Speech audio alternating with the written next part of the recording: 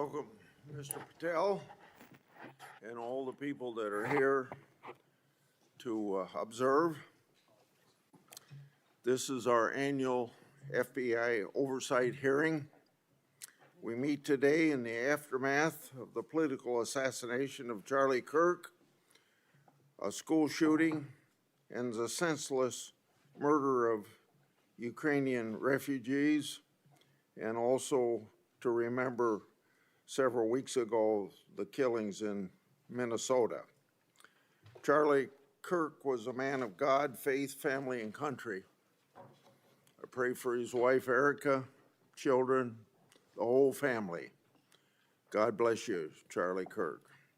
I've asked Director Patel for an update today on this matter.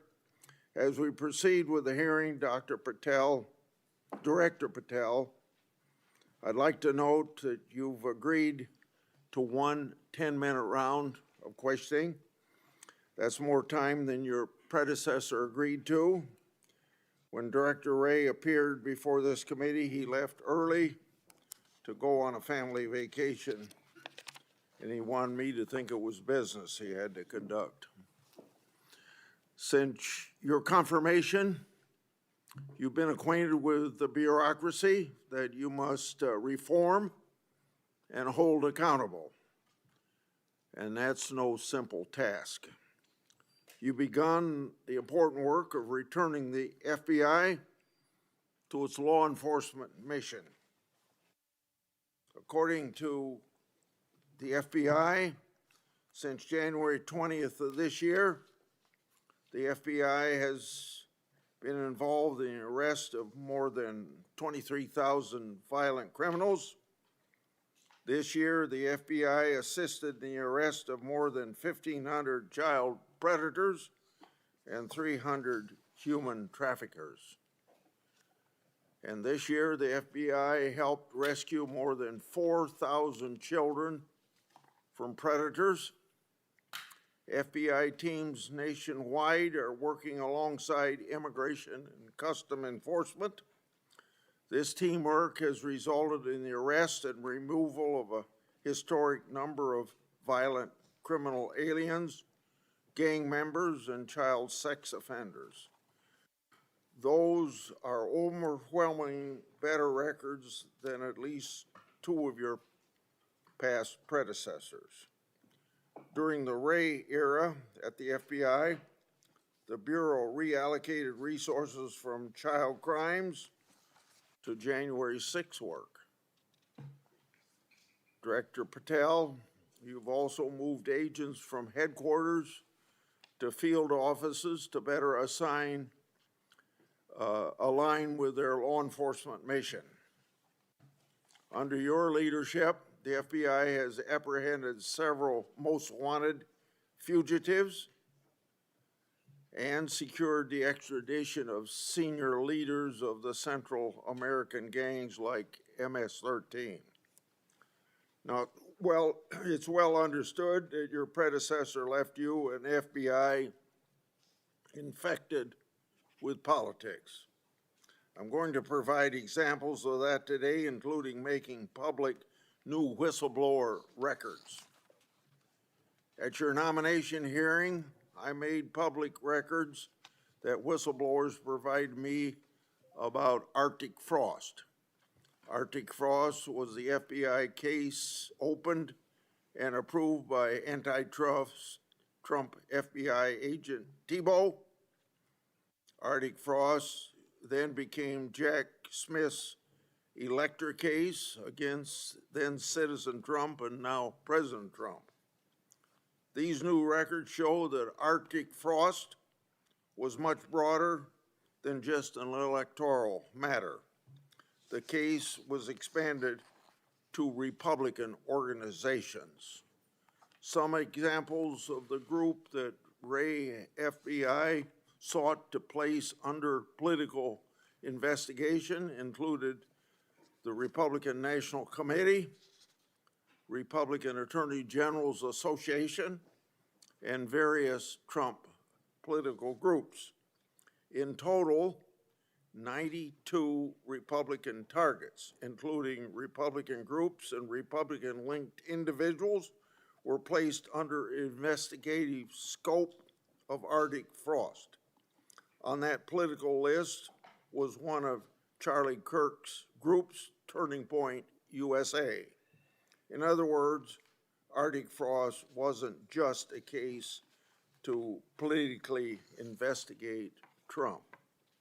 It was the vehicle by which partisan FBI agents and Department of Justice prosecutors could achieve their partisan ends and improperly investigate the entire Republican political apparatus.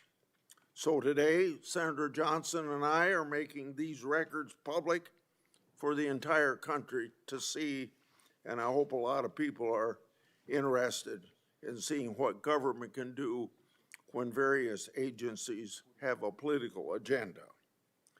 My investigative work has also exposed the political way in which Peter Navarro was investigated and prosecuted. When FBI agent Thibault found out that Biden's DOJ would prosecute Navarro, he said, "Wow, great." That's a quote, unquote. Through whistleblowers, I've obtained an audio recording of Special Agent Giagardina and Special Agent Sebastian Gardner's delivery of a subpoena to Navarro. I'm making that audio public today. In a court document filed by the Department of Justice, Navarro's interaction with the FBI was unfairly described as, quote unquote, the word combative. That intervention with Navarro was just as the justification to later aggressively arrest him. Then we get to the Clinton Annex and the Durham Annex. The Clinton Annex showed that the Comey FBI had evidence necessary to complete the Clinton investigation, the one about her mishandling of emails and classified information, but the FBI never did its job because it never reviewed the evidence at that time. The Durbin Annex showed that the Clinton campaign had a plan to falsely tie Trump to Russia, yet the Comey FBI failed to investigate that information. Instead, the Comey FBI used the discredited Clinton campaign-funded Steele dossier to advance Crossfire Hurricane against Trump. Director Patel, thanks in a large part to you, both annexes were finally declassified. That may be history, but it's history to make sure we don't repeat the history of the past. And the people ought to be concerned when the weaponization of government is used in this way, whether it's done by Republicans or Democrats.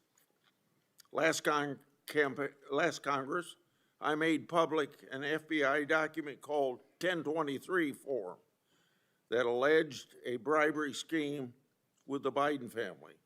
To date, the FBI has never answered Congress whether they investigated the text messages, the audio files, and the financial records referenced in that 1023. Whistleblowers have provided my office with 2 additional FBI 1023 documents. These documents memorialize statements from FBI sources. These 2 new 1023 documents are from separate FBI confidential human sources during different years. So in total, we now have 3 different FBI confidential human sources providing information about the Biden family and potential criminal conduct. Today, Senator Johnson and I are releasing these records. Let me say this for the partisan media the people that are supposed to be policemen of our Republican form of government. We aren't saying the allegations are true. We want to know what the FBI did to fully investigate their veracity or lack thereof and what they concluded. Let's put this matter to rest one way or the other. Starting with my chairmanship, I've given one example after another of disgraceful partisan weaponization by federal law enforcement. Since the Trump administration took power, many FBI agents have been removed. The removal included agents and prosecutors who became partisan weapons that lost their way, and I've made records public to prove it. And many of my whistleblowers were aggressively retaliated against by some FBI agents who were subsequently fired. One FBI whistleblower publicly said of these terminations, quote, ensuring that they no longer work at the FBI isn't retribution, it's responsible leadership, end of quote. Which brings me to my final and favorite topic, whistleblowers. In August, 10 of my FBI whistleblowers secured compensation agreement because of your leadership, Director Patel. It included a mix of reinstatement to the FBI, reinstatement of security clearances, and monetary compensation. At the beginning of this month, another of my FBI whistleblowers got their job back. All told, across government agencies, almost 20 whistleblowers have received fixes to their retaliation. Today, you'll get a lot of grief from some members of this committee, but in the short amount of time you've been director, you've corrected whistleblower retaliation, increased transparency more than any other FBI director I've seen, whether that FBI director was appointed by Republicans or Democrats. And I've been around here more than anybody else on this committee. I yield to Senator Durbin. Thanks, Chairman Grassley, for holding this oversight hearing during a critical period in the history of the Federal Bureau of Investigation. During my 4 years as chair, I held 4 hearings with then FBI Director Wray. As a reminder to Republicans who claim the Biden administration weaponized the FBI, President Biden retained Director Wray, a lifelong Republican who was President Trump's nominee for the office. After his second election in an unprecedented move, President Trump forced out Director Wray and nominated Kash Patel, arguably the most partisan FBI director ever. Director Patel came to the FBI with a political mission, and he spelled it out in writing in detail.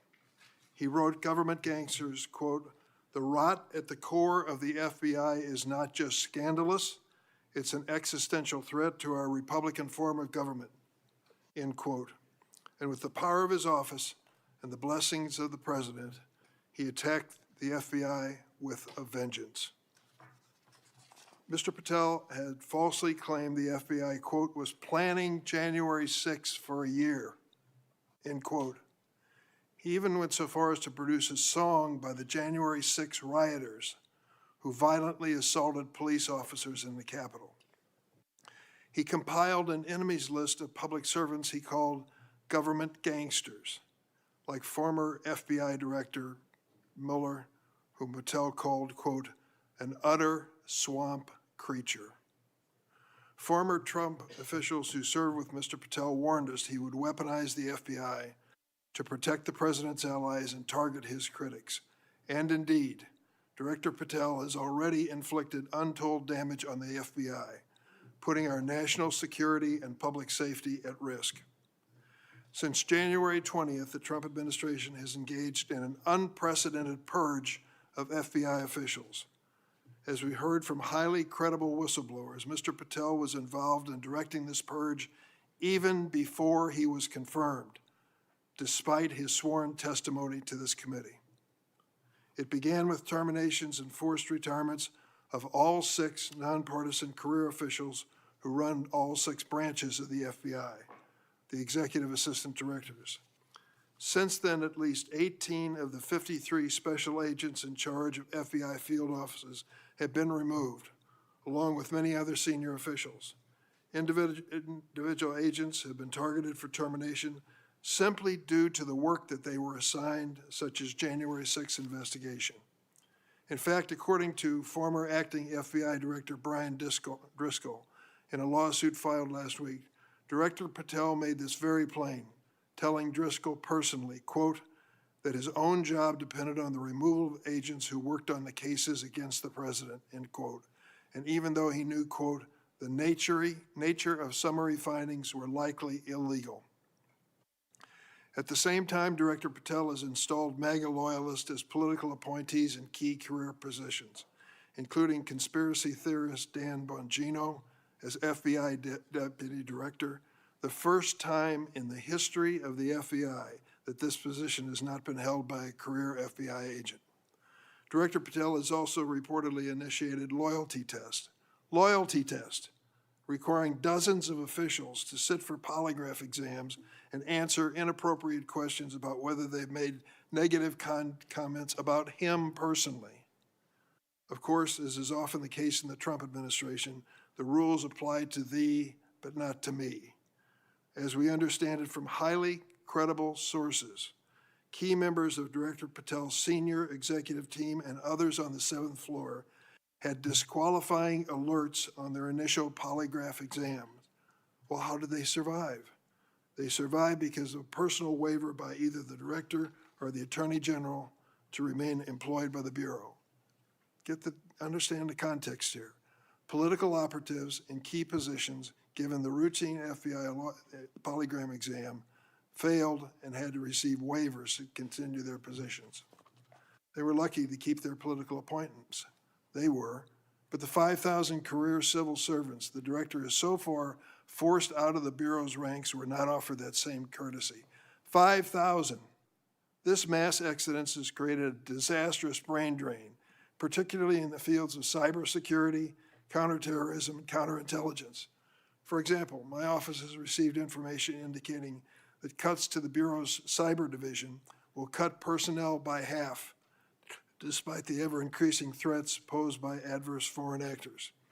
The brain drain is exacerbated by Director Patel's misuse of remaining FBI personnel and resources to focus on other priorities of this administration. According to reports, the 25 largest FBI field offices have been ordered to divert 45% of their agents from their primary missions to work on the mass deportation of immigrants. Just as concerning is Director Patel's plan to hire fewer qualified agents by removing the college degree requirement and reducing new agent training at Quantico from 18 weeks to just 8. So we have a brain drain and a significant watering down of training. Quite a record, Mr. Patel. As recently fired special agents and others have warned, fast-tracking inexperienced and improperly trained people into critical national security jeopardizes the Bureau's ability to effectively protect America. Director Patel himself had no training or life experience for this position. The result of that incompetence is staggering. For example, after Attorney General Bondi publicly stated in February that the Epstein client list was, quote, sitting on my desk right now to review, that's what she said on Fox, Director Patel diverted more than 1,000 FBI personnel from their critical missions to work on 24-hour shifts reviewing over 100,000 pages of Epstein-related records. These personnel were instructed to flag any records in which President Trump was named. But that review ended in an unsigned memorandum from DOJ and FBI stating simply, there is no incriminating client list, close quote. Director Patel still has not responded to my letter from 2 months ago asking about his role in this cover-up. On the day of the horrific shooting of Charlie Kirk at Utah Valley University, Director Patel again sparked mass confusion by incorrectly claiming on social media that the shooter was in custody, which he then had to walk back with another social media post. Mr. Patel was so anxious to take credit for finding Mr. Kirk's assassin that he violated one of the basics of effective law enforcement. At critical stages of an investigation, shut up and let the professionals do their job.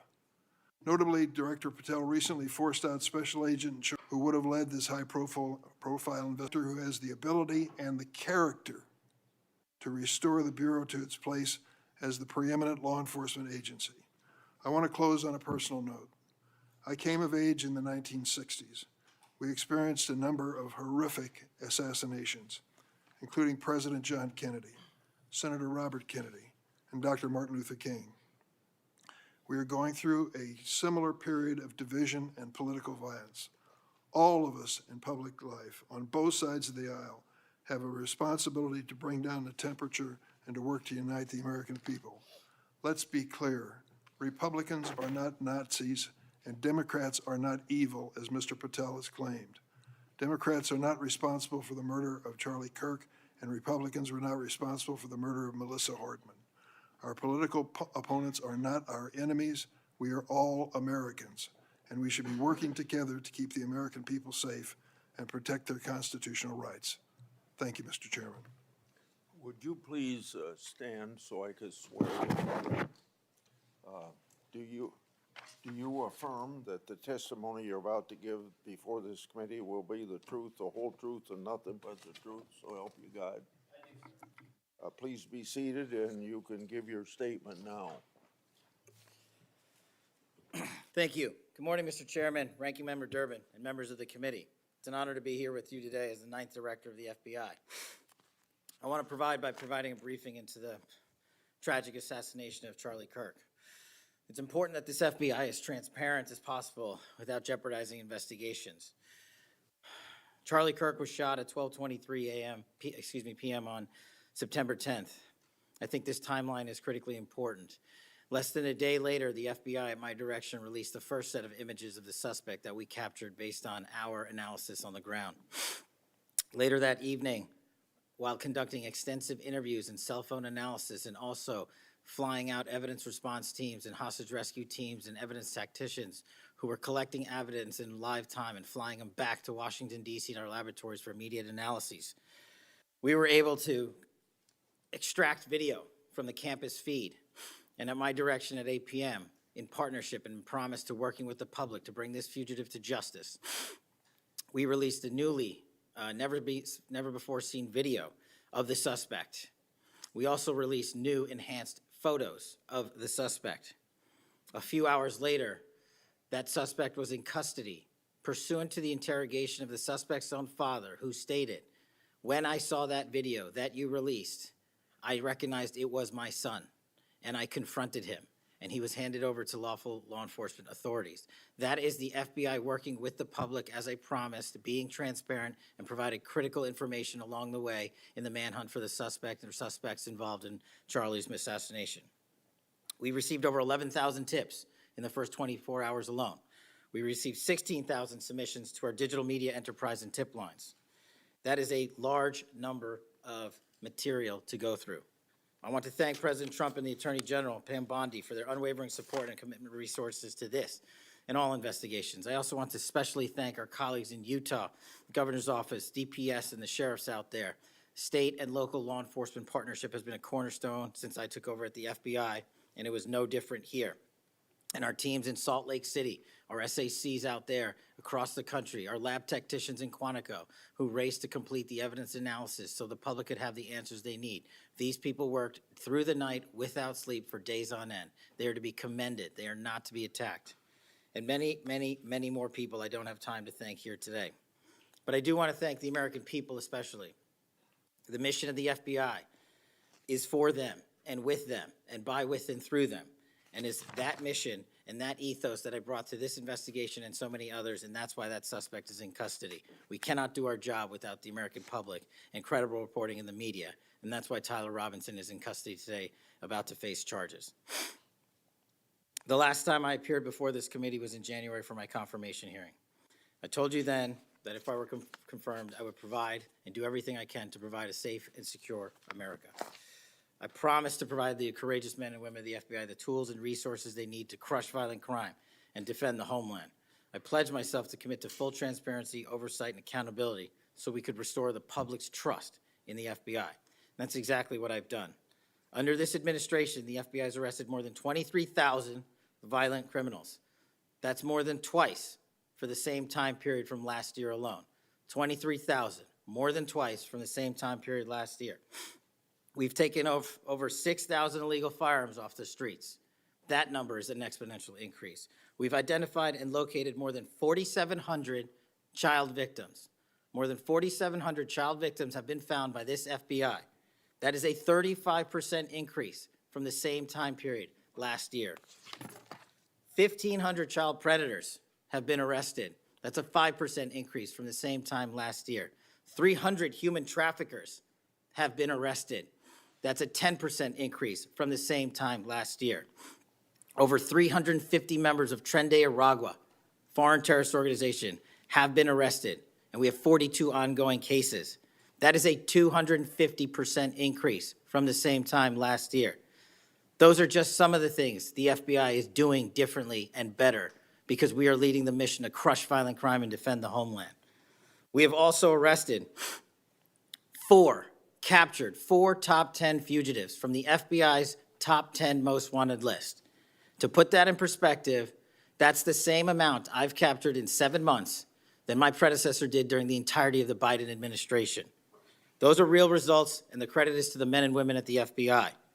We've been able to achieve these results because the FBI recognizes violent crime doesn't just happen in Washington, D.C. That's why one of my first decisions as a director was to get the people, the Bureau's professional staff, out to the field. And we've done that with great speed. And every single one of your districts and states has received a plus-up of FBI personnel, agents, and special operators to the tune of almost 1,000. We did that because crime had unexpectedly and unacceptably exploded across the country. In fact, one of the stats that the American people should thank the FBI the most for is we are on track to have the lowest murder rate in modern American history. The lowest murder rate by double-digit percentages. A major factor in the drop of this violent crime is the FBI's flagship Operation Summer Heat. We use this initiative at the direction of the President and the Attorney General, surging resources to our major and mid-major cities across America, conducting intelligence-based operations to target the worst of the worst, to target the gangs, to target the transnational organizations, to target the TCOs, and to target the drug trafficking cartels. And we have taken them out city by city. There's a lot of work left to be done, but we're off to a great start. Just ask the citizens of Seattle, Miami, Memphis, Charlotte, Chicago, and so many more places. Specifically in New Orleans and Nashville alone, there has been an increase in the number of violent crime arrests by an average of 250% for each of those cities. And there has been a drastic reduction in crime across the board in mid-major cities across this country, thanks to the men and women of the FBI. How are we doing that? We are attacking the drug epidemic. We've seized nearly 1,000 kilograms of meth and cocaine off the streets of America. We've taken over 1,600 kilograms of fentanyl off the streets. Maybe one of the greatest achievements we have this year, 1,600 kilograms of fentanyl. That's a 25% increase from the same time last year. To put things in perspective, that's enough fentanyl to kill a third of the American populace, 115 million Americans. We're also going after the companies that manufacture these precursors overseas in places like mainland China and their cutting agents. In fact, this month in Cincinnati, we announced groundbreaking charges aimed at the individuals and businesses responsible for flooding these opioids and their precursors and cutting agents into the streets of America. And for the first time that I can remember, we are charging these businesses and enterprises, not just in America, but in mainland China, and seizing their operational necessity to have money by seizing their cryptocurrency wallets. We're also equally important to protecting the homeland. We know we have a no-fail mission. We're committed to keeping our nation safe from terrorism, cyber attacks, and foreign adversaries. whether stopping threats inspired by foreign terrorist organizations or lone wolf actors or sponsored by hostile nation states. This year, we've already made nearly 60 counterintelligence arrests. 60 counterintelligence arrests this year alone is a 30% increase from the same time period last year for the CI work at the FBI. I'm proud when we can share our successes, such as when an espionage charge was brought against an active-duty U.S. Navy sailor caught spying for the People's Republic of China. But I want the American people to know the FBI is protecting the homeland from foreign adversaries in a way that will never make the news, and a lot of the good work that they do will never be able to discuss in this setting. We're working on cyber threats. We're attacking malware infrastructure, going after ransomware attackers, delivering a new partnership with the private public sector engagements we've taken with the companies who are attacked by these foreign adversaries and nation-state actors and individual enterprise rings from around the world. We are combating Salt Typhoon, Vault Typhoon, Flax Typhoon, and so many other ransomware and cyber threats this nation faces. We're also arresting people such as Tajik national in Brooklyn, who is suspected of sending tens of thousands of dollars to support ISIS. We're going after the new form of what I refer to as modern-day terrorism in America, 764 crimes that involve harming our children by going after them online, causing self-mutilation, suicide, sexual abuse, and steering them in the wrong direction. Currently, we have 3,500 international terrorism investigations. Specifically, we have in this country 1,700 domestic terrorism investigations, a large chunk of which are nihilistic violent extremism, NVE. Those who engage in violent acts motivated by a deep hatred of society, whatever that justification they seem is. The FBI has seen a 300% increase in cases opened this year alone versus the same time last year. In the last couple of months, the FBI secured a guilty plea for a man in Tennessee who attacked an energy facility with drones and explosives. We secured the indictment of a violent Sinaloa cartel faction leader in Chicago on narco-terrorism charges. Our folks in Sacramento collaborated with domestic and international partners to secure a guilty plea for a leader of a transnational terrorist organization who solicited the murder of federal officials. But the Bureau's job is not done. I'm committed to this transparency. Mr. Chairman, you alluded to our work with Congress. To date, in the 7 months that I've been FBI director, we have produced 33,000 pages to the United States Congress, 33,000 pages. Just to put that in perspective, my predecessor in his 7-year term issued 13,000 pages to Congress, and his predecessor in his 4-year term issued 3,000 pages to Congress. I've issued 33,000 pages in 7 months, and we're going to keep going. I'm dedicated to restoring the trust that the public has and needs in the integrity at the FBI, and it's being done every day by the men and women of the FBI. Now, I know that there's a lot of talk about Epstein, and I'm here to testify that the original sin in the Epstein case was the way it was initially brought by Mr. Acosta back in 2006. The original case involved a very limited search warrant or set of search warrants and didn't take as much investigatory material it should have seized. If I were the FBI director then, it wouldn't have happened. The search warrants were limited to small time periods to include 2002 to 2005 and 1997 to 2001. Mr. Acosta allowed Epstein to enter in 2008 to a plea and non-prosecution agreement, which then the courts issued mandates and protective orders legally prohibiting anyone from ever seeing that material ever again without the permission of the court. The non-prosecution agreements also barred future prosecutions for those involved at that time of those individuals. Still, this administration, at the direction of President Trump, has done more to turn over all the credible information we are legally able to do so, and we will continue to work with Congress to achieve that end. Under the direction of the President, thank you for your support for our mission to working to jointly deliver transparency and congressional oversight to the United States. Lastly, I want to close with the President's initiative here in Washington, D.C. as an example of what we're doing around the country. And I think our next city is Memphis. 21,000 arrests in D.C. with our federal partners, a huge decrease in violent crime, 60% decrease in gun crimes in Washington, D.C. in the last month, 74% decrease in carjackings in Washington, D.C. in the last month, 53% decrease in homicides in Washington, D.C. in the last month. The drugs are disappearing, people are freely walking around the states, and we're restoring the nation's capital to its glory. That work is through the interagency process that the FBI is proud to be a part of and the initiative spearheaded by President Trump and the Attorney General. And perhaps most notably for investigations in Washington itself, it was the intelligence that the FBI gathered through our source network here in D.C.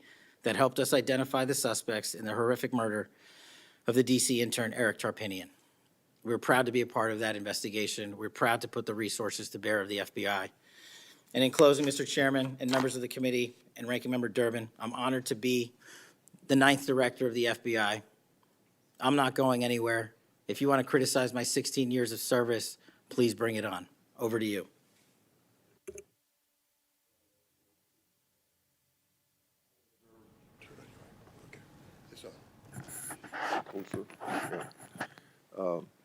I've observed when, whether it's Republican or Democrats, want a yes or no answer, that the witness and the senators talking over each other.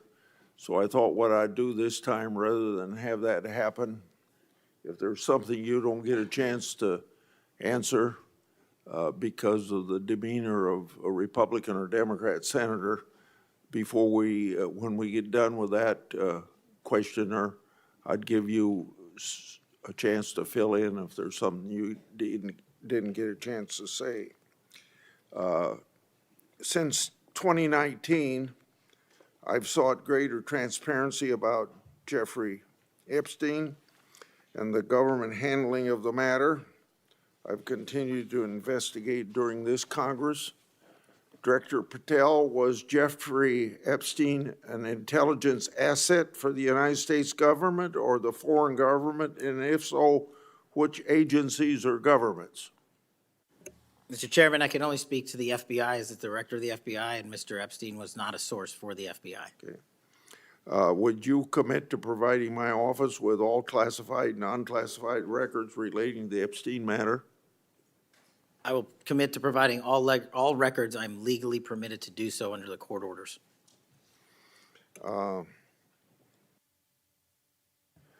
It seems to me that I accept your answer to my question, but the broader intelligence community ought to answer these questions as well. Victims deserve an answer. Regarding the initial FBI 1023 document that I made public last Congress, that document mentioned 1, text messages, 2, audio recordings, and 3, financial records that allegedly proved a bribery scheme with the Biden family and foreign interests. Regarding those records, did the Ray FBI make any effort to determine whether they existed? Did the Ray FBI make any effort to obtain those records? Not to my knowledge, Mr. Chairman. Since this matter hasn't been fully investigated, the FBI has an obligation to the public to do exactly that and figure out why it wasn't investigated. Next question. I've done a lot of oversight relating to sexual misconduct by the FBI agents. In fact, I believe this is something I discussed with witnesses before this committee. According to the FBI Inspection Division, it opened nearly 300 investigations based on sexual misconduct referrals between 2017 and 2024. According to whistleblowers, the Biden-Ray FBI totally dropped the ball on this question.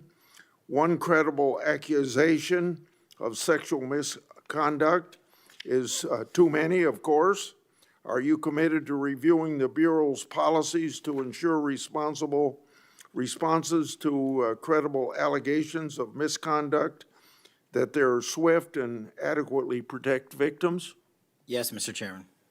Relating to a similar subject, during child crimes and sexual misconduct related investigations, are any private sector companies less than cooperative with you? What improvements in information sharing need to be made to catch those criminals?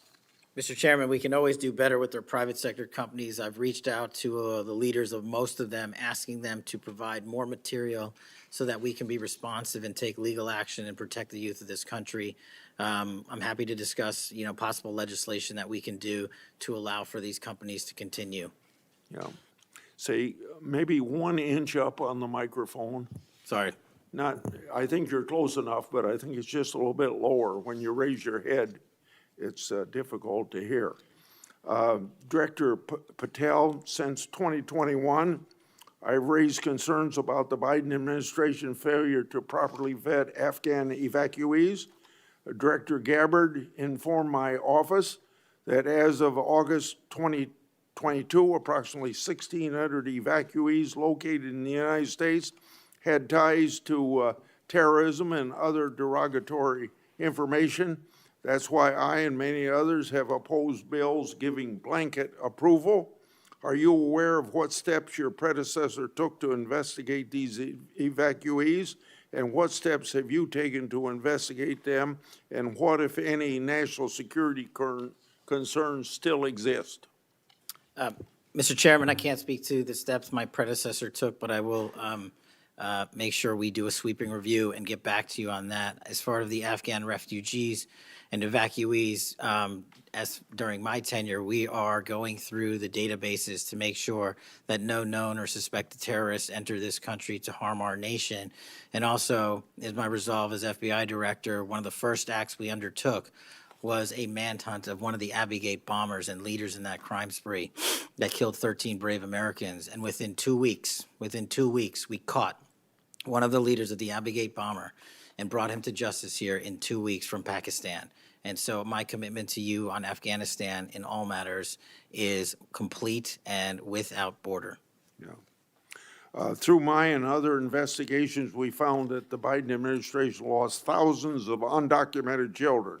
We never heard a peep from senators wanting to help find them, even after I invited them to do so. In September 2025, the Trump Health and Human Services announced the creation of an interagency crime coordinator cell to find these and other missing children. That interagency group reportedly includes your agency. What resources and personnel have the FBI assigned to this new interagency effort, and what steps have the FBI taken to assist in locating missing children that the incompetent Biden administration lost? Protecting our youth is maybe the top priority for the FBI. As it specifically relates to your question, Mr. Chairman, as I stated, we've surged resources not just to this cell, but across the nation to our FBI's field office to locate children who have been trafficked, who have been victims of sexual abuse. And we have located 4,700 children in the 7 months since I've been FBI director. And that is a 35% increase from the same time period last year. And we're not stopping, and we're committed to doing that work on our tribal lands as well. And we are finding victims of child trafficking and child abuse every county and every district, and we're not going to stop. Okay. As I mentioned during my opening, I'm releasing documents with Senator Johnson about Arctic frost. Specifically, the documents show its scope expanded to include 92 Republican organizations. From evidence that I've seen, it looks to me like another political hit job against Republicans. What steps has the FBI taken to make sure improperly predicated investigations and weaponizations like this don't happen again? The simple answer, Mr. Chairman, is the FBI will only bring cases that are based in fact and law and have a legal basis to do so. And anyone that does otherwise will not be employed at the FBI. We are doing a prospective and retrospective analyses of individuals who may have weaponized the department and the agency. And as I've committed to you during my confirmation hearing and my conversations with you, this FBI will not be weaponized anymore in either side of the aisle. In June of this year, I raised concerns about the FBI's use of restricted access and prohibited access systems. According to the FBI, quote, when search teams that exist in a prohibited access status cases are searched in Sentinel, the particular search will receive a false negative Sentinel search response, end of quote. Clearly, this is not only affects FBI agents, it impacts congressional requests and court cases and the Biden administration used it to thwart oversight. How are you ensuring that restricted access and prohibited access files are produced to Congress during court cases? And have you identified any Biden family records in restricted and prohibited status? As I've committed to you with my transparency initiative, whether it's restrictive or prohibited, every single thing we can legally provide to Congress, we will. We've also restructured how these restrictive and prohibited cases are labeled and provided access to more people in the chain of command so that more people have knowledge of what these restricted and prohibited cases are, including myself and the deputy. Do you commit to providing any records that are available? I do, sir. You publicly said that your team, quote, found a room that Comey and others hid from the world in the Hoover building full of documents and computer hard drives no one had ever seen or heard of. That's a quote from you. I've received a whistleblower disclosure that the room contained some information kept outside the FBI record keeping. I also have been informed via a whistleblower disclosure that the room included materials related to Special Counsel Mueller, former Director James Comey, and other documents maintained outside of the FBI. Has the FBI now reviewed and analyzed those records? Has the FBI properly recorded the documents? And these records are clearly responsive to my, as well as my colleagues' congressional requests. What steps have you taken to ensure all responsive records are produced to Congress? That has to be my last question. What's supposed to happen is leadership at the FBI is supposed to, pursuant to the Records Act, correctly store these records at our Information Management Division, IMD. In this room, we found a plethora of hard drives, computers, hard documents, soft documents that were not so recorded, a voluminous amount of information. So we are continuously processing that information. So A, we subscribe to the Records Act and commit that those records will be kept permanently at the FBI. 2, we are reviewing those materials. A lot of those materials are related to ongoing investigations. And 3, we are on a rolling basis providing Congress the documents that we can, and we will continue to do so. Okay, thank you very much. Senator Durbin. Thank you, Mr. Chairman. Director Patel, in addition to the extensive purge of nonpartisan career FBI official reports indicate that dozens of remaining officials have been subjected to polygraph exams to test their loyalty. My understanding is that approximately 40 officials have been asked to sit for a polygraph during your administration, and several have been asked whether they have ever made negative comments about you. Director Patel, FBI agents pledge their loyalty to the Constitution of the United States, not you personally. What is the basis for requiring polygraph exams of your workforce and asking them if they've made negative comments about you? I don't know what reports you're referring to, Ranking Member, and I reject any reporting that has false information in it, so I'm not going to respond to that. As far as polygraphs go, generally they are always and always have been utilized at the FBI to track down those that leak sensitive information and have unauthorized disclosures to the media, and we will continue to use them to ensure the integrity of the FBI. Did any individual on your senior executive team, the director's advisory team, or who serve in the positions on the 7th floor receive disqualifying alerts on their polygraphs? Senator, I'm not going to get into the personnel discussions that were had on a polygraph. Those are private discussions, and many of them relate to ongoing investigations. Did you or Attorney General Bondi provide any individual with a waiver so they could remain employed after they received disqualifying alerts on their polygraphs? I'll have to get back to you. You don't remember that? No, sir. My priority is protecting the American public, not getting into the weeds of polygraphs. And to have a decent memory when you come before a committee. I'm happy to talk about all the good work the men and women of the FBI are doing, including provided the lowest crime rate in American history. If you want to talk about how to protect the citizens, Chicago has seen a 30% reduction in its murder rate because of the men and women of the FBI. You take credit for that? I'll happily do that. You The take credit? interagency partners and the men and women of the Chicago PD have never been more Include powerful. local law enforcement, please. Have you ever seen my testimony across this country where I always lead with our interagency partnerships with state and local law enforcement? It is the pillar of what I am doing. And on the 7th floor, for the first time time in FBI history, I have installed police officers and sheriffs right on my 7th floor to report to us every day what's going around the country on the street level, because that is a priority of the FBI and is the only way we are going to work. I don't take credit for anything, but I will defend the men and women of the FBI and the cops that help us get it done. You should. Director Patel, to your knowledge, did a whistleblower ever make a disclosure to Attorney General Bondi indicating that the New York field office was withholding Epstein-related records?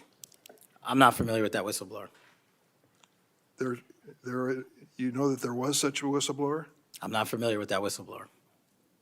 In response to the blowback she received, Attorney General Bondi also pushed the FBI to review approximately 100,000 Epstein-related records on an arbitrarily short deadline in March, and the FBI was directed to flag any documents that mentioned President Trump. Nothing came of that review until July, when DOJ and FBI released an unsigned memorandum stating there is no incriminating client list. Why was this July 7th memorandum unsigned? Would you prefer I've used AutoPen? Well, why was it unsigned? The memorandum had the insignia of the Department of Justice and the Federal Bureau of Investigation. And in our effort to secure transparency for the American people, because the 3 prior administrations had not done so, we conducted an exhaustive search of everything related to the Epstein cases, and we produced what was legally and permissibly able to be produced to Congress and the American public. So And did there's you a congressional did you- subpoena, and we're continuing to do Did you so. personally direct that investigation so that you would sign such a, Did I personally direct what investigation? of the Epstein records for any reference to President Trump? Again, you are citing reporting that I think is baseless. We conducted an investigation of the Epstein case files pursuant to the direction of the President of the administration to provide all credible information, and we are working with Congress pursuant to a congressional subpoena to turn over all the documents we can. All individuals. Who were at cited. DOJ and FBI was responsible for its drafting and conclusions? Many individuals at the Department of Justice and the FBI are There was responsible. no lead person? The Attorney General leads the Department of Justice, and I lead the FBI. So the Attorney General was responsible for that? The Attorney General leads the Department of Justice. Director Patel, much like you, Deputy Director Dan Bongino was a conspiracy theorist who built a lucrative career making inflammatory and unsubstantiated statements about the FBI that would be disqualifying in any administration that cared about nonpartisan law enforcement. For instance, Mr. Bongino called the placement of pipe bombs outside the DNC and RNC headquarters on January 6, quote, an inside job, and went on to say this was a setup. I have zero doubt, and whoever goes into the FBI, you better get an answer about why. Director Patel, you and Deputy Director Bongino are now leading the FBI. What is the evidence to suggest the pipe bombs placed outside of the DNC and RNC on January 6 were an inside job? I appreciate the opportunity to discuss Director Bongino's mind record. So many on this committee and the media jettison our 31 years of public service Can prior you to answer taking. the question, sir? I'm answering the question. You're questioning the integrity of the Deputy Director of the Asking FBI you and if mine. you found And any I'm going to evidence. answer the question. I'm The pipe asking- bomb investigation is ongoing, and I'm not going to discuss the Ongoing? details of the pipe bomb investigation. Mr. Bongino was a Secret Service agent for 15 years, a police officer for 5. I served this country in multiple administrations for 16 years. We were also private citizens, and we are now back in government service. And what we have the ability to do is set aside our personal beliefs to deliver the mission of justice for this country, and we're doing it day in and day out. And I find it disgusting that everyone and anyone would jettison our 31 years of combined experience that is now at the helm of the FBI, delivering historic results at historic speeds for the American people. So you have no evidence? I got a lot of evidence, and I'll give it to you when I can. Yeah, I'm looking forward to it. There's a New York Times story this morning about Chris Meyer. As I understand it, he was your personal pilot, at least for some period of time. Mr. Meyer has quite a record himself. Flew over 350 hours as an Air Force pilot on 3 aircraft types in Afghanistan. Mr. Jardina, another former FBI agent, a 1999 graduate of U.S. Naval Academy, commanded 100 Marines in combat during the 2003 invasion of Iraq, participated in several firefights, followed up with 2011 deployment as reservist to Afghanistan, where he interrogated senior Taliban officials. It appears that you terminated these 2 agents. Why? I'm not going to get into personnel decisions that we made. So you're not accountable for your decisions to take people who've served our country so admirably and terminate them without any cause. That's a one-sided story. Anyone that has Well, been then terminated from so the tell FBI, your- generally tell your speaking, side of the story. fail to meet the needs of the FBI and uphold their constitutional duties. And you providing a one-sided story from your perch is absolutely disgraceful, because the men and women of the FBI deserve better. And your attack on the current leadership of the men and women of the FBI is equally disgraceful, because now you're attacking the leaders that are our brave SACs in the Let me tell you field what's who are disgraceful. doing the job that this Disgraceful. country needs. It's And we will disgraceful. continue to do it. Excuse me, it's disgraceful when Mr. Meyer and Mr. Giardina, who served our country so well, are terminated apparently because of the rants of a broadcaster. That is your all it- opinion. It is not a fact. Well, it's certainly my opinion I can back up with fact. Let me ask you to explain the situation in Baltimore, if you will. Did you read the story about the termination of the project in Baltimore? Which story? 764 Group? Sorry. Which story? 764 Group, the Baltimore agents were investigating. Are you familiar with that? No, sir. Well, I'm not going to go into detail. It would take too long to do it. But apparently that this group, 764, a nihilistic, violent extremist group, seeks to blackmail children to perform vile acts on a camera, under investigation by Baltimore, which was terminated by you. I'd like you to respond in writing, if you will, as to the circumstances of that termination. Sure. Our operations against NVEs, as you're referring to, has been historically high, and we've taken down multiple NVE rings, including 764 rings, who are harming children and causing them to be mutilated and Last commit question, suicide. can you explain why you are eliminating the requirements for a college degree for your agents? I appreciate the opportunity to address that. You said in your opening statement, we are reducing the training requirements at Quantico. We are not. We are expanding them. You are referring to an 1811 crossover program, because I believe the men and women of places like the DEA, the ATF, and the Marshal Service and the Secret Service who want to work at the FBI should deserve that opportunity in a shortened, abridged program, which we provided. We are also keeping the 18-week BFTC as is traditionally being held at the FBI. So we're not reducing any requirements. We are increasing those that we bring into the FBI. Did you change any of the requirements on college degrees?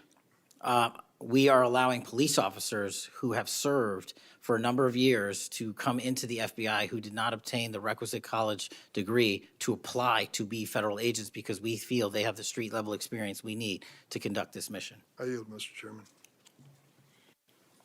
I have to respond to this business about you not treating employees properly, because I served under the previous administration when Democrats willingly turned a blind eye to Biden administration retaliation against my whistleblowers.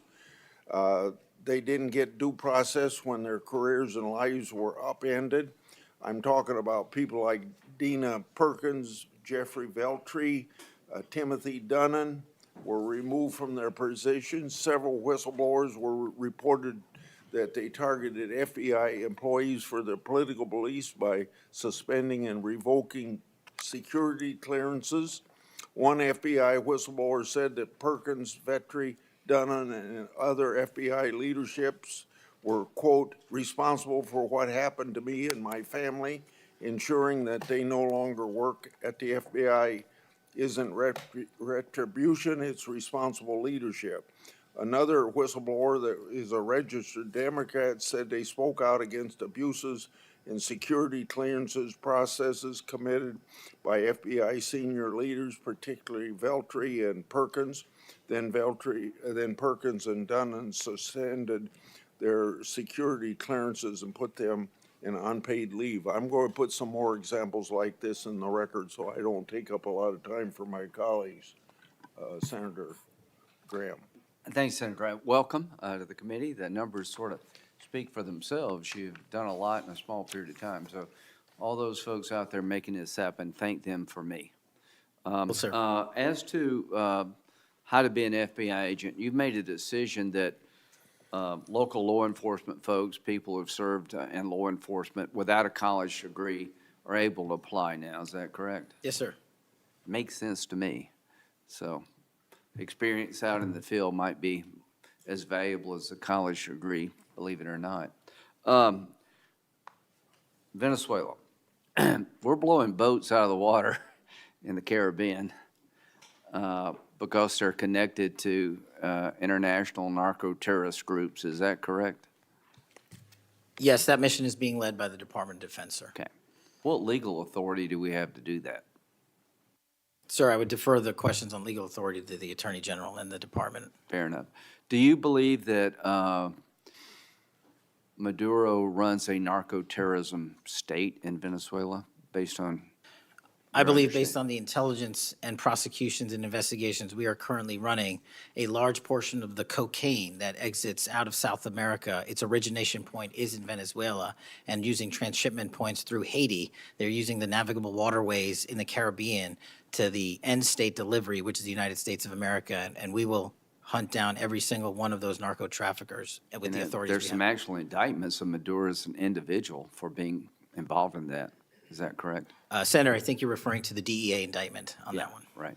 So I guess the point is, would it be fair to say that Venezuela is a good candidate to be labeled as a state sponsor of terrorism under U.S. law? Senator, from my perch, we will provide the intelligence necessary for anyone who meets the threshold to be a state sponsor of terrorism, and this administration has I expanded think it. they are, so we'll be going down that road. China, on a scale of 1 to 10, 1 being nothing, 10 being great, how is China helping with the fentanyl problem here in the United States? Under this administration, we have taken, as I highlighted the Cincinnati case, the precursors are the problem. The fentanyl is the end state that kills American Well, citizens. the precursors are made in China, right? They're made in China. And so for the first time in a decade, I had a call with my counterpart in the MPS, the Ministry of Public Services, to attack the precursor chemical companies and have those chemicals Is it labeled. too early to rate the success? We have indicted multiple businesses in China. We've also cut off the transshipment points of those precursors. They switched. Once we got on their track about their delivery routes to the Mexican drug cartels directly, they started going to India.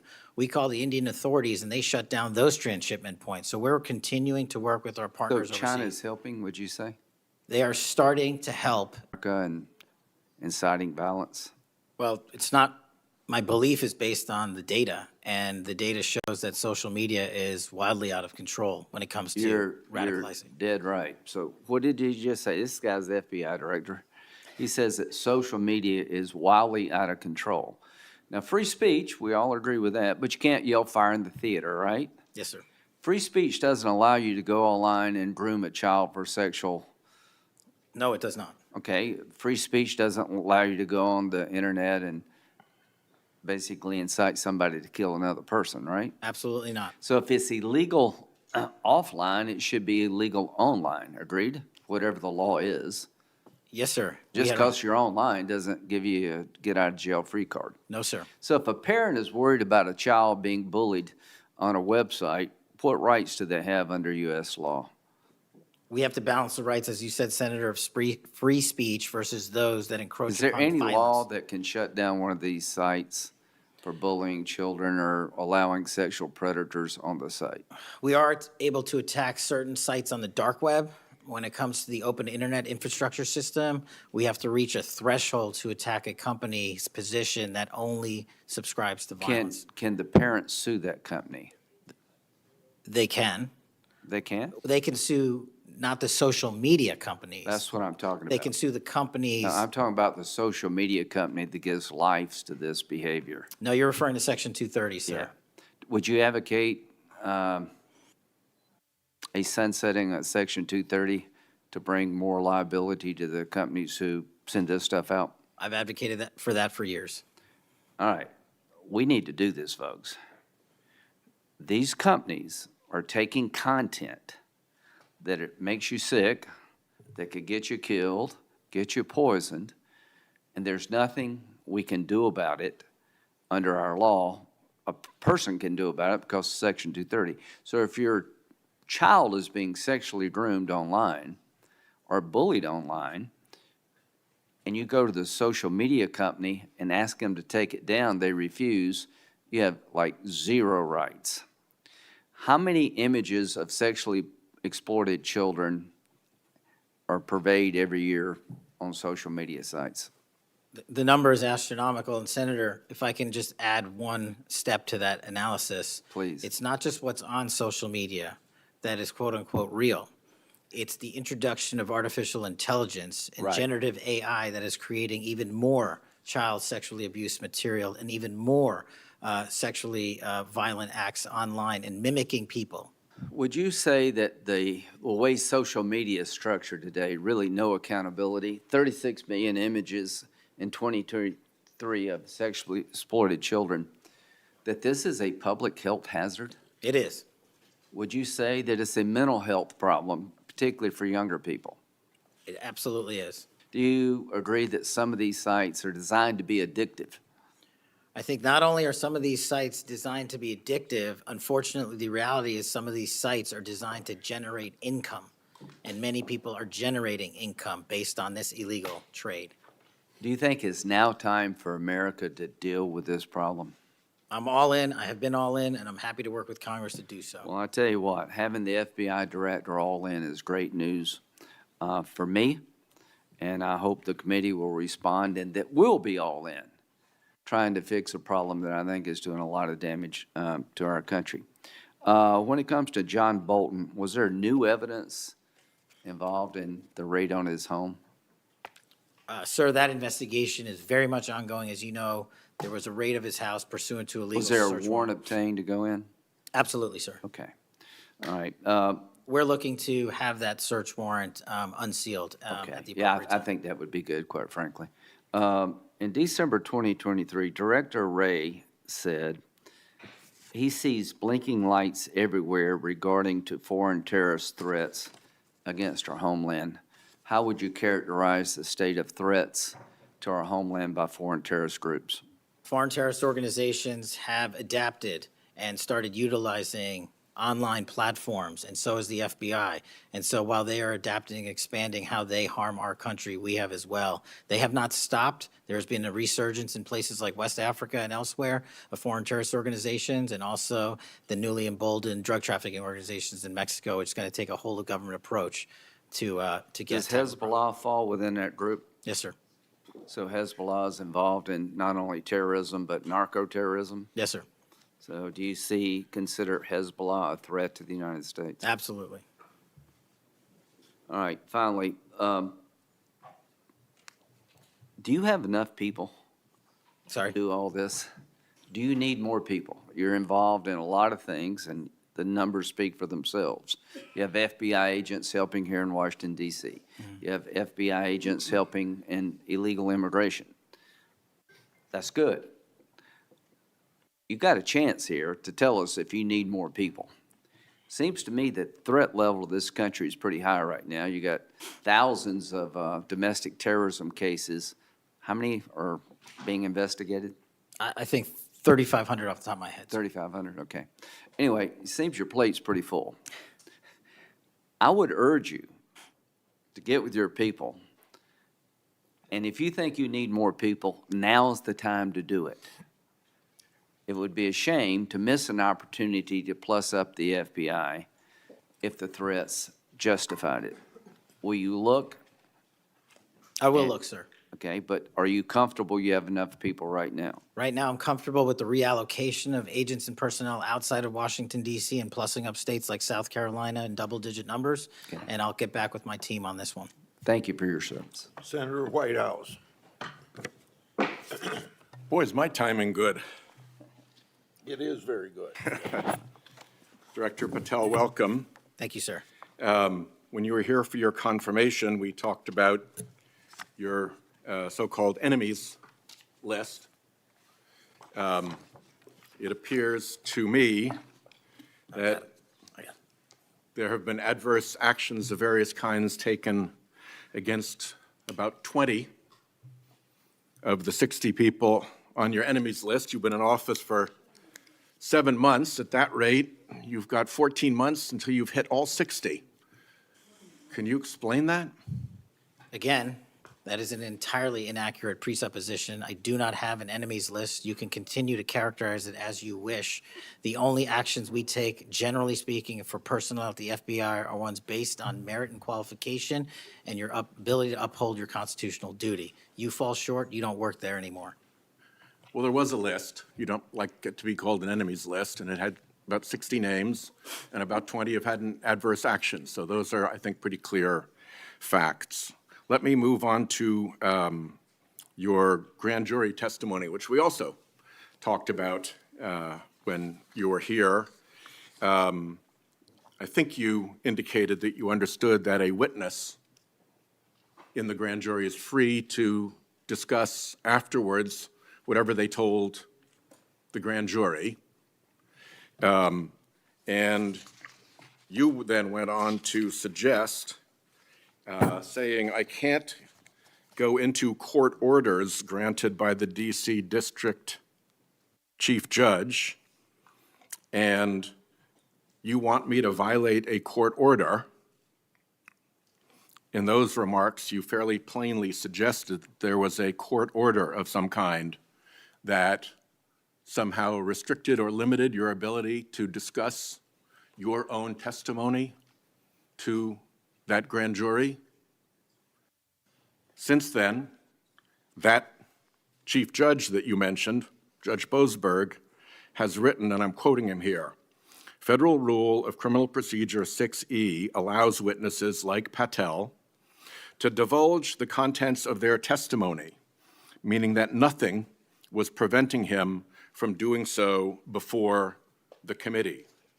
Can we confirm here today that there is no court order of any kind that limits your ability as a witness before the grand jury to discuss your own testimony to that grand jury? We can confirm that pursuant to my action, that grand jury testimony has been released, the transcript.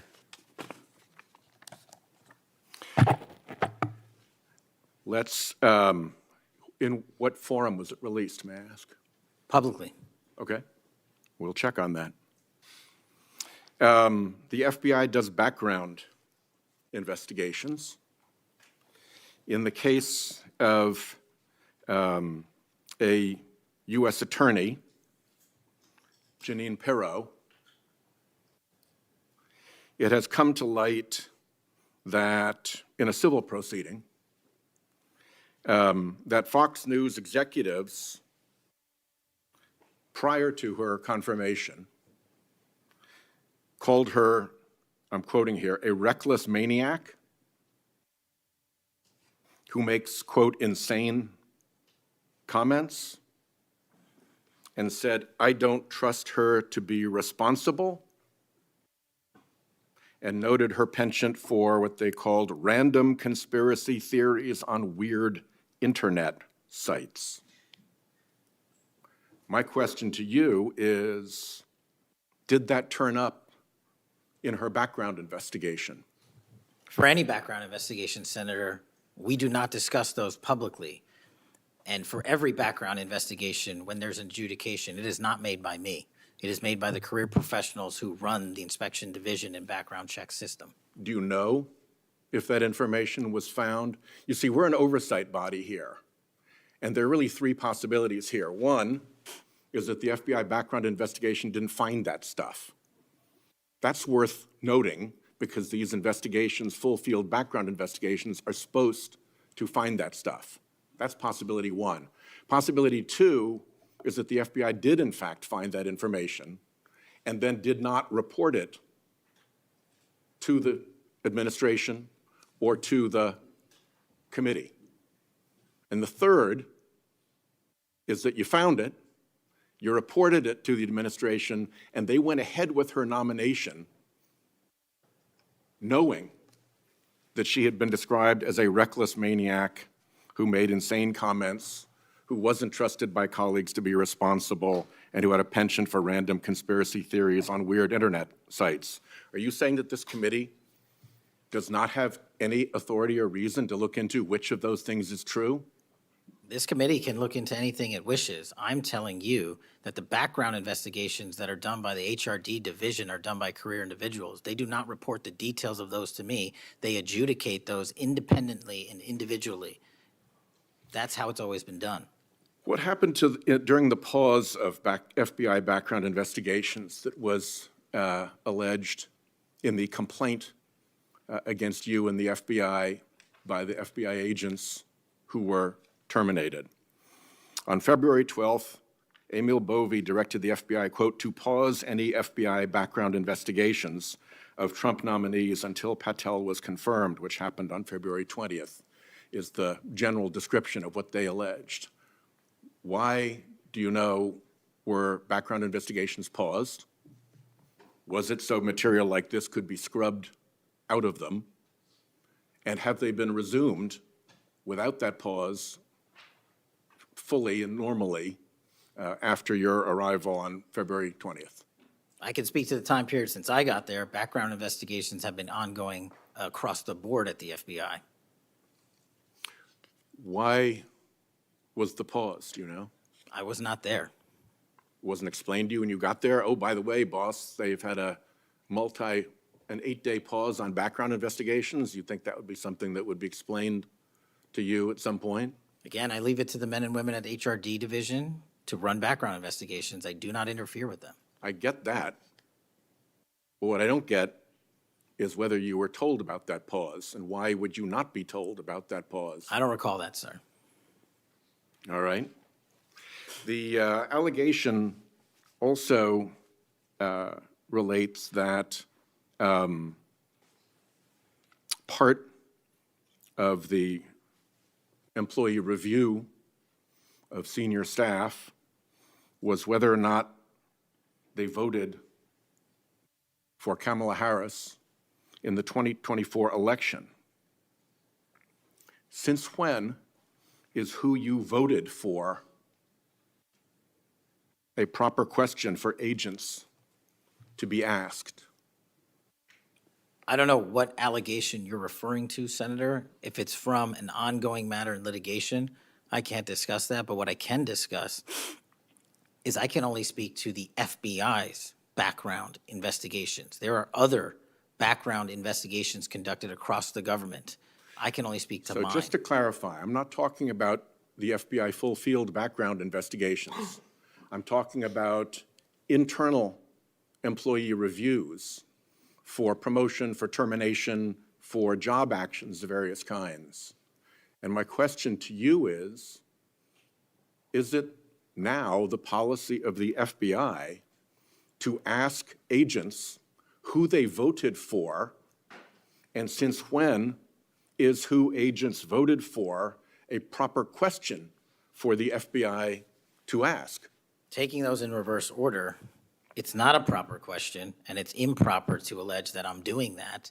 And also, at the FBI specifically, under my leadership, we do not ask who you voted for. And just one correction for the record, if I may, Senator, it's Security Division that runs background investigations, not HRD.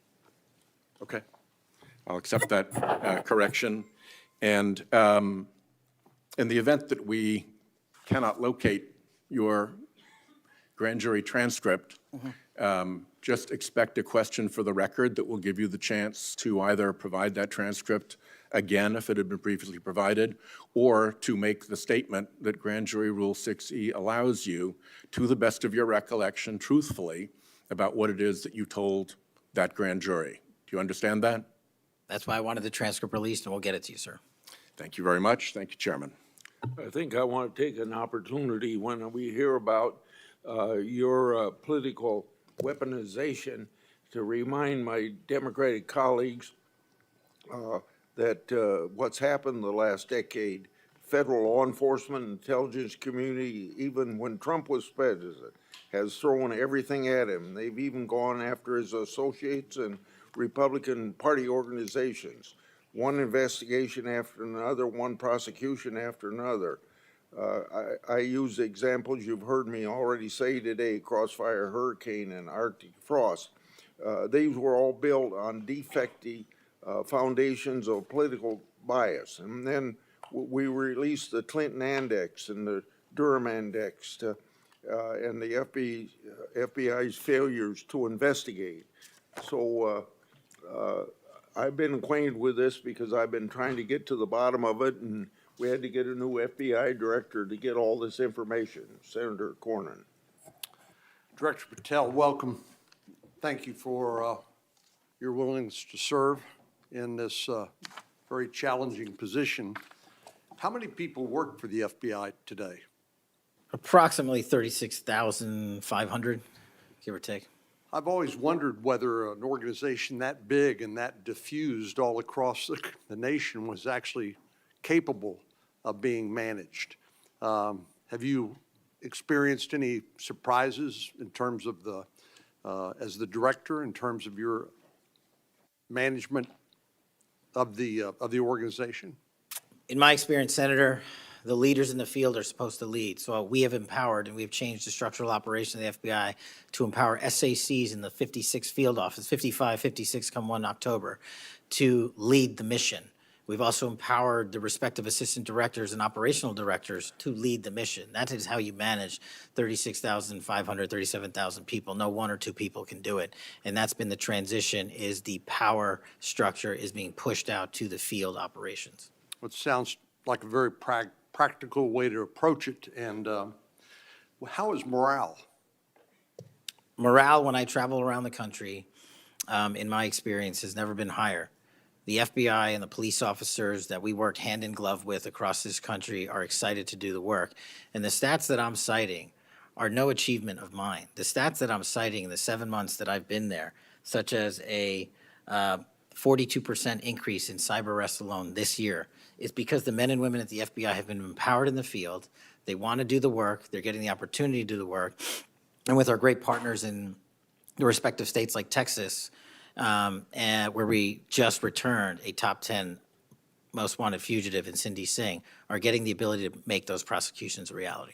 By the way, Senator Durbin was asking about polygraphs. Aren't polygraphs a standard part of the standard test given to people with security clearances across the intelligence community They are. as a condition to maintaining your security clearance? I believe they are. Speaking of intelligence, one of the things that I've wondered about over time is, the FBI is a premier law enforcement agency in the nation, but you also have other important responsibilities in counterintelligence. And there's been different debates or people wondering whether, including me, whether that's an appropriate role for the FBI to play. And I guess the most challenging part of that is if it's not at the FBI, where would it go? But can you, given your background, I know as working on the HPSI and your intelligence background, can you talk a little bit about what you think about the counterintelligence role of the FBI agents and how that's working, whether you think it's performing the way it should, or whether there are other changes or reforms need to be made in order to improve its functioning? As you know, the threats from our adversary nations are just proliferating every day. So what do you think? The espionage activities of our adversaries have never been so high, and I think the counterintelligence mission is properly housed within the FBI because we've been vested with those authorities for Congress, and I believe that mission set is working. And if I can, sir, since January 20th of this year, the FBI has made 55 arrests on the counterintelligence mission alone. That's a 30% increase in CI arrests from the same time year-to-date last year. We've arrested 33% increase in PRC counterintelligence arrests, an 83% increase in Russia counterintelligence arrests from the same time last year, then a 60% increase on Iran counterintelligence arrests from the same time period last year. So we are already on total exceeding the entirety of the number of arrests from the previous year on counterintelligence matters across the board. And in my opinion, the FBI is the only agency that can do it. Now, we work with the interagency to do it, and we need them, but we have the mission set. Thank you. You know, sometimes I wonder whether we sort of repeat the way we do things because we've always done it that way. And I'm getting up to building up to this issue of the narco-trafficking and what President Trump has ordered the Defense Department to do in terms of to take out some of these transnational criminal organizations that are importing. And the law enforcement model seems to be not working from the standpoint of dealing with the volume of the threat and the magnitude of the threat. Do you think we need to start thinking about how do we deal within constitutional legal parameters to deal with this problem in a different way to be more effective in protecting the American people? Absolutely. And the way to analogize this and why I've advocated for the designation, and I'm thankful that the Trump administration has designated these cartels and narco-traffickers as foreign terrorist organizations, is because we must treat them like the foreign terrorist organizations post 9/11. We must treat them like the Al-Qaedas of the world because that's how we're operating. And just treating them with law enforcement capabilities alone was wholly insufficient to wipe out the targets in their entirety. They always had the next man up philosophy. If you take out the leader, they got 10 guys behind him.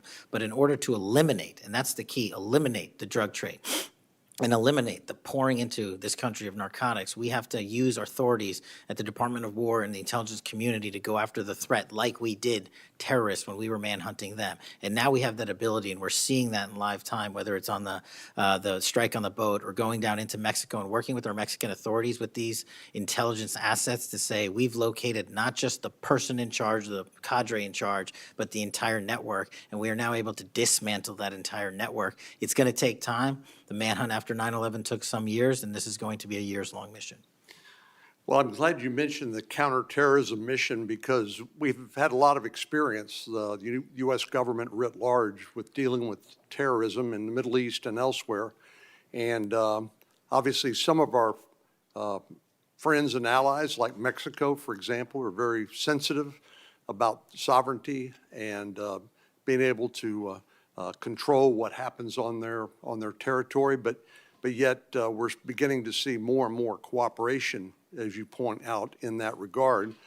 And so, in your opinion, has the counterterrorism model, have the lessons learned by the U.S. government writ large, are they being aggressively applied? Are there other things we need to do to make sure that those skills, those lessons learned are applied more broadly to the threat of narco-trafficking? I can only speak to the FBI. We are applying all of them to our the CT mission set to the CN mission set, and we're using the new authorities given to our intelligence community partners in the Department of War to combine these collective efforts and in a new way, meeting together and creating an interagency process that gets after the threat dynamic. And whether that's a kill operation, a capture operation, a surrender operation, or a host nation takedown, like we did with the counterterrorism mission sets in Afghanistan, in Iraq, in Pakistan, and elsewhere, we are applying that to the drug traffickers in Mexico and Venezuela and Colombia. Thank you very much. Thank you, Mr. Chair. We have seen too much political violence in this country. We all know that. Just last week, Director, your friend Charlie Kirk was gunned down on a college campus. I'm sorry for your loss. In Minnesota, only 2 months ago, a madman took the life of my friends, Melissa and Mark Hortman, shot Senator John Hoffman and his wife Yvette a combined 17 times. And evidence indicates that he would have killed a lot more if law enforcement hadn't intervened. Just last month in my state, we were again shook to the core when little kids were shot down through stained glass windows in Annunciation Catholic Church in Minneapolis. And while the victims weren't politicians in this case, they were 6-year-olds and 8-year-olds, the manifesto that the shooter left behind was political. But in the words of your own federal law enforcement, this person was an all-purpose hater. Went after blacks, Hispanics, the president, Muslims, Jews, nearly everyone. And this happened during the first Mass of the year for these kids. They were excited to see their friends, meet their new teachers, and 2 children, 8-year-old Fletcher Merkel, 10-year-old Harper Moisky, were murdered. 21 other people injured, some of the kids, 18 kids, severely.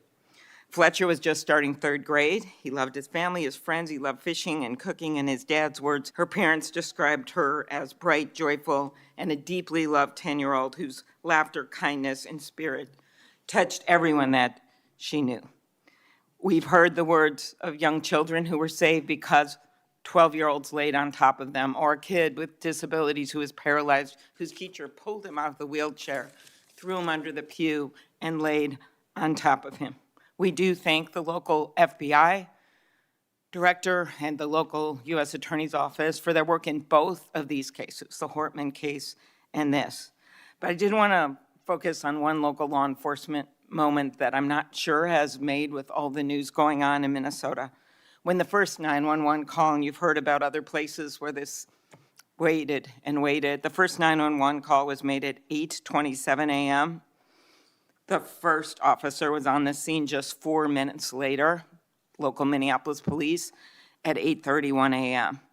The Chief O'Hara, shared with me the actual numbers. Listen to this. Over 20 people were in ambulances just 14 minutes, all of them, after the police got on the scene. 14 minutes after the first call. Tourniquets, stretchers, and they got them all to Hennepin County Medical Center or Minneapolis Children's Hospital. And I think it is worth looking at what happened there, because one of the dads whose daughter was severely injured, still in the hospital, that I met on Sunday, told me that there is absolutely no way his beautiful daughter would have survived if police hadn't been there. So it is worth looking at for all of us. So my focus on behalf of these parents, because I promised I would do this on Sunday, was just to figure out how we can do anything to stop this from happening again. So expanded background checks, ghost gun bans, every shooting is different. Raising the minimum age to purchase an assault weapon, even if we're not going to ban them, I favor banning them. But that's one idea that's out there when so many of these shootings are people who are 18, 19, 20, 21. The one at Annunciation Church was 23. Both shooters in Uvalde and Buffalo had just turned 18 when they purchased the assault weapon bans.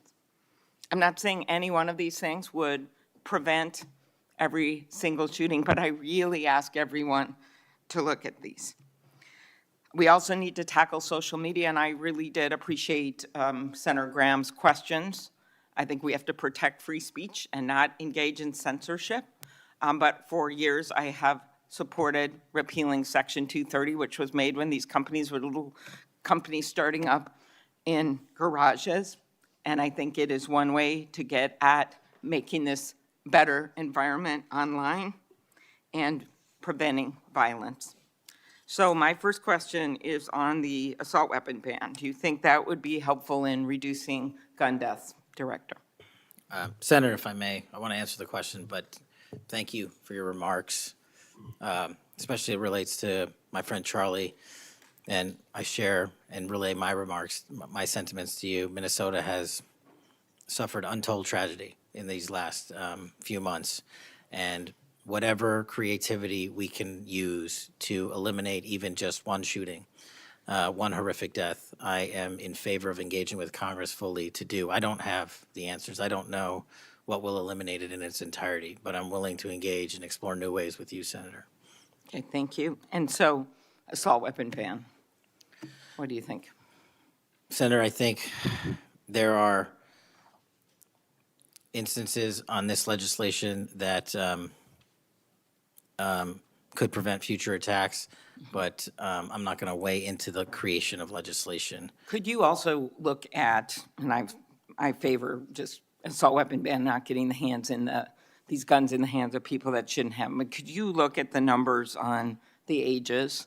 Yes. Because from 18, even going from 18 to 21, which wouldn't have prevented the shooter in Annunciation Church from purchasing that gun. He purchased several the same day. Over 100 rounds were fired from the assault weapon through the stained glass windows. So if you went up to 25, it would have stopped that immediate purchase and probably saved the lives of these kids. But if you go to 21, that is the same age that already applies to purchasing handguns from federally licensed dealers. So I prefer another approach, but I was hoping that our Republican colleagues would at least look at that, given Uvalde, Buffalo, and some of these other mass shootings, trying to be practical, but thinking that it could make a major difference. strengthening background checks, could you also look at that? And then banning ghost guns and bump stocks. What do you think of that? So, Senator, you're talking to my heart here on one of the core missions at the FBI, which is our CJIS facility in Winchester, Virginia, which is our hub for our NICS checks, our NCICs, our capabilities on when we have, I think it's 19,000 state and local community law enforcement come to us for these background checks. We're trying to make that processing as fast as we can so we can get them real-time information. I think we have a 93% clearance rate in 15 minutes as it relates to ghost guns, but we can do better. All right, well, just, if you could get back to me on all those and talk to the White House. Threats against elected officials have increased exponentially. Members of Congress received more than 9,000 threats last year, up from 1,600 in 2016. There's been a lot of talk about the rhetoric and the like.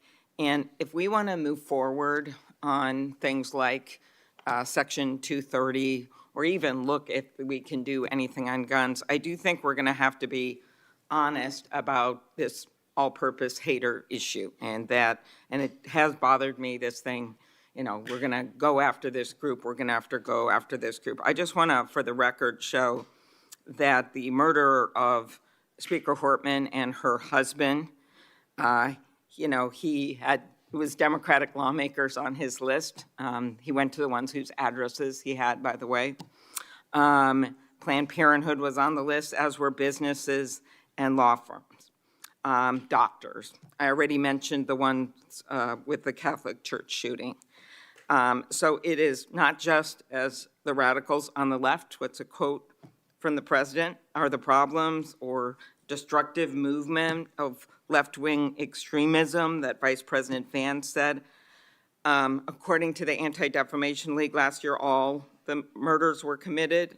And I'm not actually going to say this because I don't even want to go left-right with this, but you can imagine it wasn't from the left. Cato Institute, conservative think tank, published a study just last week that found from terrorists from the right were responsible for 6 times more deaths than people from the left. I actually don't want to go tit for tat on this, but what I am asking for is that this rhetoric of blaming one side or the other stop, if you could convey that to the president, and that we actually work on things that are solutions. So could you commit to me, Mr. Patel, Director Patel, that you will do that? Absolutely, Senator. Okay, thank you. Last, you were asked about social media, and I will put some more questions on the record about that. I think we could make major movement on that. The local FBI helped when the city of St. Paul was a victim of a cyber attack, and I'm concerned about some of the cyber attack cuts. I'll ask you that on the record. AI, I'm glad you raised that.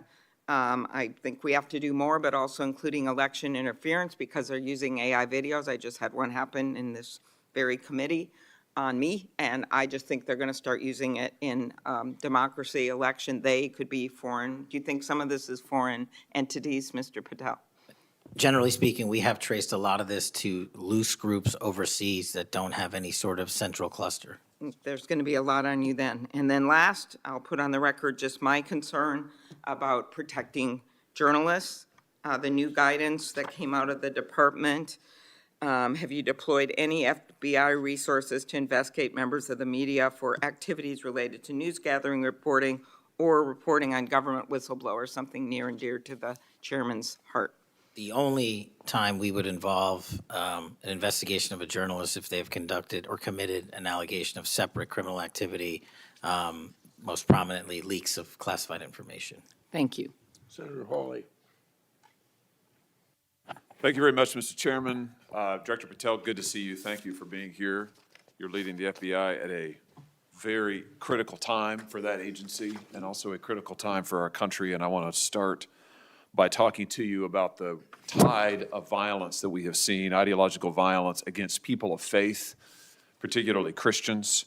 You just think here, take a rough catalog. Just in the last couple of years, we've seen shooting at the Covenant School, Christian school in Nashville. We've seen school shooting at the Annunciation School. We've seen church shootings multiply. We've seen acts of crime and violence, vandalism, arson against churches and parishes all across the country. And then, of course, last week, Charlie Kirk, who said, "I want to be remembered for my courage, for my faith," was shot on a college campus. Let me just start with the assassination of Charlie Kirk. Is the FBI, and I appreciate the tremendous work the FBI has done in this investigation, is the FBI investigating the Kirk assassination as part of this broader pattern of anti-religious, anti-Christian violence?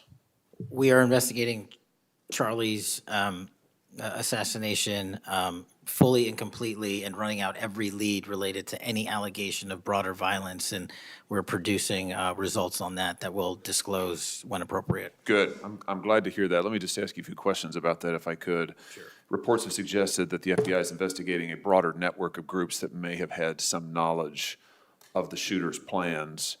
Can you give us any details on that, following up what you've already said in public? How's the FBI working to find other potential accomplices, folks who may have known about the shooter's plans, folks who may have encouraged him? Any update on any of that? So in terms of what we do for an interrogation perspective, we go and reach out to the family and community immediately. And we've conducted those investigations and interrogations with local law enforcement, and we're continuing to do that because those closest to the suspect are going to hopefully know the most about the suspect and his beliefs and his ideology. On top of that, unfortunately, it has been leaked that there was a Discord chat, and for those unfamiliar with it, it's a gaming chat room online that the suspect participated in. So what we're doing, we've already done, is serve legal process, not just on Discord, so that the information we gathered is sustained and held in a evidentiary posture that we could use in prosecution should it be decided to do so. And we're also going to be investigating anyone and everyone involved in that Discord chat. Okay, very good. I see the public reports that the Discord thread had as many as 20 additional users. It sounds like you're trying to run down all of that to see if that's accurate, who else may have been on that thread, what they may have known. Is that fair to say? It's a lot more than that, and we're running them all down. It's a lot more than 20? Yes, sir. And you're running all of that to ground? Every single one. Yeah, fantastic. Let me just turn to the broader question here of anti-religious, anti-Christian violence. Let me just give you a few stats that I'm sure that you're all too familiar with. Every person of faith in America certainly is. Major report this past year found that there have been over 400 instances of hostility against churches in the United States in the year 2024. Those included arsons, bomb threats, shootings, and firearm incidents. Another organizational report found that there were 500 attacks on Catholic parishes alone.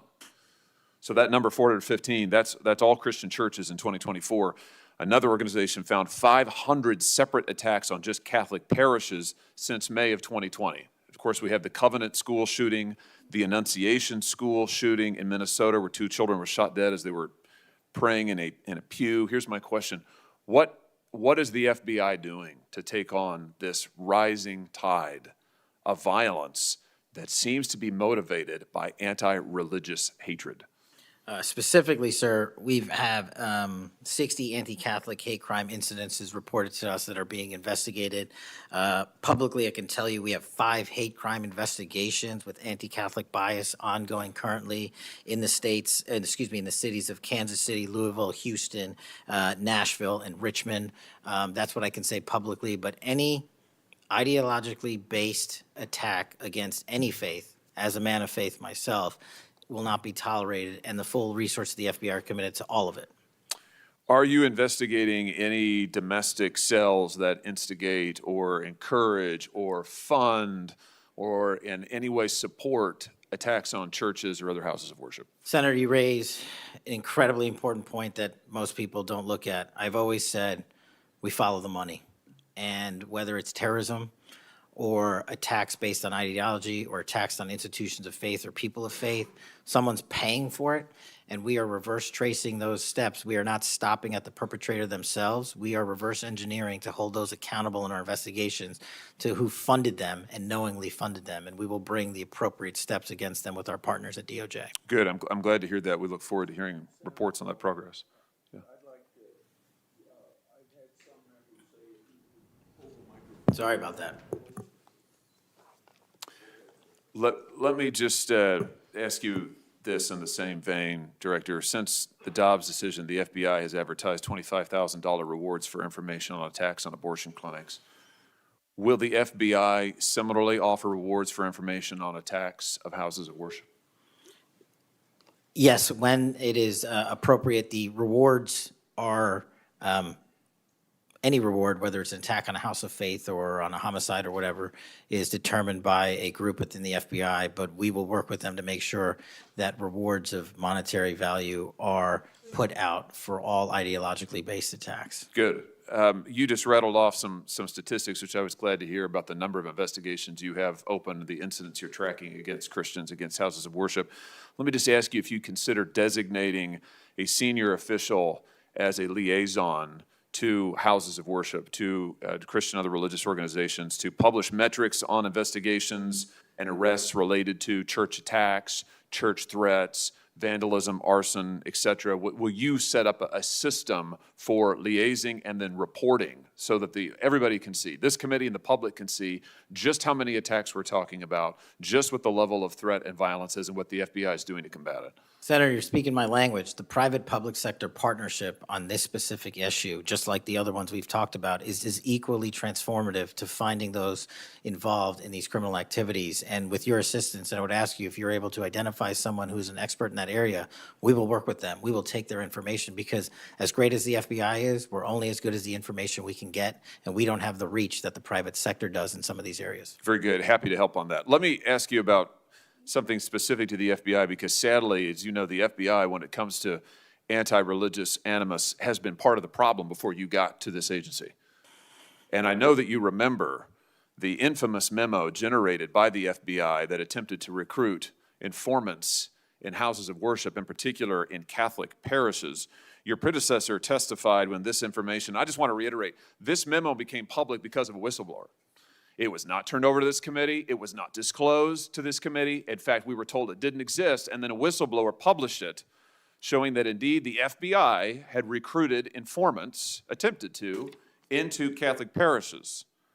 Your predecessor then testified, sitting right where you are today, he testified that this, I'm going to quote, was a single product by a single field office, end quote. That was a lie.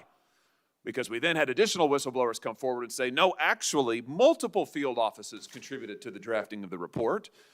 And indeed, there was a second anti-Catholic memo that the FBI generated. And indeed, those memos were distributed to over 1,000 FBI agents across the country. You know all of this. You and I talked about it when you were here for your confirmation hearing back in January. I just want to follow up and see, have you been able to determine how this memo got written and distributed? How is it that the Federal Bureau of Investigation came to be recruiting informants in Christian churches in this country? Senator, we did dig in, and we are doing our investigation simultaneously with Congress. And just to put it in perspective, we've provided 700 documents on the Richmond Catholic memo specifically to this committee, whereas my predecessor provided 19 pages. And not only that, but we looked into how the source recruitment structure at the FBI was conducted during this time. And we made adjustments and permanent fixes to ensure that sources are not put into houses of worship unless there is an actual ongoing criminal or international terrorism threat. We will not use sources at this FBI to investigate and cull information just for the sake of culling information in houses of worship. Has anybody been fired for this? There have been terminations related to this and resignations. Good.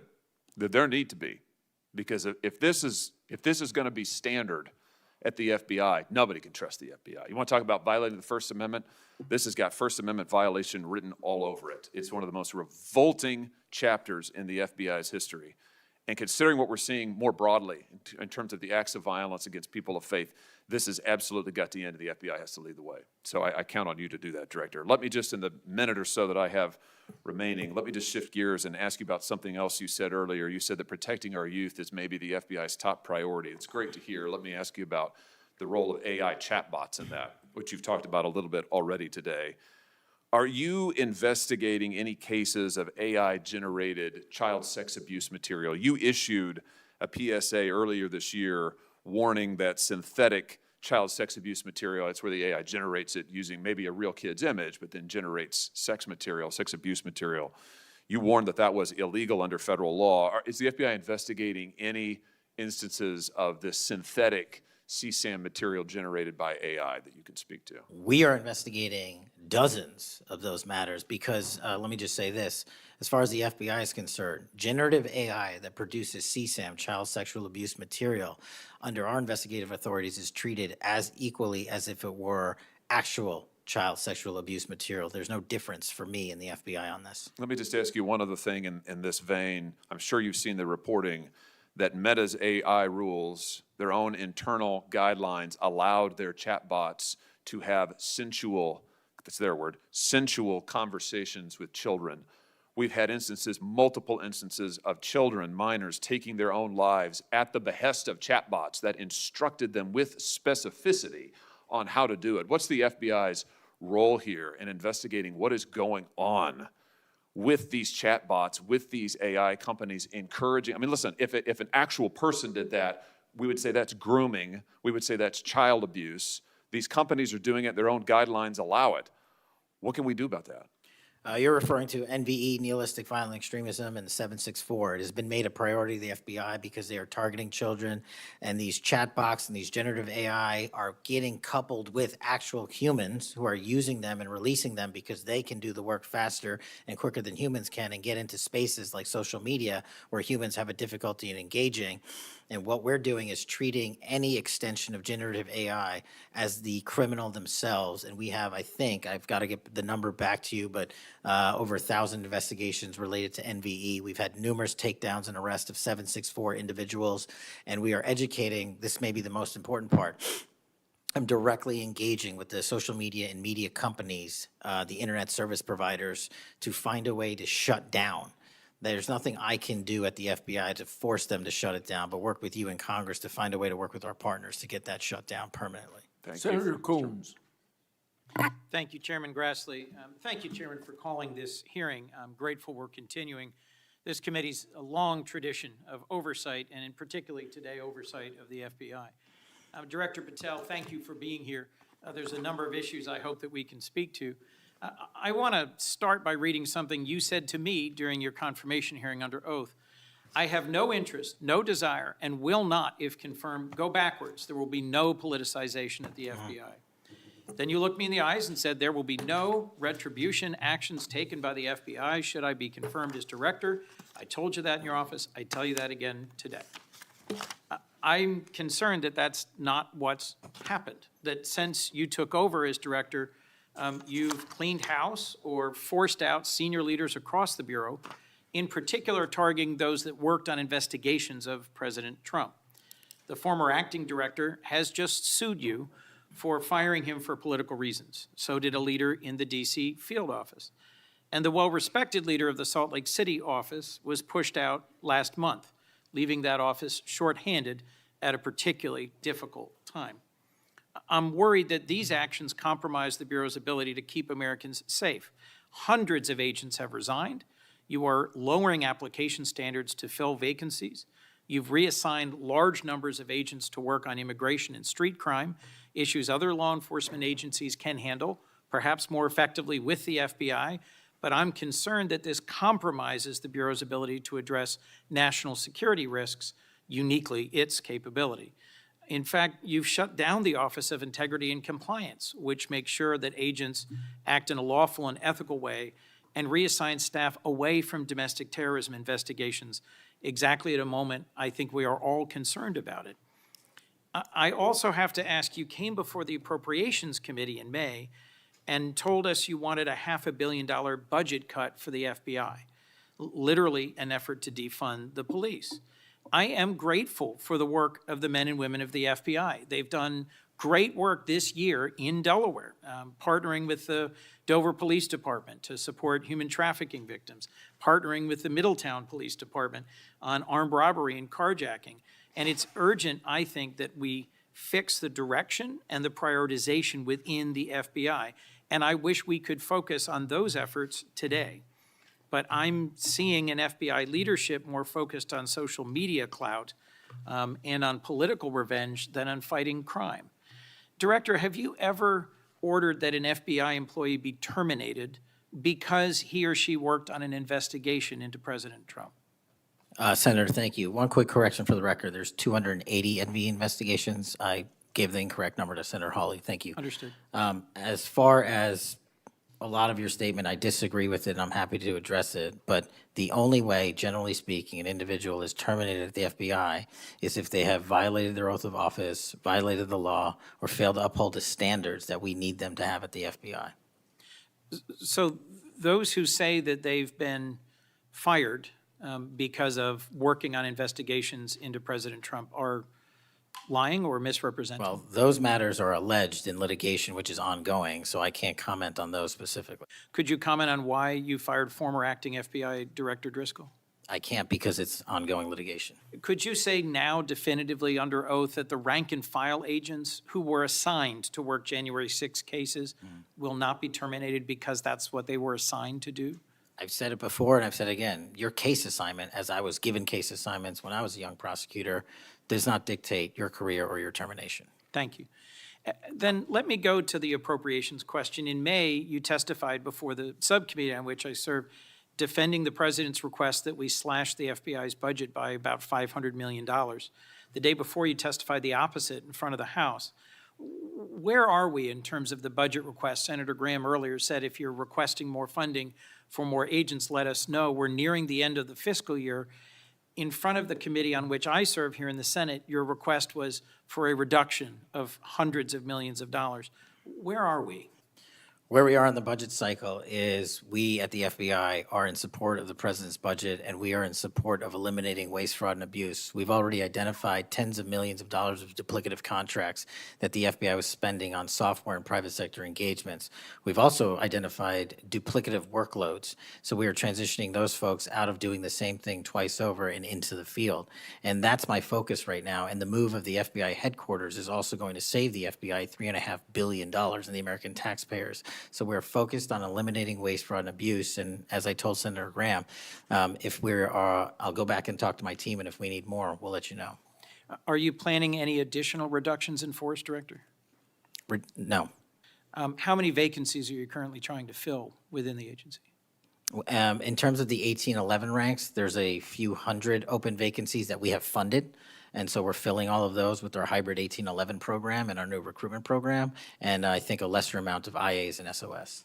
So if hundreds of agents have retired or taken the fork in the road offer, and you have vacancies, but you're requesting $500 million less, how does having fewer FBI agents help you tackle violent crime and address our national security issues? Just to put it in perspective, cybersecurity Senator, issues? sorry, I didn't mean to cut you off. If we had this $500 million, we've done the math. It would take us 14 years to onboard every vacancy that's on the books currently at the FBI because we can't hire these folks and train them overnight. It's a years-long process. So we are currently focused on recruiting the best and filling the positions to the best of our needs.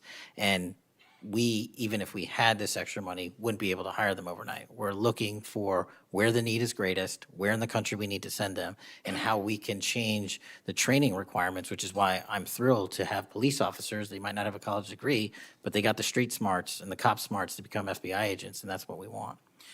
Let me turn to Section 702. Yes, sir. When you testified in front of the CJS subcommittee, we talked about this issue. You told me you were in favor of reauthorizing FISA Section 702 when it expires next year, so long as the reforms implemented last year, reforms like better training for agents and real consequences for inappropriate searches of Americans' communications were maintained. You also said that you had some ideas about how to make Section 702 better going forward. Can you give me an update on the FBI's implementation of these reforms and the direction you think it should go? Absolutely. I think you're referring to the query process, and if you're not, let me know. But any instance of abuse or mistakes that were made in the query process have now been changed. It used to be you can make multiple mistakes and continue to access the query database system. I've changed that. If you make a mistake, you're immediately sidelined, a review is conducted, and if it was an actual mistake, i.e., there should have been S on the end of that name and there wasn't, then we put you back in. But we have to review those matters. So that's happening.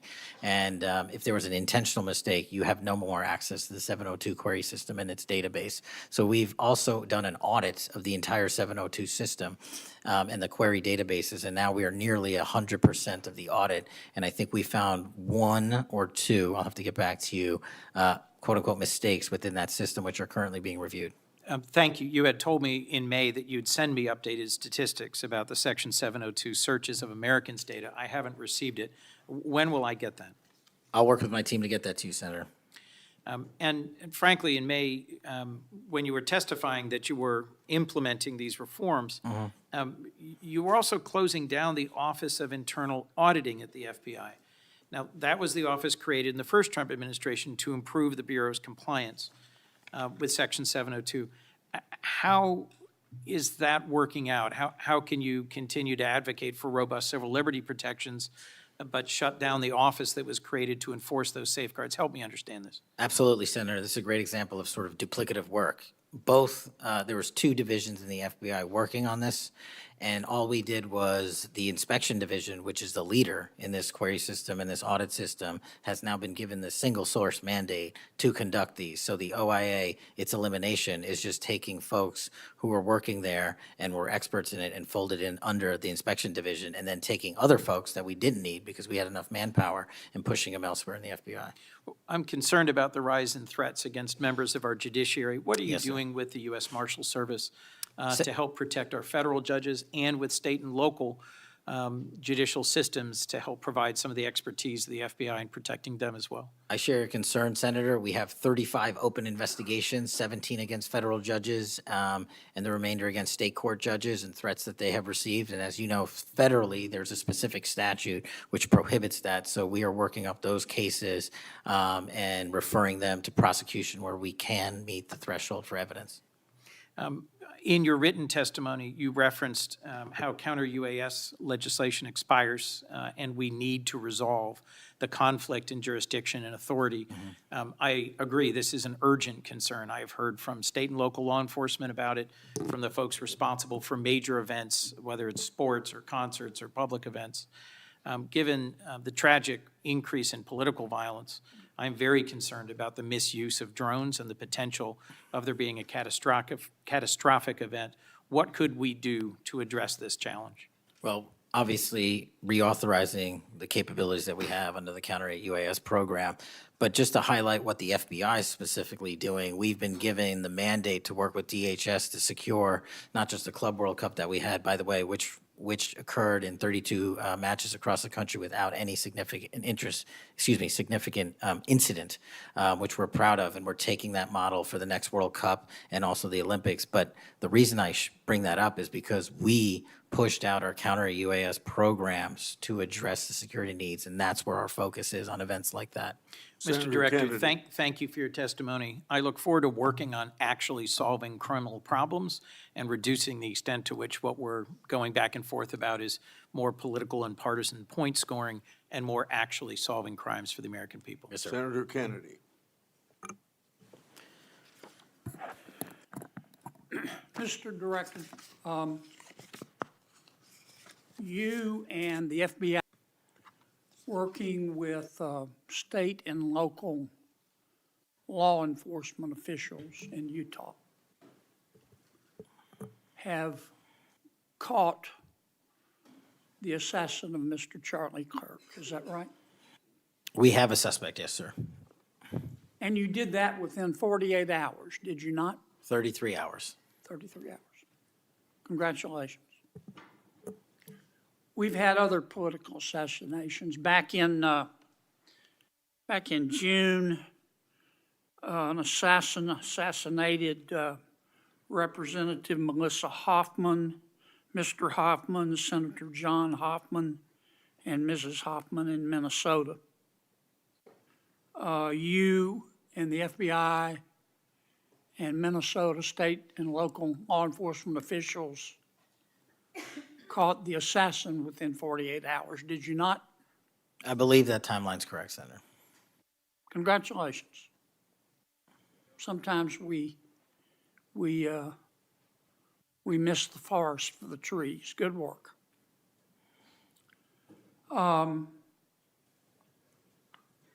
Did Mr. Kirk's assassin act alone? As I've said since the beginning, Senator, it is very much an ongoing investigation, and I can't speak to the state charges. That's for the state to address on their own, but we are providing them with the same investigatory findings we're parting the department.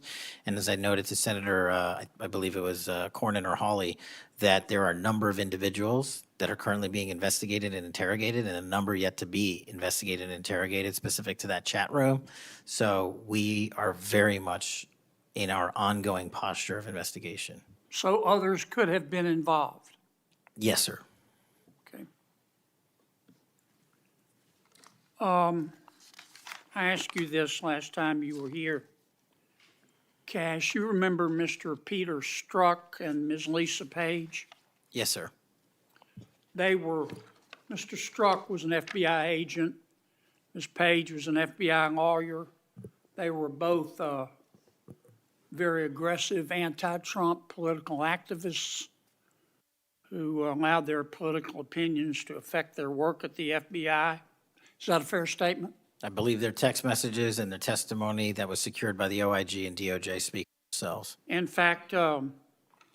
Strzok and Ms. Paige were having an extramarital affair, and at one point, Ms. Paige texted Mr. Strzok, quote, "Trump's not ever going to be president, right? Right?" And Mr. Strzok replied, "No, he won't.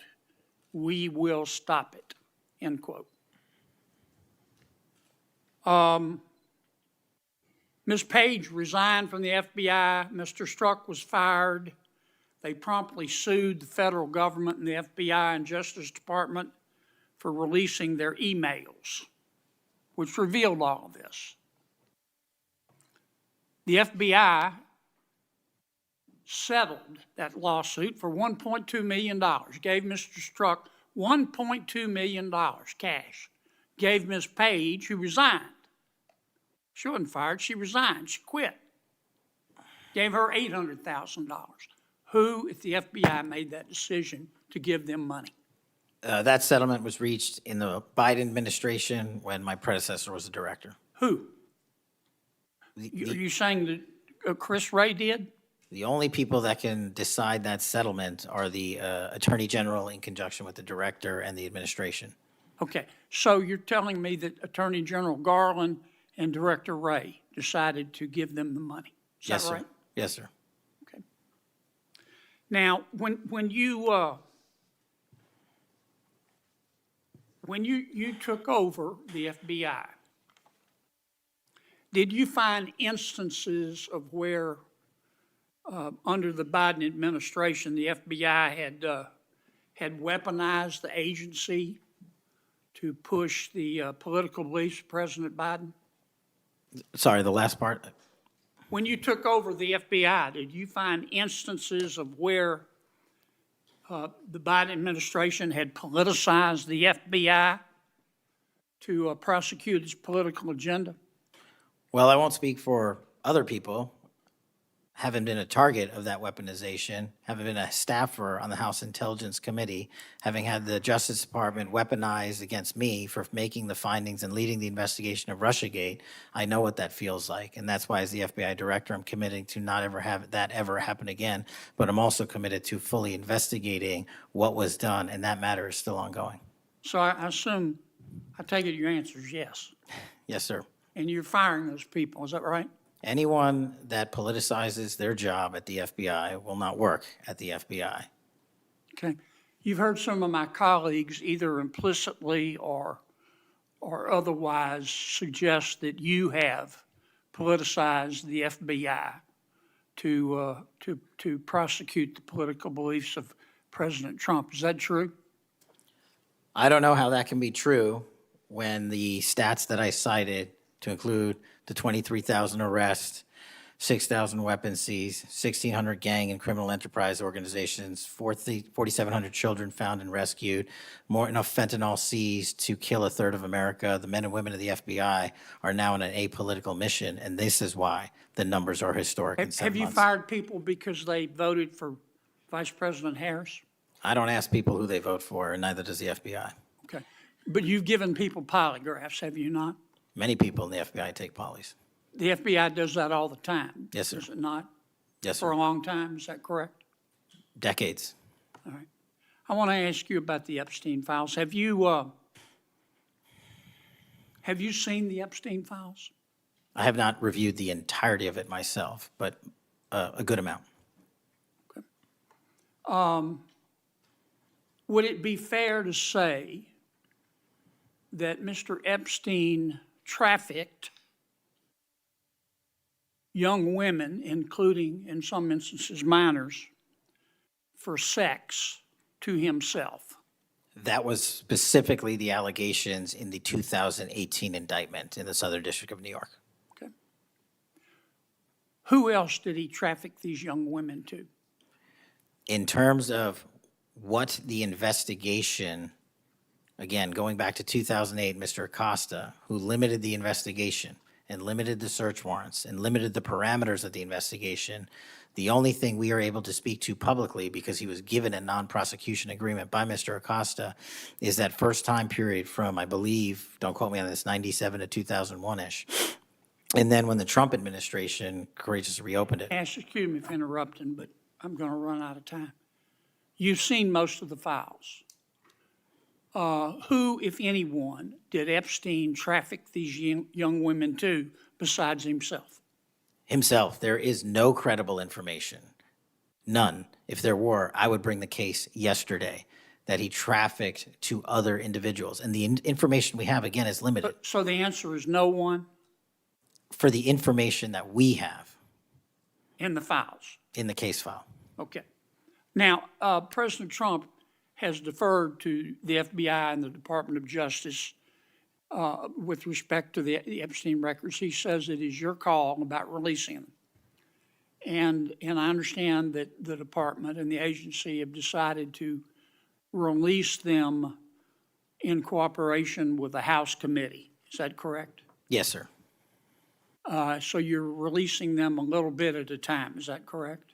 We're releasing as much as we can, but we are limited by 3 different court orders, and the department went back to each of those judges to waive those court orders or have them lifted, and each of those judges declined. Will you release all of them, or at least as many as you can? We will release everything we are legally permitted to do so. We are continuing to work with the House on the subpoena request. We have substantially complied with it, but we will continue to release whatever we are legally permitted to do so. Okay. I strongly encourage you to do that. Kash, this issue's not going to go away. And I think the central question for the American people is this. They know that Epstein trafficked young women for sex to himself. They want to know who, if anyone else, he trafficked these young women to. And that's a very fair question. I want to know that answer. And I think you're going to have to do more to satisfy the American people's understandable curiosity in that regard. Mr. Chairman, may I just respond to that? I agree, Senator. And what we have done, and just to remind folks, the Epstein case files existed in the 2 prior administrations, in the Obama administration and the Biden administration. And they didn't release anything. And there was President Trump in the first administration that renewed charges against Mr. Epstein. And I know it's a little complicated to understand, but what exists in the Epstein case files was a direct result of the limited search warrants from 2006 and 2007, which hamstrung future investigations because of the non-prosecution agreement. And multiple administrations had the opportunity to look at the entirety of that case file and recommend prosecutions against anyone that was trafficked under Mr. Epstein and anyone that participated in that trafficking. And the only person to bring charges was the prior administration against Mr. Epstein. Now, I am not saying that others were not trafficked and others were not involved. What I am telling you is that based on the information we have, and we have continuously and publicly asked for the public to come forward with more information. If there is, we'll look at it. But based on credible information, we have released all credible information, and the information that the Department of Justice and the FBI never releases is information on investigations that are not credible. And we don't release the names of victims who weren't credible, But in the same time, we don't release the names of victims who were credible. And so that's by law. And so the information we are releasing now is historic, and it is also to the maximum capacity that the law allows. And I know that's not going to satisfy many, many, many people. But if they wanted it done right, then the investigation from its origination should have been done right, and he should not have been given a get-out-of-jail-free card to do jail on the weekends for 12 hours a day, and he should have been investigated fully for the entirety of his crime and criminal enterprise, not just from 1997 to 2001. Senator Blumenthal. Thank Thanks, you, Mr. Mr. Patel. Thank you, Mr. Chairman. Director Patel, thank you for being here today. You'll recall well in January at your confirmation hearing before this committee, I raised the prospect of politically motivated retaliation, and you promised me, as you did other members of this committee, quote, every FBI employee will be held to the absolute same standard and no one will be terminated for case assignments. You went on to tell me, quote, all FBI employees will be protected against political retribution. And you assured one of my colleagues that you would honor the internal review process of the FBI. I'm not going to mince words. You lied to us. In the short time that you've been FBI director, you've presided over a rash of retaliatory firings. 3 FBI agents have recently sued you. They are FBI agents with 60 years between them of distinguished service, rescuing hostages, saving kids from predators, dismantling drug cartels, and their allegations, their civil allegations, are a searing indictment of your tenure as FBI director. But it's not just those 3. The FBI Agents Association has said that your actions, quote, distract agents from their work, foster fear that their assignments could cost them their careers, either now or under the next administration, and increase the risk of criminal and national security threats by undermining unity and morale within the Bureau, end quote. This association, as you know, is voluntary. It represents 14,000 members, 90% of all the active agents. These are your employees saying that your performance has been unqualified and unfit. And there is mounting evidence that these retaliatory firings were the result of direction from the White House. There have been instances in the past history of the Bureau of political interference and political direction from the director's office, but not the kind of institutional interference that we're seeing from the White House right now. I'm going to ask you, has anyone from the White House contacted you about personnel decisions? I completely disagree with your entire premise that I have lied or am misleading the FBI. If I were, the results that I announced today by the men and women of the FBI and the historic records we are doing to keep this country safe would not be possible. The men and women of the FBI are responding to our leadership and this administration's priorities. The only way people get terminated at the FBI is if they fail to meet the muster of the job and their duties, and that is where I will leave it. And you accusing me of lying is something I don't take lightly, but I'm not going to get into a tit for tat with you. Well, let me just ask you to answer my question. Has anyone from the White House contacted you about personnel decisions? Generally speaking, we always discuss with the White House, OMB, during the budget process, how many personnel we need, who we need where. Answer is yes.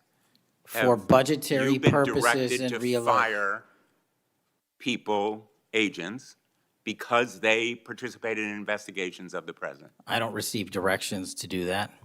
Has anyone I make the suggested it? decisions. Has anyone asked you to do it? The best information is, yes, you've taken suggestions and direction from the White House in firing qualified agents. Any termination at the FBI was a decision that I made based on the evidence that I have as a director of the FBI, and it's my job, and I'm not going to shy away from it. And as you stated, those are allegations, and that is an ongoing litigation. So they'll have their day in court, so will we.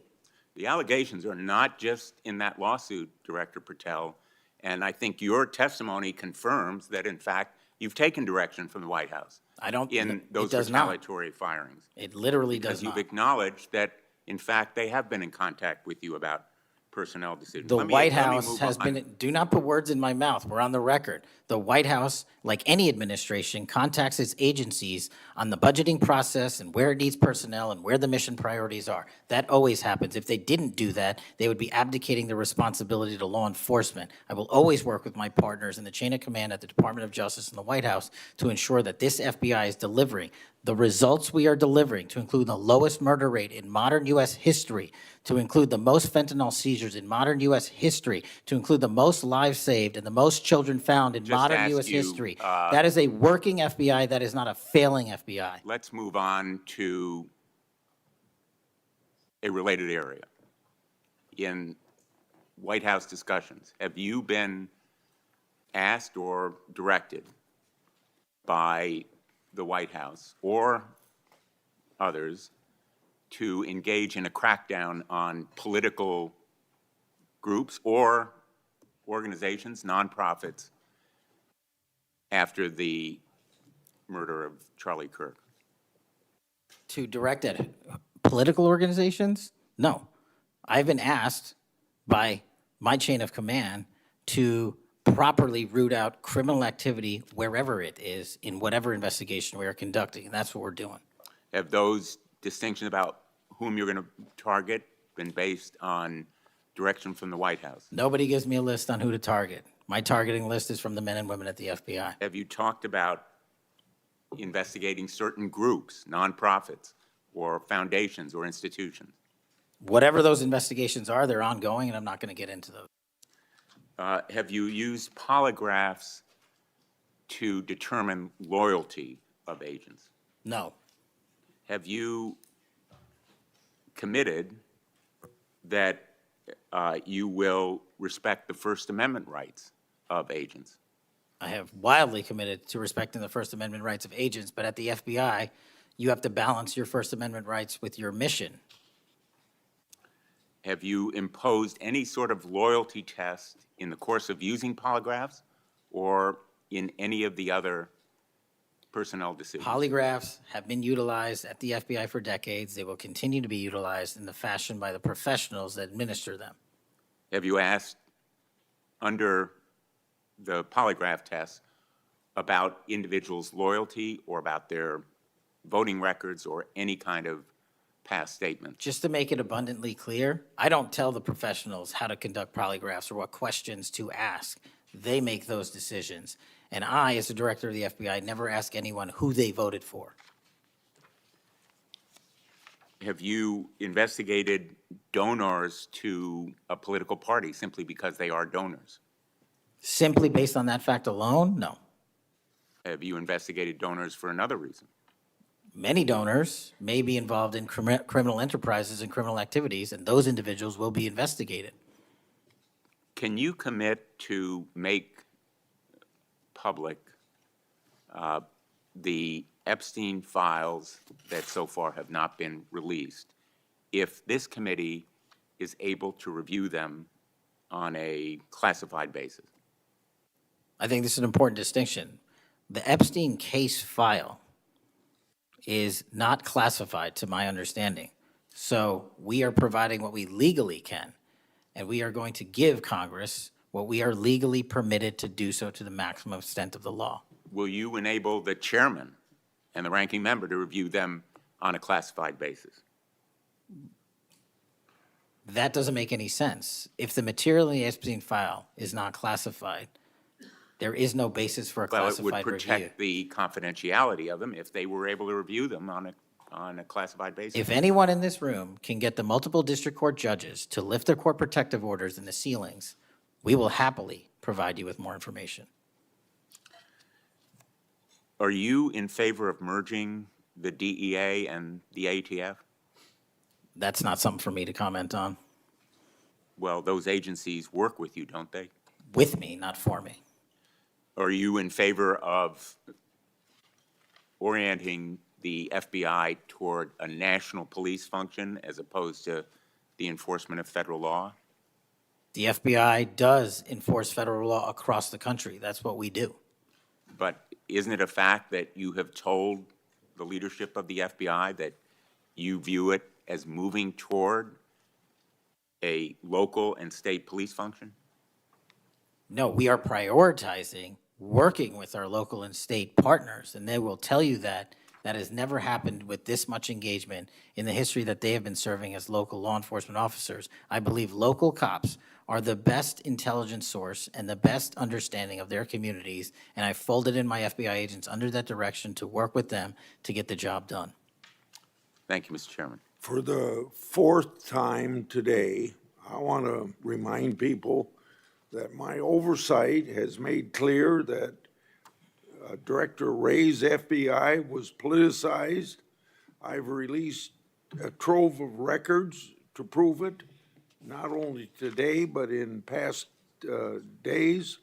I've also said some FBI personnel who have been fired retaliated against my whistleblowers, and I don't remember my Democratic colleagues defending my whistleblowers when their careers were ruined. Senator Schmidt. Thank you, Mr. Chairman.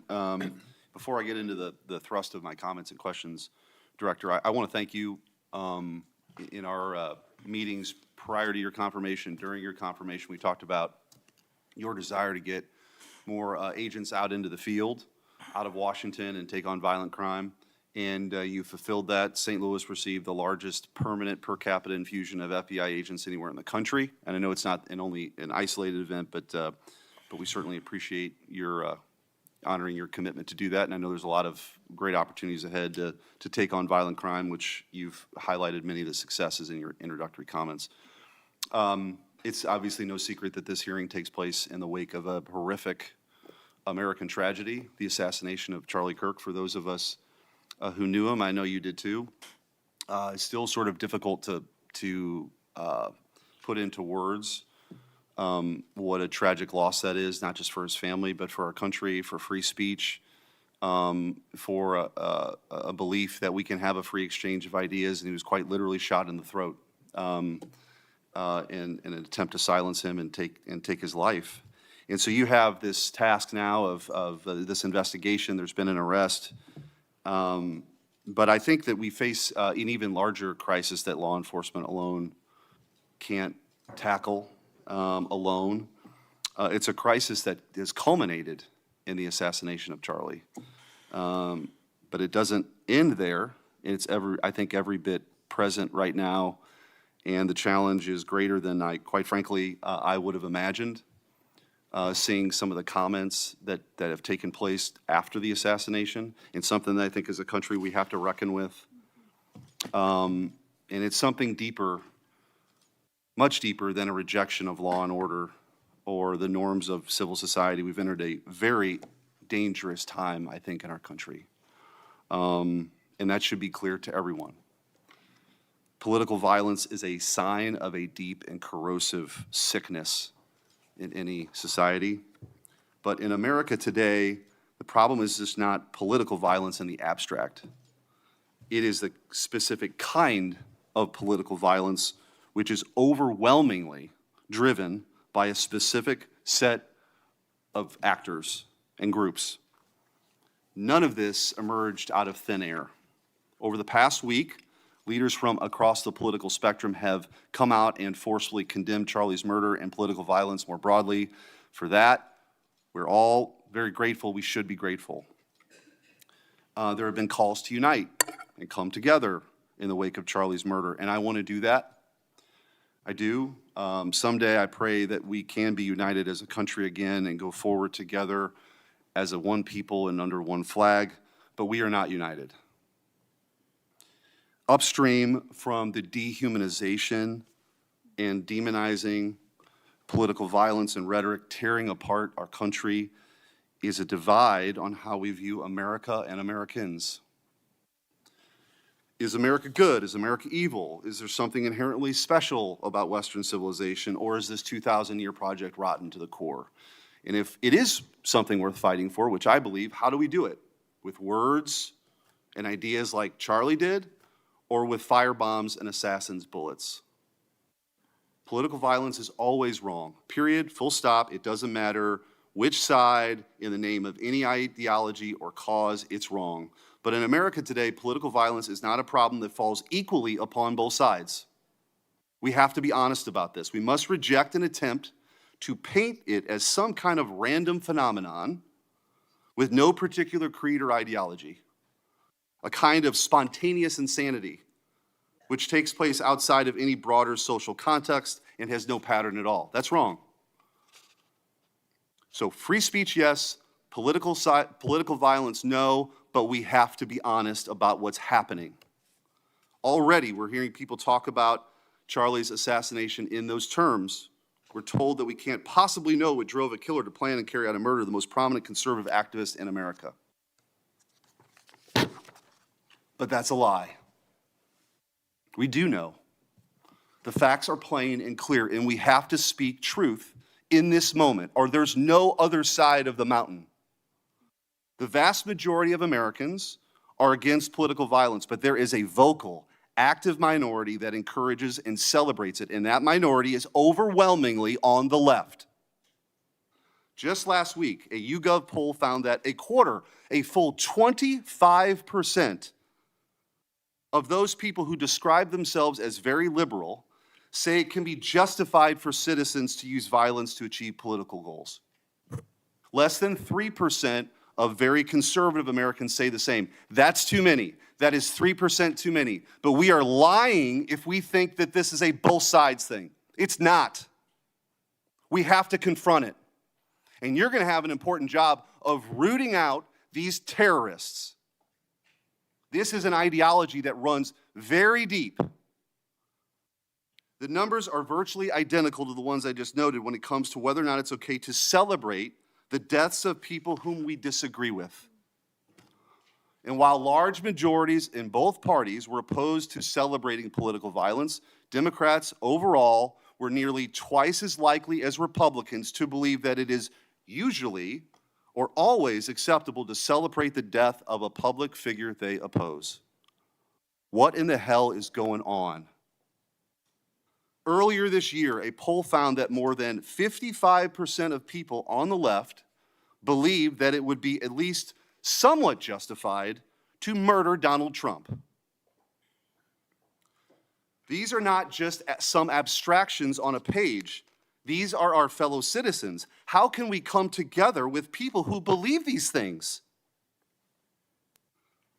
We've all seen the flood of posts on social media over the past week, not just a fringe few, but thousands upon thousands of people gleefully celebrating a father of two young children getting gunned down in broad daylight. I wish I wouldn't have seen that video. I wish my kids would not have seen that video.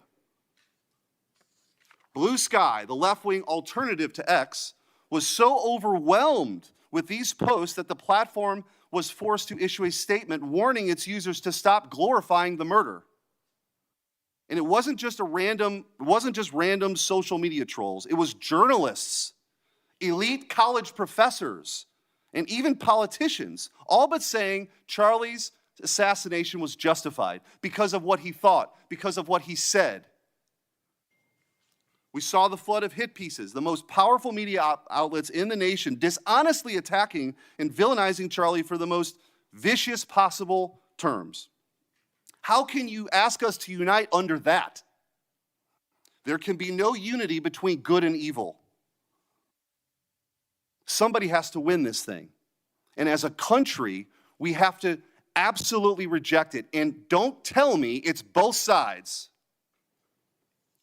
It didn't happen in a vacuum. Over the past decade, we've seen an explosion of political violence, not just one-off lone wolf attacks, but organized, systemic political violence at a mass scale. It is not organic. It is the offspring of a dark and clandestine system funded in part with our own tax dollars, winning with a large network of foundations, NGOs, activist organizations, and front groups. This system lurks behind every radical leftist movement in our nation today. The George Soros empire has financed a vast ecosystem of radicals, all working together, dropping off bricks at riots to unleash a tidal wave of violently anarchists on our streets and to prop it up in an army of researchers and experts and journalists and propagandists who downplay the political violence. What he's doing is serious. I'm going to ask you, because I don't have a ton of time, The opposite of what we should be doing as a committee.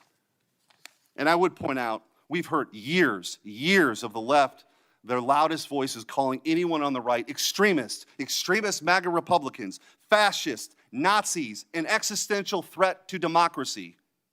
Check yourself, and don't give me this both sides bullshit. Mr. Director, I want to ask you, tell me if each one of the following perpetrators or alleged perpetrators were acting from a left-wing or right-wing political violence. The man who tried to kill Republican congressman at the congressional baseball practice, nearly killing House Majority Leader Steve Scalise, left-wing or right-wing violence?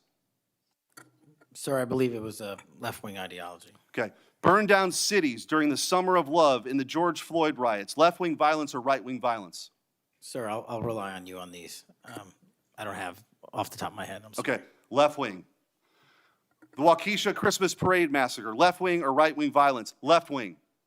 The Lee Zeldin stabbing attempt, left-wing or right-wing? Left-wing. The Covenant school shooting in Nashville, left-wing or right-wing? Left-wing. The Butler, Pennsylvania assassination attempt on President Trump, left-wing or right-wing? Left-wing. The Trump International West Palm Beach assassination attempt, left-wing. The Abundant Life Christian school shooting, left-wing. The United Care CEO's murder, left-wing. Tesla's burned, keyed, damaged, firebombed, left-wing, left-wing. The murders at the Israeli embassy, left-wing. The ICE facilities firebombed, left-wing. The Minnesota Catholic school shooting, left-wing. The anti-white Charlotte and North Carolina stabbing, left-wing. The attempted Utah News State firebombing, left-wing. And now, of course, the culmination of this vile trend, a left-wing assassination of Charlie Kirk. So don't give me this both sides. If we want to get to unity, let's be honest. Let's be honest. Free speech, yes. Political violence, no. But let's be honest. Senator Hirano. Thank you, Mr. Chairman. Director Patel, just like the rest of the federal government, there have been significant personnel changes at the FBI since President Trump took office. I want to better understand the scope of the turnover and the changes occurring at the FBI. Since January 2025, how many FBI employees have retired, resigned, been fired, or otherwise separated from employment? I need a number. We'll get you a number. What is the number? You don't have it? Not off the top of my head, and I want to get you the right number. Would it surprise you to know that it's probably in the thousands, like 5,000? I don't think that number's Well, accurate. you don't know. Next question. How many special agents or analysts have left or been fired from the FBI since January 20th, 2025? Say, we will get you the numbers, and anyone that retires is of their own volition, and anyone that is terminated at the FBI, as I've said before, is done so because they have failed to meet the standards and uphold their loyalty and oath to the Yeah, Constitution. so you say. Next question. How many executive assistant directors, or special agents in charge have left or been fired from the FBI since January 20th, 2025? Again, people leaving on their own accord or terminations were done by the standards set at the FBI that have been carried out With this consistently. question, I'm getting to the leadership of the FBI, and you don't have that answer. Next question. Which field office, division, or directorate has lost the most personnel since January 2025? And, do you have the answer to that question? Yeah, actually, every single field office in the country, including Hawaii, has received a plus-up of FBI agents because we're pushing them out to the field. Okay, so you're telling me that no field office, division, or directorate has lost any personnel since January 20th, 2025? That's your answer? In Hawaii, there's been a plus-up. In every single state that I'm looking at, we have allocated a plus-up for field offices across the country so that the FBI can continuing the historic achievements it's done in these last 7 months. When you're talking about firings, you're looking for a media hit and a fundraising clip, and I'm not going to give it to you. It doesn't matter under what basis they left. I just want to know how many have left. And I think your testimony is nobody has left. Next question. Nope, Which that's field- not my testimony. You asked it one time, I answered it one time. You didn't get the answer you wanted for your clip, so you keep question. asking it, and I told you I'd get you the numbers, but you can keep asking it. Which field office, division, or directorate has gained the most personnel since January 2025? You noted that there have been plus-ups, so which offices have received these plus-ups? The greatest allocation that I believe was given to California and then Florida. Where were those offices? California and Florida. Thank you. Director Patel, you often refer to FBI agents as cops. All of us, Democrats and Republicans, support the police officers who keep our communities safe. But while our states, cities, counties, and towns all employ police officers to protect our communities, Congress has empowered and equipped the FBI to take on missions that local police cannot, especially taking on terrorists, hackers, and spies. I'd like to assess how well the FBI is able to handle its specialized missions under your leadership. The FBI is the nation's lead federal law enforcement agency for investigating and preventing acts of domestic and international terrorism. And yet the executive assistant directors in charge of the FBI's national security and intelligence branches were both forced out at the beginning of the year. Who replaced them in those positions? Excellent qualified personnel to lead the mission of arresting 23,000 violent criminals this year alone. That's twice as many as The people before. who took the places of I'm not the- going to give you any names so you can attack them. Why not? So you can attack them. I'm not doing that. The You're not people gonna sitting give in me the those seats names are of- extremely qualified to handle the job. We You're not would gonna not give have me the the names results. of We would- personnel who We would should not be have the on your- reduction Right, of fine, violence in the moving state on. of Hawaii if we did not allocate the Earlier resources we this did. year, FBI counterterrorist special agents and investigators were reassigned to assist with immigration enforcement. Reportedly, these counterterrorism experts were returned to the jobs they trained for in late January after Iran threatened to retaliate for our strikes on their nuclear facilities. Have those experts remained in the jobs they trained for since that time? Yes or no? FBI agents' primary responsibility is exactly what they are assigned to do. We always work with our So since they interagency returned part. to their positions, If you're not are going to they let still me in answer, those why don't you positions? just do your soliloquy in the 4.5 minutes you have I left? am not asking for a soliloquy. It's just a yes or no. Are those people who were returned to their jobs still on those jobs? Yes or no? They never left. What was that? They never left their primary job. It is a surge of resources in law enforcement working with the interagency to combat violent crime and reduce They were violent never- crime in okay, they were never historic reassigned to do proportions. That's your testimony. Okay, Director Patel, the FBI is also the lead federal agency for investigating cyber attacks and Yes. cyber intrusions, both by foreign nation states and by non-state hacker groups. Since President Trump's inauguration, the executive assistant director in charge of the criminal and cyber branch and the head of the FBI's cyber division have both left the FBI. What are the names of the people who replace them in those positions? The cyber branch is one of the most impressive at the FBI. 409 arrests this year, 169 convictions. That's a 42% increase from the same time last year. It's that So branch, any Mr. suggestion that the FBI cyber division is not operating at full capacity and better than ever before, the leadership at the branch is implementing these changes necessary to attack the cyber and ransomware infrastructure operators You from know Iran, why China, they're and important? Russia. I want to know who has those positions, since the people who originally were there, Supremely are no longer qualified there. individuals have those Who are positions. they? Supremely qualified Who individuals. are they? What are the names? You're not You getting don't them. know.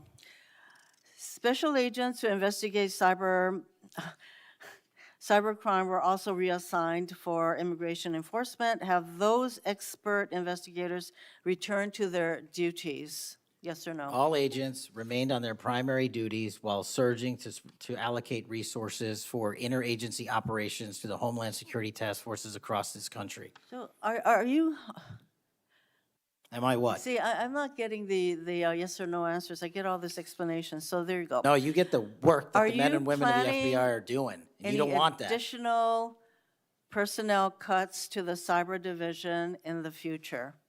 The only people that will be terminated at the FBI will be those that violate their oath of office or fail to meet the high standards at the FBI. Director Patel, the FBI is meant to be the tip of the spear in combating terrorism against the United States from both foreign and domestic sources. It's also our lead agency in fighting the hackers who target our businesses and critical infrastructure. But instead of a specialized role fighting these kinds of terrorists, hackers, and spies, you have the FBI playing the role of local police and helping with immigration enforcement. I'm going to move on to my, you know, you've been asked some questions about changes to your hiring standard, and including college degrees and possibly the age. But, you know, one question I had is,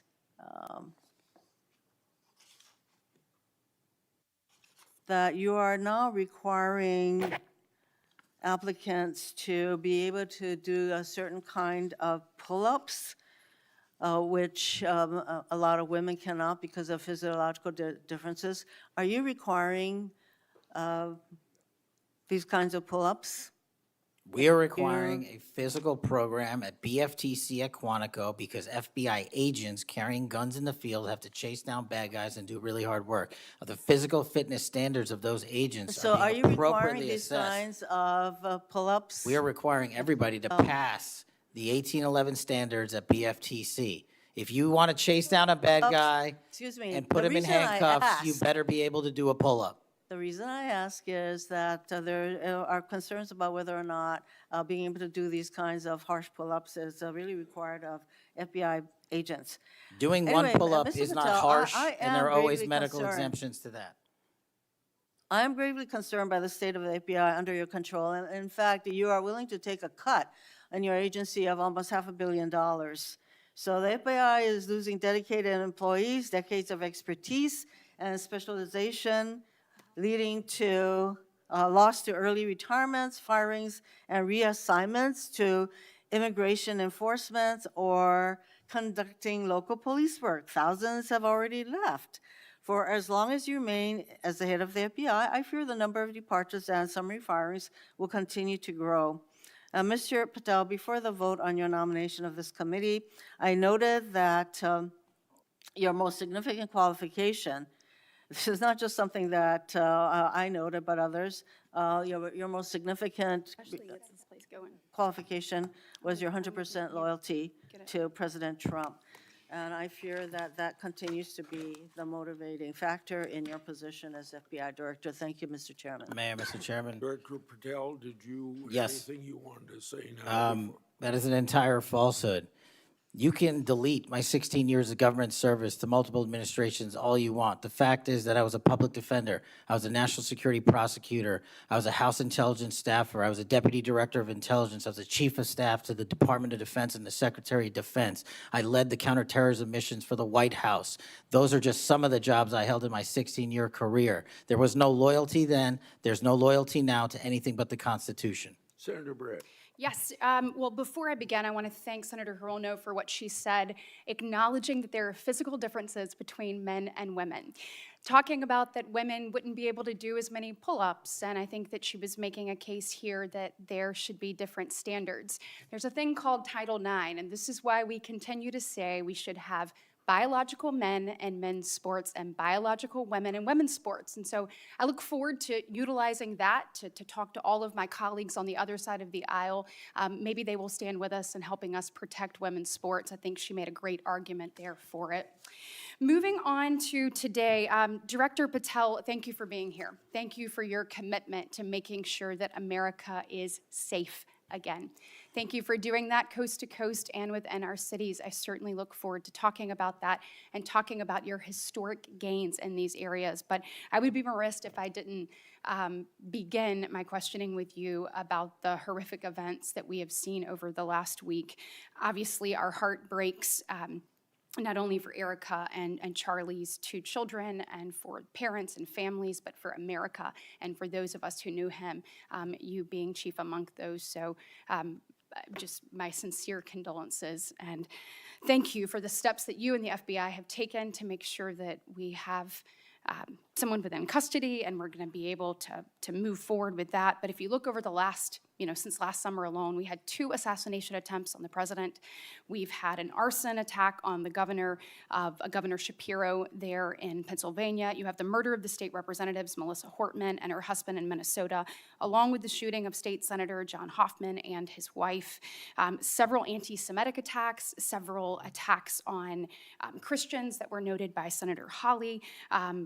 We had the killing of 2 Israeli embassy staffers here in D.C., the June firebombing in Colorado. We could go on, and we saw a culmination, as Senator Schmidt said, with the brutal assassination of Charlie Kirk last week.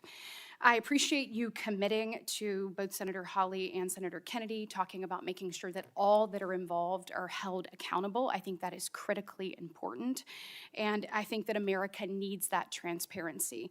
I want to read you some words of Vice President J.D. Vance. He said, "If we want to stop political violence like what happened to Charlie Kirk, we have to be honest about the people who are celebrating it and the people who are financing it." My question to you is, in light of Charlie's murder and all of the things that we have just referenced and have been talking about today, what steps is the FBI taking to more aggressively crack down on those who promote, encourage, finance, fund these types of engagements and this type of political violence? Thank you, Senator, for your kind words. So in terms of how we crack down on the root cause of this violence, for now putting aside the ideological motivations and how they got there, the monetary issue is a real issue, and as I've said before, we follow the money. So we work with our partners at the Treasury Department to trace where the money came from, how these individuals paid for the training they received or the platforms they were using, and also how these individuals collectively got together in whatever groups they were on whatever social media sites they were on, to utilize clickbait to make money. Let's get to the bottom of it and let's make it stop. Yes, ma'am. I want to ask you about the Dobbs decision. So we know that it was leaked in May of 22, and then we had the Marshal Service say we found nothing in January of 23. I find that absolutely mind-boggling, that we can't figure out who leaked that opinion. We know it was done in attempts to undermine the process, and then the intimidation of the justices occurred after that.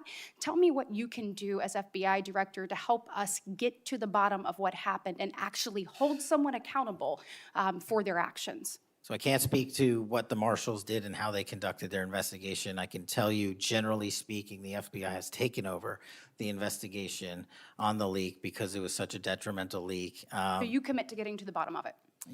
We are utilizing the full resources of the FBI as we usually do on leak investigations, and we will make sure our results are public at the appropriate time. We need answers. I want to talk about child sexual exploitation. Thank you for making protecting our youth your top priority. We know that that is the greatest gift that we have. That is our greatest treasure here in the United States, is the next generation. And finally, we have an FBI director that is putting that at the top of his list. Can you tell me the steps and the different initiatives? I've heard you talk about a couple of them. You've mentioned 764 amongst other things. Tell me what you're doing, and specifically, I want to know about when it comes to sextortion. So as a parent who is raising children right now, teenagers, and you're looking at what's happening, whether people are snapping photos and then what's happening online, I have had a number of parents sit in front of me telling me terrible, heartbreaking stories about their children ultimately taking their own life because of being blackmailed. I want to know, what steps are you taking to get to the bottom of that and to absolutely end this? If this were happening in a storefront, Mr. Director, that store would be shut down, no matter where it was, coast to coast. And yet we continue to allow these things to happen, and we've got to have a more targeted approach when we're looking at this. And so what are you doing to protect children and specifically sextortion? So in our VCAC initiative, our Violent Crimes Against Children is our umbrella enterprise operations hub for things like Operation Enduring Freedom and Operation Not Forgotten and Operation Justice. And in things like that, those are producing the results that I told you about. 1,500 child predators arrested, 300 human traffickers arrested, 4,700 children identified and saved, a 35% increase from year to date last year alone. But specifically on your sextortion question, Senator, that is a problem that we are seeing explode on generative AI in private sector and social media companies. And what we're doing is engaging with NCMEC, the National Center for Missing and Exploiting Children, because this one stat alone should probably cause great pause. They have seen a 1,325% increase in generative AI leading to sextortion and child sexual abuse. That cannot be countermanded by the FBI alone. We have embedded people at NCMEC and have a great partnership with them. But what we need to do is what we did in the month of May, and we're doing it over and over again. We arrested 400 individuals in 1 month and 1 month surge. Wow, These thank you. individuals have prioritized. The agents and intel analysts have never left that mission. They're doing multiple missions at the same time. That's what the FBI is called upon to do day in and day out, and we won't stop doing two things at once. But we need help from social media companies. We need help from the private sector and the internet service providers that allow this generative AI to be hosted on their platforms. We have got to get a resolution on that with our partners in Congress and the private sector. Well, we are definitely committed to working on that. I know the people up here, so you let us know what tools you need, and I know we've got several ideas that we look forward to pushing forward. In my remaining 2 minutes, I want to talk to you about your historic results when it comes to crime. In particular, we've seen here in DC just a total transformation. You mentioned earlier 60% down in gun crime, 70% down in carjackings.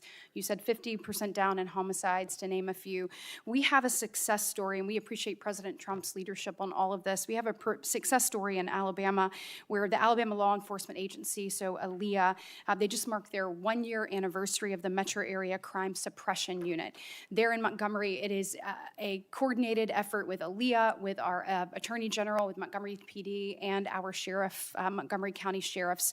They've seen a 30% drop in violent crime and a 19% drop in overall crime. So it is actually producing results. It's this type of interagency connectivity that I think ultimately is going to lead us to safer cities and safer streets. I know that you are committed to that, committed to working with your partners. You said earlier you've elevated sheriffs and police officers there to the 7th floor. Thank you for doing that. I am grateful for the men and women of Alabama in uniform that have made this happen, and want to know, how is the FBI working to collaborate in these types of ways across our country to make sure that we have even greater success stories to tell?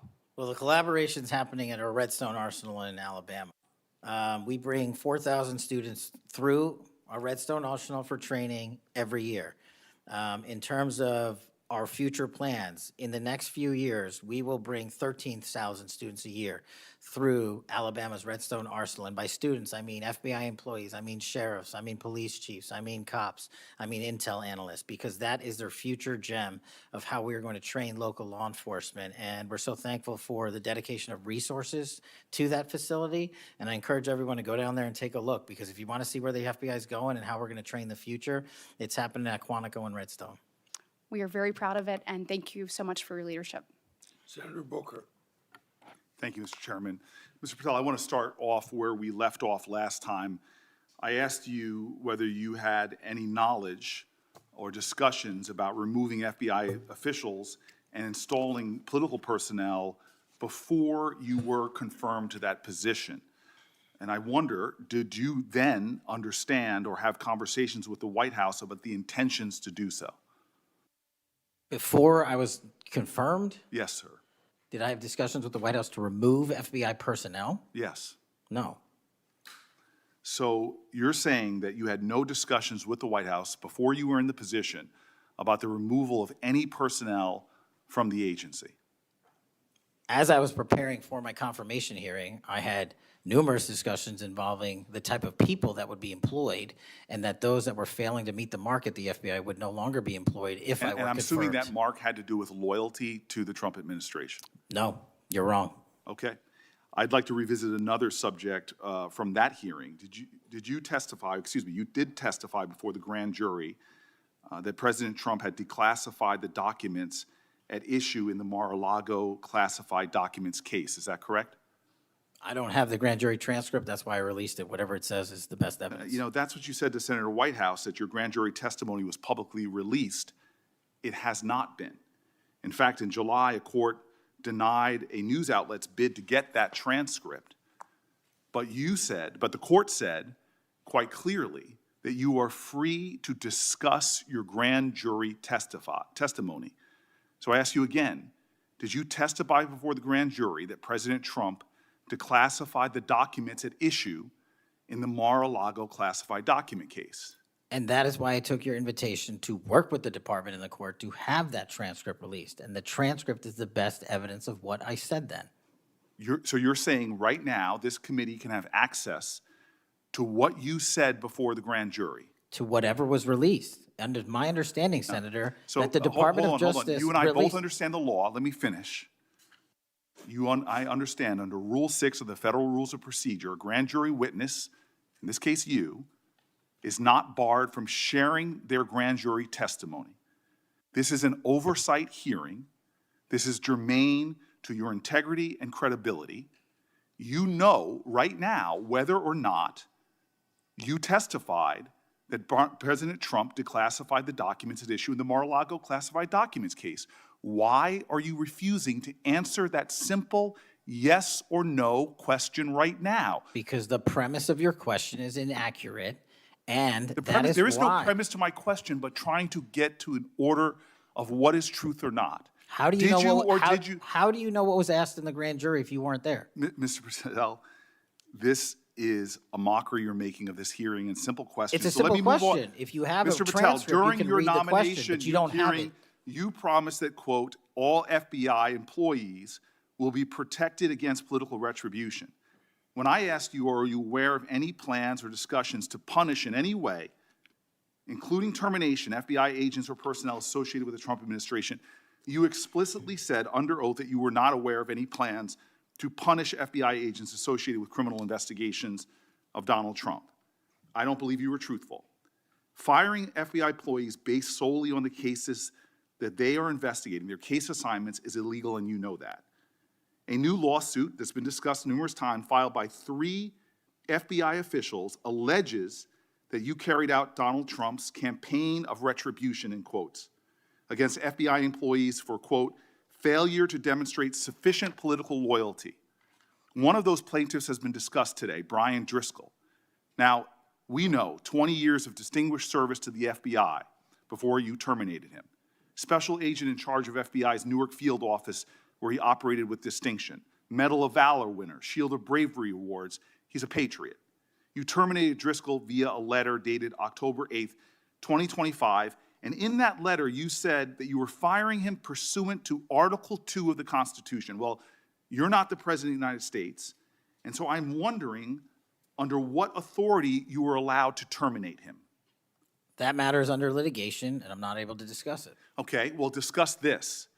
Did you have discussions with Stephen Miller about firing this particular person or about his continuance in the FBI? Not that I recall. How often do you speak to Stephen Miller? Frequently on our Homeland Security task forces. You frequently talk with Stephen Miller about subjects other than Homeland Security task force issues, correct? I frequently talk to Mr. Miller about Homeland Security task forces. Has Stephen Miller ever given you his opinions on how to run your agency? Mr. Miller's interagency operations are invaluable to the FBI. That's what we talk about. So you frequently discuss your job and your responsibilities with Stephen Miller and Pam Bondi, I imagine, as well. Absolutely. She's the Attorney General. Understood. Okay. Donald Trump promised to make us all safer. You have pushed out senior FBI agents with decades of knowledge and experience. In fact, this is the first time in FBI history that neither the director nor the deputy director have any experience with the FBI. You've shifted the agency's priorities primarily to pursuing Donald Trump's immigration enforcement agenda. According to ICE data, the Cato Institute, which is a conservative think tank, found that 20% of all agents have been diverted from their work to assist ICE immigration enforcement. 20%. Part of this operation is the work of mass law enforcement who jump out of cars, snatch people off streets at churches, schools, and their jobs and hospitals. Have there been any FBI agents who investigate crimes against children that have been assigned to immigration enforcement, yes or no? The premise of what you say is entirely Have there been false. any FBI agents who investigate no. foreign domestic terrorism? You don't get to say America is not safer under this I am leadership. not saying America that. is You're safer making because of the work of the presumption- FBI. You're making a are presumption doing. of premise. 4,700 children. Sir, We have you seized 6,000 weapons and you are not 23,000 violent denying felons have that been FBI arrested. agents who investigate human trafficking have been reassigned to immigration enforcement. You are not denying that FBI agents who are on the task force that fight against Russian oligarchs have not been reassigned. Public Corrections Squad reassigned. People who defend us, defend children reassigned. You're not denying that. I've seen you FBI time and agents time don't again get reassigned. attack my colleagues' premises of questions as a way to not answer the question. So let me end with this. That it would take 14 years to fill the vacancies at your agency. Many are the result of your purge. 20% of FBI agents are doing low-level immigration enforcement instead of their mission-critical work. You've disbanded entire task forces that stop election interference, foreign influence, public corruption. And who benefits from this? Well, corrupt people benefit from it. Criminals benefit from it. Vladimir Putin benefits from it. And it really makes me wonder who you're looking out for. It makes me think we can't trust you as a nation. You swear to release the Epstein files, but now you're withholding the Epstein files. You claim that you have a suspect in a serious assassination. Whoops, then you don't have a suspect. You know nothing about plans to remove FBI agents, yet you're directly involved in those plans. In the words of an ex-FBI official, you are overseeing, and I quote, generational destruction of the nation's premier law enforcement agency. Mr. Patel, in just 8 months, you have assaulted the institutional integrity of the FBI.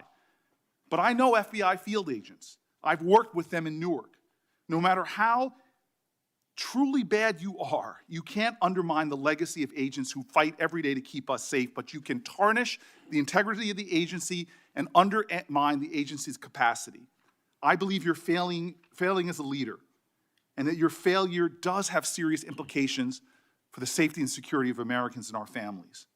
We're more vulnerable to domestic and foreign attack because of your failures of leadership. I don't think you're fit to hand the Bureau. But here's the thing, Mr. Patel.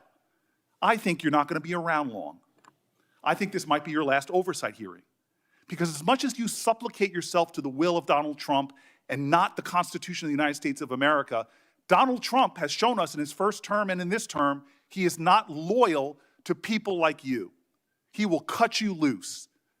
This may be the last time I have a hearing with you because I don't think you're long for your job. But I'm going to tell you this. I pray for you. I pray for you that you can step up and defend your oath, defend the Constitution, and do a much better job of defending this country. Thank you, Mr. Chairman. Do you want to say anything? Yes, at this sir. point? That rant of false information does not bring this country together. If you want to work on bringing this country, it's my time, not yours. My God. If You're you gonna want to lecture talk me about dividing this country, it is my I follow time. you on your social media posts that It is tear my this country time apart. to There address should be a your unifying- falsehoods. Oh, You sir, are an you can try embarrassment all to the you division want in this to country. not Senator, take it is my responsibility time. for what You you had have your said. time. Sir, you're Your making a time is mockery of this over. committee. Sir, you don't tell me my time is over. You The know how people far of New we've Jersey come tell me since what my you time is. Senator- You can't lecture me. You can tell me Sir, my time's over? You may be the charge of the I'm FBI, not going but anywhere. I am not afraid of you, sir. Mr. Chairman, Not afraid of you. Mr. Chairman, point of order. Senator Booker, I announced at the beginning of this meeting that this back and forth, talking over each other, doesn't work. And I said, if that happened, I asked Patel not to respond, and I was going to give him some time after the senator's time was up to respond. And he has the privilege to do that uninterrupted. Mr. Chairman, one point of Go order. ahead, Mr. I've Patel. watched him talk over us, and you've never once criticized him for us not even being able to get our questions out. Well, He has been rude and disrespectful to senator after senator. And when the senators were not giving him a chance to answer, I didn't stop the senator either. Go ahead, Senator. Thank you, Mr. Chairman. If the FBI, under my 7-month leadership, were failing this administration in this country, why do we have 23,000 violent felons arrested this year alone? A double increase from that time last year. Why is it that we have seized 6,000 weapons? Why have we found 1,500 child predators and arrested them? Why have we 300 human traffickers in jail? Why have we found and identified 4,700 children? Why have we seized 1,600 kilograms of fentanyl, enough to kill a third of the American public, a 25% increase alone from last year? 88,000 kilograms of cocaine seized, 7,000 kilograms of meth seized, and that's just on our criminal operations in summer heat. How is it possible that we're taking 8 kilograms off the streets of the cities in New Jersey and preventing the deaths of 607,000 people this year alone, a failure of the FBI and my leadership? How is it that we have counterintelligence arrests already this year exceeding the numbers from the entirety of last year? 33% increase in PRC, 83% in Russia, 60% in the CI space as it relates to Iran, and we haven't even talked about CT, the southern border, the northern border. Before Senator Cruz, I kind of feel like a broken record today. All this interest in FBI termination, yet my colleagues showed no intent or interest in when my whistleblower suffered retaliation over the past years, particularly the past 4 years. Indeed, one whistleblower has alleged that Brian Driscoll's insubordination, whether an agent is on a hot button case or not, they ought to be held accountable for misconduct and weaponization. Senator Cruz. Thank you, Mr. Chairman. You know, I have to say, it used to be that to center. Now, apparently, you need only go to the Senate Judiciary Committee and see our Senate Democrats berating the director of the FBI, which, okay, it's not, partisan politics is not new in the United States Congress. But what is remarkable is what Senator Booker was berating Director Patel about. He wasn't berating him for failing to do his job, but rather he was furious for Director Patel for successfully doing his job. For 4 years, the Democrats under Joe Biden had an open border that undermined the safety of every single American. They allowed 12 million illegal aliens to come into this country to invade this country, and every single day Americans were murdered, women were raped, children were assaulted by violent criminals that Democrats released. Now, Director Patel, I found Senator Booker's questioning really bizarre. He asked you, have you reassigned FBI agents from human trafficking to immigration issues? Director Patel, are the Mexican cartels that are bringing people illegally into this country engaged in human trafficking? Yes, sir. What the hell does it mean to reassign someone from human trafficking to immigration? The greatest human trafficking in the world has been over the last 4 years at our southern border. It is modern-day slavery that the Democrats still defend. They still defend those open borders. Mr. Patel, he also said, did you reassign FBI agents from protecting children to immigration? How many children have you found that were victimized by the open borders of the previous administration? 4,700. 4,700, and yet oddly, I don't hear a Democrat here saying, gosh, thanks for protecting those kids. 35% increase year-to-date last year.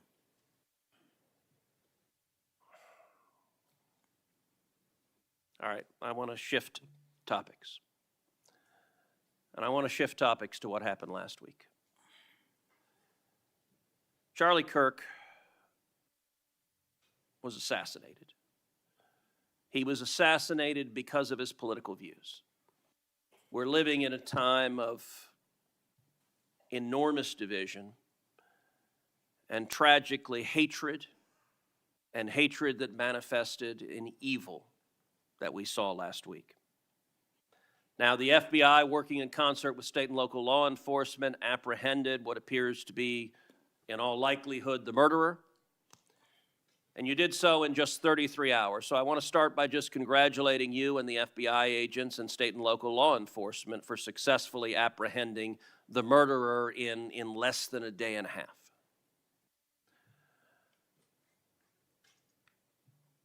In the wake of that assassination, we have seen far too many people on the left celebrating the assassination. We've seen Democrats, we've seen activists cheering it on. We've seen, tragically, teachers in high schools, teachers in elementary schools, university professors cheering on the murder of Charlie Kirk. You and I both knew Charlie well. He was a good friend. He was an extraordinary man.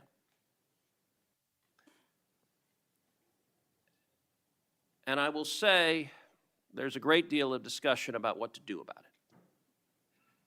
Under our Constitution, under the Bill of Rights, the First Amendment, speech is protected. And that's true even for vile speech. Someone can stand up and say the most hateful thing, and it's protected by the First Amendment. Nazis and Klansmen can march in the streets, and even though their speech is bigoted and horrible and racist, the First Amendment protects it. Conduct, however, is not protected by the First Amendment, particularly conduct that is violent. Violent conduct that is threatening others, that is harassing others, that is injuring, or in this case, murdering others, is most assuredly not protected by the First Amendment. And so I would encourage you and the FBI to focus on conduct. Now, speech can guide you to those engaged in conduct, and I will say one question that I have and many have, and I recognize this is an ongoing investigation, so I don't want you to say anything that would compromise the investigation. But what can you tell us at this point about what evidence there exists of other individuals who may have had prior knowledge of this assassin's plans to murder Charlie Kirk on September 10th? Generally speaking, we've interviewed numerous people, family members and friends, including the partner, to provide us with a detailed history of the knowledge he may have had, the suspect may have had prior to. We're still mapping out who, if anyone, was involved as an accomplice. As I said, the investigation is ongoing. We're also speaking to and going to interview numerous individuals online who were part of a chat group that was involved in this heinous assassination. And we're also going to work with our state and local partners out in Utah to find out what community organizations, if any, participated or had any foreknowledge of this information. But it's very much ongoing. I remind everybody that it's not even been a week since Charlie's tragic death. Is it accurate, it's been widely reported that the assassin's roommate was a transgender man who was transitioning to be female, and it's also been reported that they may have been romantic partners. Is that accurate? Yes, Senator. And I assume the FBI is investigating. It has also been reported that there were transgender chat rooms that may have had some awareness of the plan to commit this murder. Is that accurate as well? I'm sorry, can you repeat the question? It's been reported that there were chat rooms of transgender activists that indicated some degree of potentially of foreknowledge of this murder. We're still developing that. Do you have any information, the bullet casings had on them both Antifa and LGBT wording on them? Do you have any indication of the source of those engravings and what inspired them? As to the actual source, we're still developing that. I want to encourage you in the course of this investigation, absolutely go after anyone who aided and abetted. But I want to more broadly encourage you, follow the money. The violence we are seeing is not purely organic. There is, I believe, significant money that is spreading dissension, that is spreading violence. Antifa. Do you believe Antifa is a terrorist organization? I believe Antifa is associated with a lot of violence in this country. As to its designation, I'll leave that to the appropriate authorities. So I would encourage the administration to designate Antifa as a terrorist organization, to go systematically after Antifa. They've committed acts of violence all over the country. And the shell casings have multiple references to slogans that Antifa has popularized. I believe there is considerable money funding it. I would note that I've introduced legislation called the Stop Funders Act. Stop Funders Act would add rioting to the list of predicate offenses under RICO. I believe the money should be tracked and prosecuted under RICO.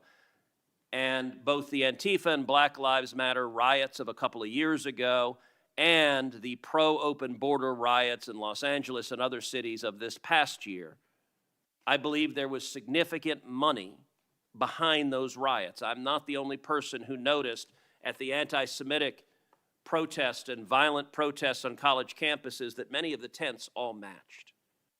And so I would ask, would it aid your ability to prosecute these matters if Congress passed into law the Stop Funders Act and if rioting was added to the list of predicate offenses for RICO? Yes.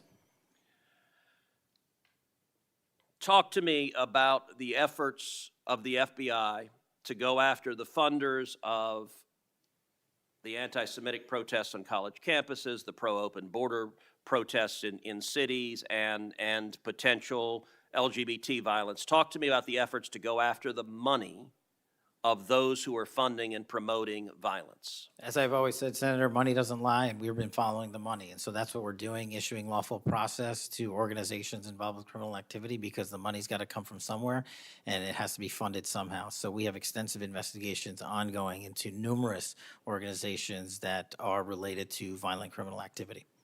Cutting off the money will make America much safer, and that is the core job of the FBI, and I thank you for doing your job. Senator Patel. Thank you, Mr. Chairman. Mr. Chairman, glad to be on this committee and take our responsibility seriously to conduct oversight of the FBI, obviously one of the most critical law enforcement agencies in the country. As Senator Klobuchar and others on this committee have reminded us, the last several months have provided far too many reminders of the political violence crisis in America today and the gun violence crisis in America today, including the tragic killing just last week. Director Patel, this committee takes seriously its not just oversight role, but recognizing the FBI's important role in protecting the public from gun violence while respecting constitutional rights. If you recall, this was a significant subject area of my questioning during your confirmation hearing. The Bureau plays a central role in enforcing federal firearm laws, ensuring the accuracy of background checks and monitoring trends like machine gun conversion devices and lost or stolen firearms. Now, during your confirmation hearing, you pledged that the FBI would enforce firearm laws fully and fairly, consistent with the Second Amendment. Yet we continue to see a sharp rise in lost and stolen firearms reported by federal licensees. Can you point to any measurable enforcement results like arrests, not just arrests, but also prosecutions or task force expansions since you became director? I'll get those to you, Senator.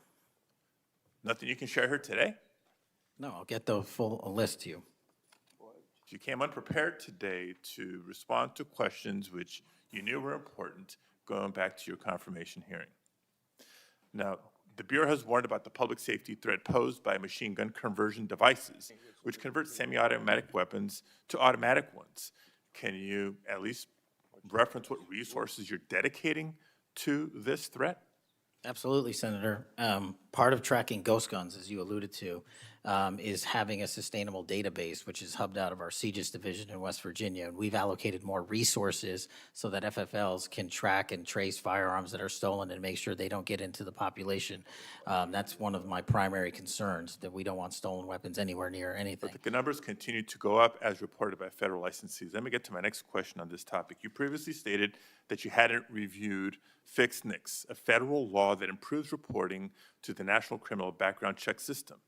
8 months into your job, what concrete steps have you taken to ensure that NICS records are complete, accurate, and timely? That's actually a great question that we have dedicated a lot of resources to, again, at CJIS. The NICS system has been trying to get to 100% within 15 minutes. We are currently at 93%, with 87% of those being responsive in less than 60 seconds. So we got more Do you work to do. think additional resources would be helpful in getting to 100%, or do you still argue that less resources are necessary to get from 93 to 100? No, I just think we have to work on how fast our actual infrastructure processes these things. On to a question about resources. The FBI's core mission is to counter terrorism, espionage, and major criminal threats. Now, recent large-scale reassignments to immigration enforcement or politically motivated investigations cause me concerns that other critical missions are being neglected. One example, in March of this year, you created a Tesla-related task force and diverted personnel from the domestic terrorism operations section to work on that task force. What risk analysis justified that decision, and do you still consider domestic violent terrorism to be a lower priority? Any form of terrorism, domestic or international, is the highest priority at the FBI. And when you Why say, divert resources away from those missions? I don't believe that's accurate. We did not divert resources away. When cars were exploding and people were being set on fire, I directed resources to address it. Well, then I'll suggest in your follow-up, and we can make this more explicit in our questions for the record, that you provide the accurate information about the diversion of resources. Because, again, when I understand that you authorize large-scale agent reassignments from counterintelligence and cybercrime to not just immigration cases, but others, it has an impact on the other priorities like nation-state threats and ransomware investigations. Moving on to a different subject area. Safeguarding our elections is a core FBI responsibility. The public needs confidence that election security work is driven by facts and free from political influence. Mr. Director, do you agree with Attorney General Bondi's decision to disband the FBI Foreign Influence Task Force? The disbanding of that task force did not in any way reallocate or take away resources from that critical mission set. So then how are you mitigating the risk of foreign actors interfering in U.S. elections heading in? As I've highlighted through our cyber programs, which have seen a 40, 50, 60% increase in arrests for cyber threat actors looking to not just harm our critical infrastructure systems, but also interfere in our elections. We've had multiple arrests this year of individuals who are interfering in that process. Did the Department of Justice's Election Integrity Task Force seek statewide voter lists and driver's license data? I can't speak for the Department of Justice. You're a member of the Department of Justice. I can Did speak the for the FBI play a role in those requests? Whatever request that we had pursuant to the department's direction were provided. So then you can speak For the to FBI. those actions. For the FBI. So you can speak to those actions. For the FBI. So what role did you play in those requests? Whatever requests we get from the department, I don't have those details in front of me. We provide whatever requests they have. I have not many details in front of you on a lot of the questions coming from this side of the aisle. So I do hope that there are substantive and accurate responses to our questions in writing. In my time left, Mr. Chairman, I just want to call out a couple of observations. The director before us has tried to explain, I won't say explain, tried to explain how he doesn't need another $500 million to do the job. And specifically that even if the FBI had an additional $500 million, it would take years. I think he referenced 14 years to fill the vacancies. But in the meantime, relying on partnership with local law enforcement to fulfill the mission of the Bureau.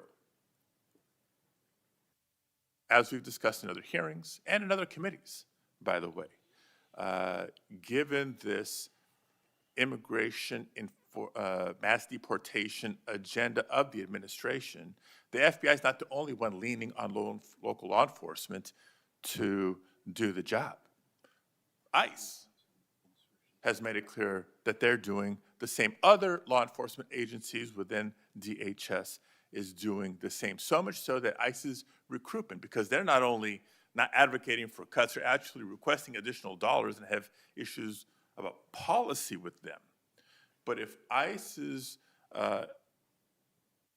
plan to do the job is not just hiring up significantly, they don't seem, and not losing them to the federal government, then our reliance on those local law enforcement agencies is a perilous strategy to take and could undermine local law enforcement's ability to address crime at the local level, whether it's white-collar crime, organized retail theft, violent crime, et cetera, et cetera, et cetera.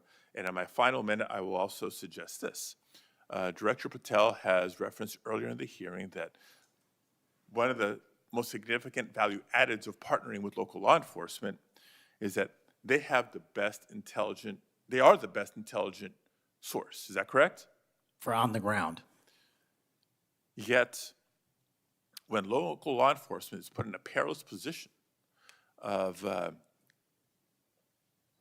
being in a role with this mass deportation agenda, which is consistently overreached, has been found to violate the law and the Constitution, and has undermined public confidence in law enforcement, not just by immigrants, by the way, but especially immigrants. When immigrants are victims of crime and are afraid to come forward because they don't know what law enforcement is going to do with their information or not, when immigrants, legal or undocumented, are witnesses to crime and are afraid to come forward with that information because they don't know what's going to happen with their information or not, that undermines the credibility of law enforcement with the community and undermines the intelligence, Director Patel, that you say are the best source of intelligence when it comes to law enforcement. So it's shaky, it's worrisome, and in my opinion, overall, you are failing to live up to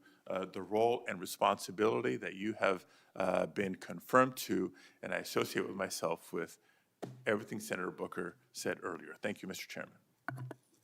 Okay, before we go to Senator Blackburn, without objection, I want to introduce into the record a recently declassified document thanks to Director Patel.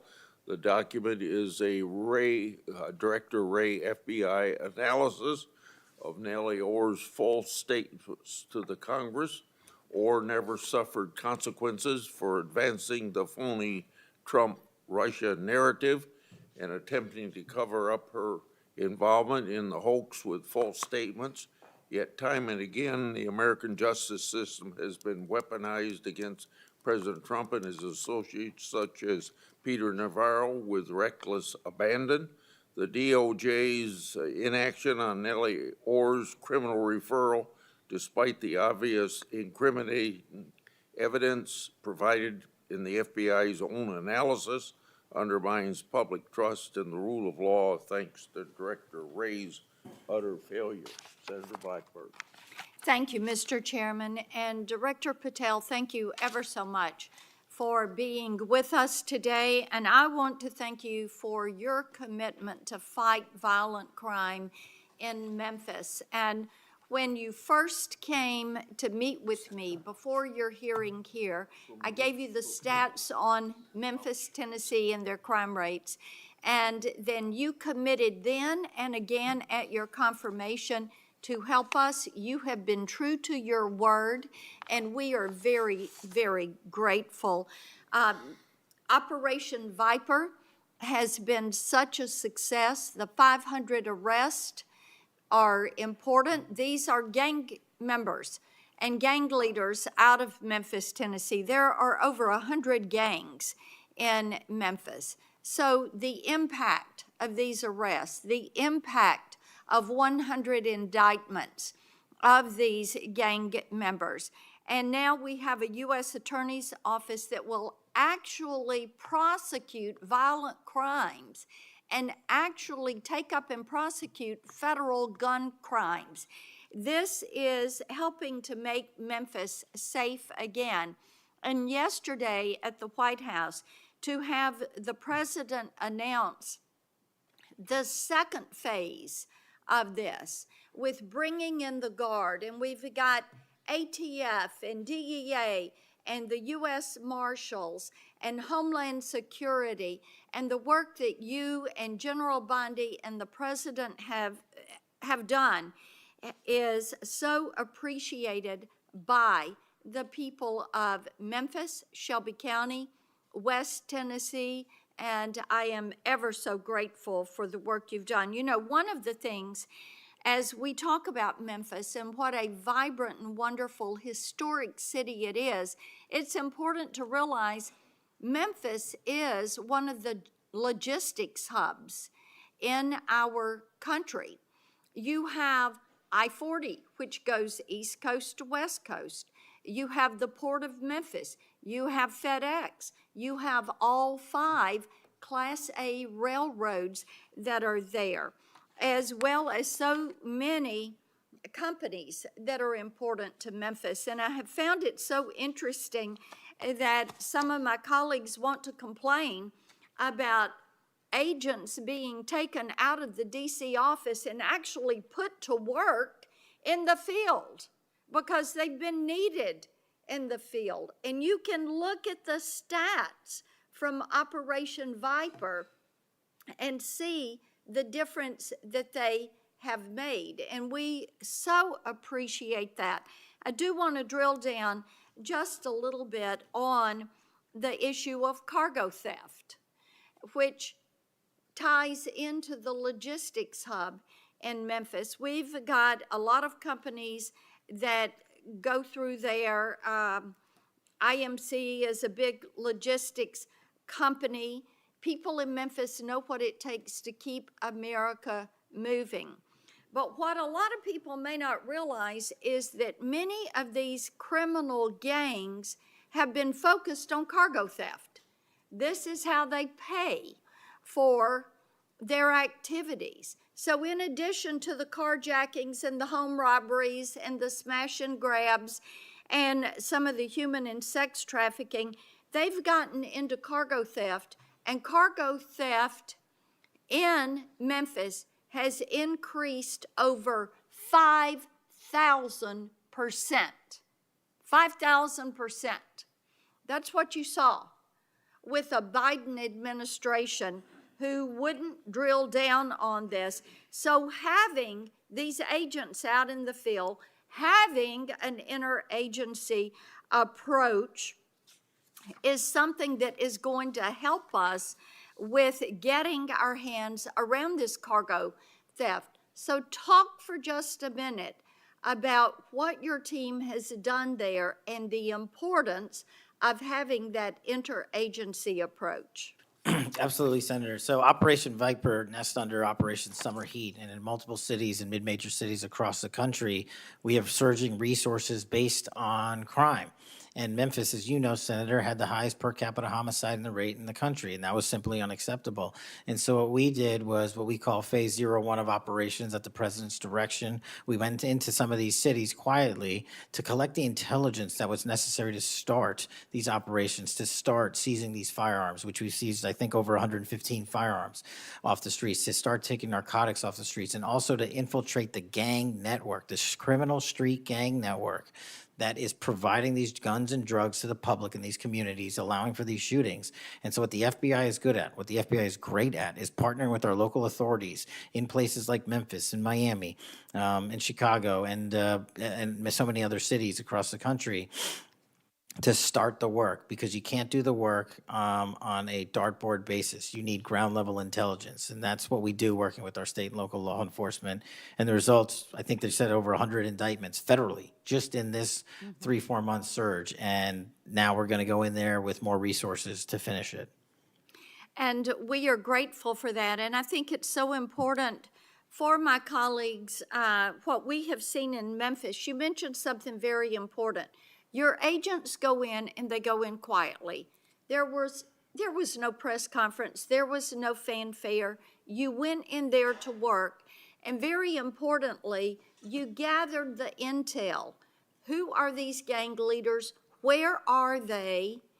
Figuring out who was doing what, and then setting up the process to apprehend these individuals. And it requires infiltrating those networks and having that data to work from so that you are working in partnership. And as I have talked with elected leaders in Shelby County and Memphis, as we have talked with those in law enforcement, they have been so grateful to have this support and this additional education that comes, because local police are learning from your agents when they are learning how to track these gangs and infiltrate these networks. We know that phase 2 of this operation is going to kick off. The Guard is going to be there to support the Memphis Police Department to help them kind of catch up, because they still have a lot of people on their board. They know who they are, where they are, what they're doing. They want to apprehend them and bring them forward.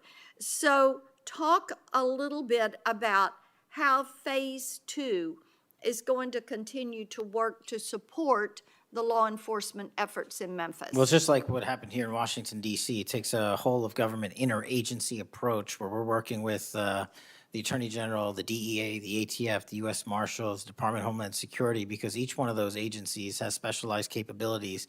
And when we surge together to work off of the ground level intelligence that was collected, you see what happened in Washington, D.C. here. And that's the next phase of it, because you are able to utilize the National Guard to set up border perimeter operations. So when you go into an area, you have the secure workspace to get in there and stay in there. The key here, Senator, is sustained criminal investigations and sustained prosecutions that clear Memphis, like we did Washington, permanently, and leave behind a blueprint for what local law enforcement can do with our federal partners to sustain that. We don't want to go backwards, and that's critical, but we're in the next step. Sustaining it will be the last one. Well, and we certainly appreciate that. I do want to touch on Operation Restore Justice. And Senator Britt mentioned some of this very briefly, and I know that you and A.G. Bondi have done a tremendous amount of work in protecting children. I appreciate that. And we passed my Report Act last year, and President Biden signed it, and this does require social media to report to NCMEC so that we can have these perpetrators followed up with and apprehended. That's a good start. We're still trying to get the Kids Online Safety Act passed. That has been a bipartisan effort. We have looked with disdain at what has happened with Discord and Charlie Kirk's alleged killer. Talk for a moment about what else Congress ought to do in order to give you all the toolbox you need to apprehend these predators and pedophiles. Well, I think we need to go after the monetary backbone of this infrastructure like we discussed earlier. I think we also need to make parents across the country aware of how invasive some of these social media sites are and how much criminal enterprise is going on and how easily these kids can be sucked into it. And also, the only way, in my opinion, to do that, as Senator Klobuchar and I believe Senator Graham had stated, was, we need to work on Section 230. It's been too long since we've addressed it. Nobody's being held accountable. They're making money, and our youth is dying. And that's just unacceptable. Well, we have that reform bill. Thank you, Mr. Chairman. Thank you, Senator Welch. Thank you very much, Mr. Chairman. And just at the outset, I just want to say what I think all of us believe, and that is that the political violence that is so afflicting our country, it doesn't matter whether it's from the right or the left. I mean, all of us have an obligation to fiercely advocate for our point of view. All of us have an obligation to respect people with whom we disagree. The folks we disagree with are our opponents, but they're not our enemies. And I hope all of us keep that in mind and do the best we can to set that example. I want to congratulate the FBI. I want to congratulate the Utah state and local law enforcement for the very good work that it did in apprehending the violent assailant of Charlie Kirk, and that is a terrible, terrible tragedy. Director Patel, at one point you made an announcement that the suspect was in custody. We got our man. It turned out that was not true. In fact, I think that was about 27 hours before the person now in custody was apprehended. Why did you make that statement? Thank you, Senator. Appreciate you letting me address this.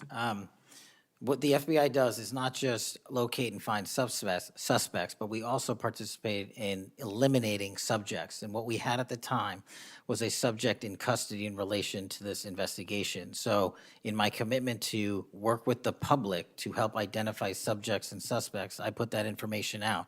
And then when we interviewed him, I put out the results of that. And could I have been more careful in my verbiage and included an A subject instead of subject? Sure, in the heat of the moment, but I was doing the best I could. In all candor, I don't quite get that, because if we have our man, that would suggest to the public that everybody can rest and relax and not then continue to provide information to local law enforcement and to you. So that was a mistake. I don't see it as a mistake. I see it as something working with the public to identify that there was a subject So if in you custody. if you put out a statement that says we've got our man, and in fact it turns out that you didn't have your man, that's not a mistake? But that's not what I said. Well, I'll go on. That's my understanding. A second thing that is really important in the FBI, but it's important in every agency, is that the folks who are doing good work get supported for the work they're doing. And a number of highly successful FBI agents have been let go, and I want to just ask you a little bit about that. You know who Brian Driscoll is, right? Yes. Yeah, okay. And my understanding is he served at the FBI for over 18 years. You agree?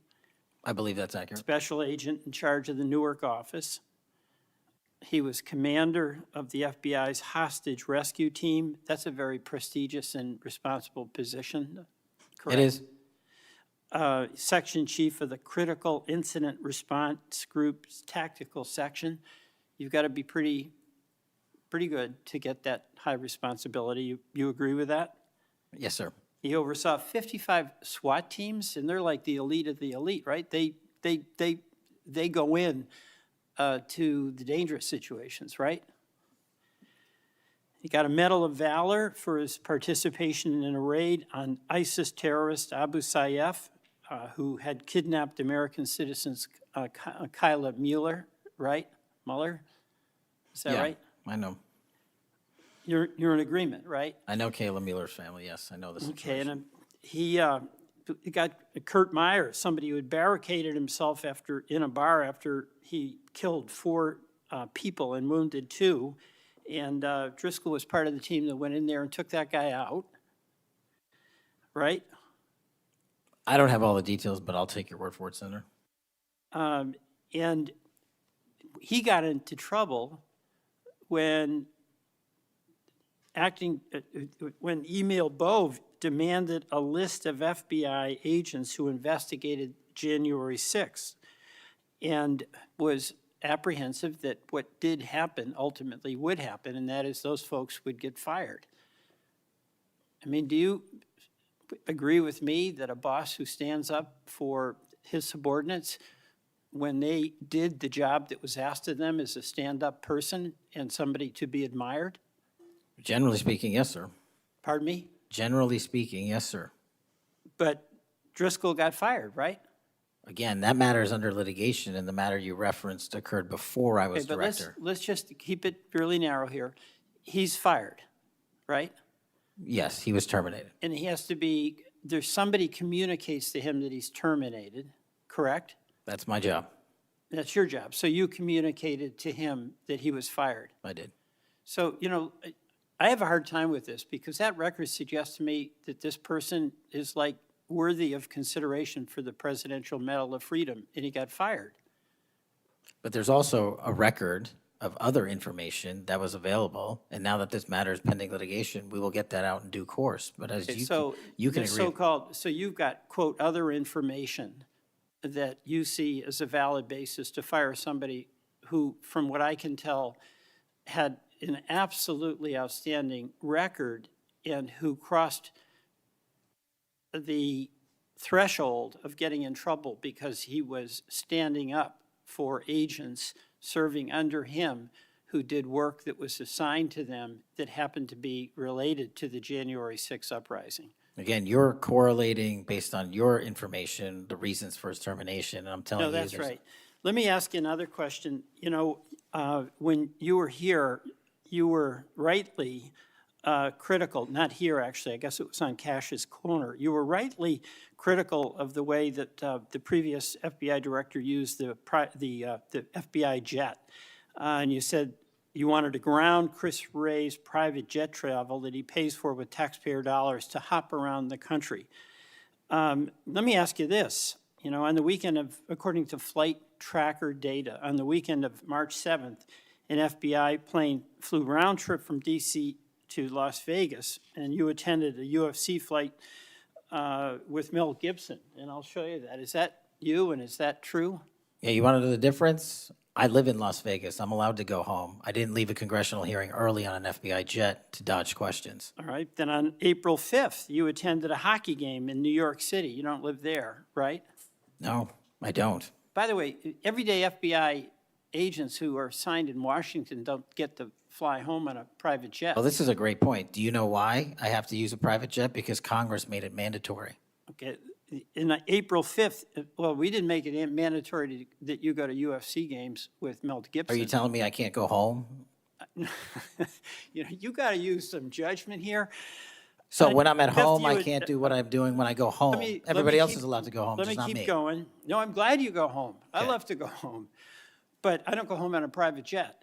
On April 5th. You're not you mandated to do so. You attended a hockey game in New York City with Wayne Gretzky, and Flight Tracker says the FBI jet took you to and from New York City, where you don't live, right? That's correct. And on April 12th, on the following weekend, you attended a UFC fight, a fight in Miami, also on the FBI jet, right? That's correct. So what's the cost to the taxpayer for those 3 flights? But I pay the commercial equivalent per the regs and the law. And so just so you know, when you are comparing me I to just asked prior what directors. I asked what the cost was, and you don't know, I take it. Yeah, and what I've done with the use of the private jet is use Andrews Air Force Base versus Okay. Reagan National as what the other directors have done Bottom line to here. save the taxpayer Bottom dollars. line here, you flew home to Las Vegas. There's nobody else in the FBI who gets paid, they have to pay their own way if they want to go home, right? I mean, right? Well, that's not accurate. Depending on where you're stationed, the FBI covers the bill to get home. So are you telling me that FBI agents who are assigned in Washington, but who may live in Charlotte, they get paid by the FBI to go Sometimes home? they do, yes. Right. Another thing I want to say is this. You know, our local law enforcement has been stiffed. About $500 million in cop grants have been taken out of the budget. Those really help us in Burlington. They help us in Rutland. They really are important. And why in the world would we be cutting those cop grants when we need that local law enforcement, in part to partner with you? Well, I think Do you you're support that? I think you're speaking to the Department of Justice grants, which I don't adjudicate, but also Vermont, just like every other state, has received a plus-up of FBI personnel. Well, I'll tell you, that's not what we're seeing. The other thing, my understanding is that there's a requisition or an effort to get another plane for the FBI that would cost about $72 million. Is that right? That's inaccurate. The FBI, because the jet, as you call it, is not my jet. We use it for operational needs. We use it for FTOCs, we use it for HRT. But that's the one you fly in, And right? we have multiple fixed-wing assets, and one of them is on a wildly expensive lease that I deemed a waste of money, and I'm looking for a replacement in which the government can procure assets permanently. Well, I would welcome you submitting to this committee the cost information about the jets that are under consideration. And according to our research, the specifications that are included in this request would result in an expenditure of between $72 million and $80 million.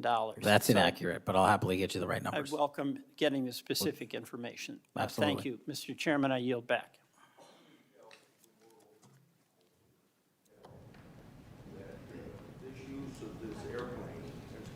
Mr. Chairman. Mike. It's on, but I can get closer. Comey became FBI director 2013, and then something like when I became ranking member in the middle of a Congress, or I was ranking member, Comey needed an excuse to come to Des Moines, Iowa, or someplace in Iowa for a family reunion. He wanted to meet with me in Waterloo, Iowa. I think nothing more than an excuse to say he did something official on that trip. Now, I can't accuse him of that because I don't know, but I can't recall that we discussed anything very serious that had to be meet him in Waterloo or Cedar Rapids at the airport before he went to the reunion. And then 2 or 3 years ago, Ray was sitting where you were, and we had 2 Republicans wanted to have second round of questioning, and it would have taken about 10 minutes, and he refused to because he got on this airplane that you're talking about going to the Adirondacks.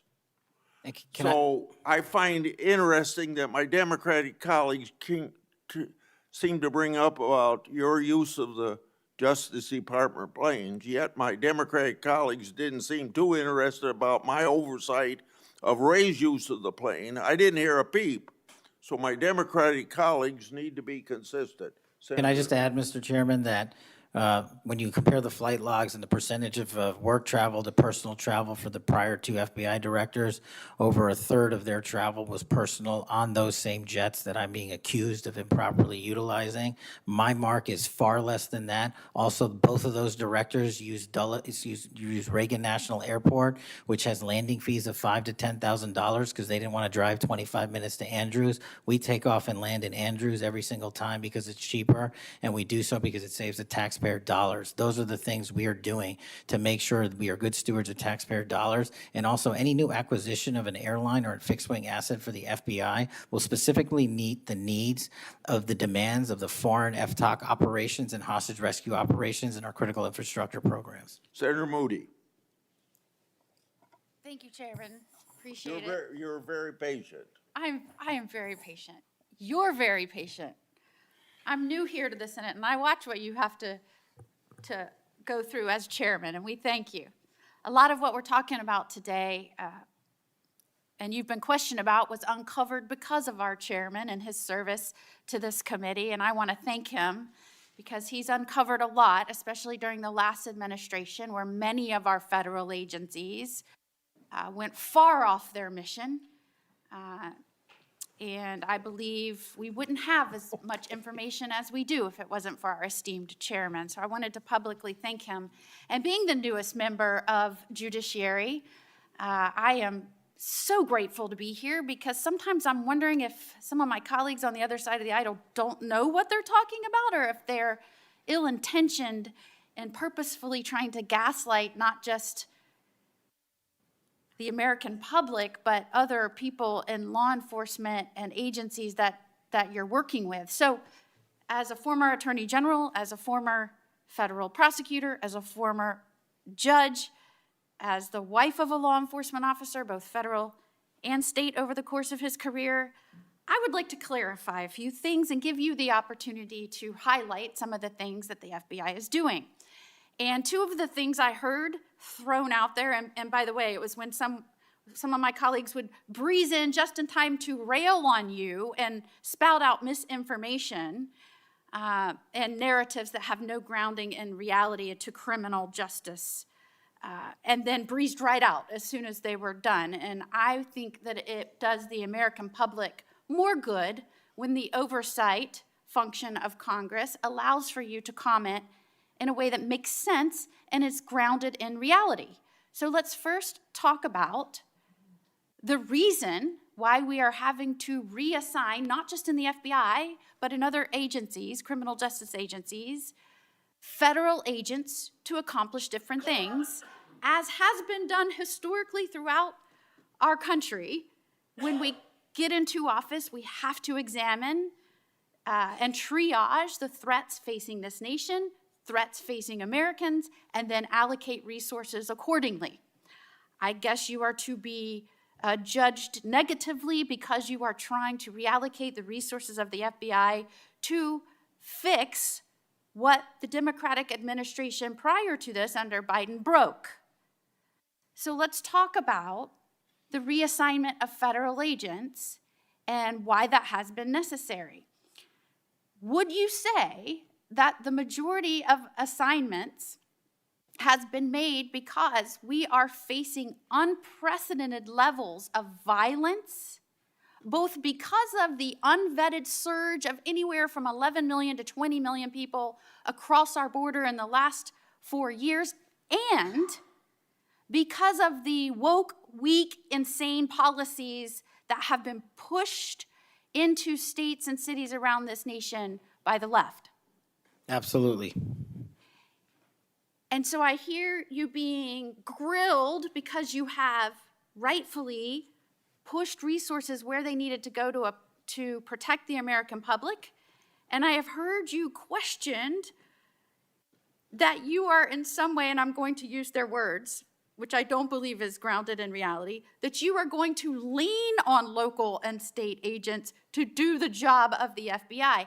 Might it be recharacterized more accurately in that you are partnering with local and state agencies in these areas, especially where these policies that the Democrats support wholeheartedly, in fact, they frustrate our efforts to try and beef up our laws with good criminal justice policies at every turn, and then come in here and get on you for, by the way, you've been here 7 months, so I know that in the 7 months, you didn't break it, they broke it over the last 4 years. But it isn't more accurate to say that you are using the federal government and its agencies, or its agents and its resources to supplement and amplify law enforcement efforts in these areas, cities and states, where the Democrat policies broke them.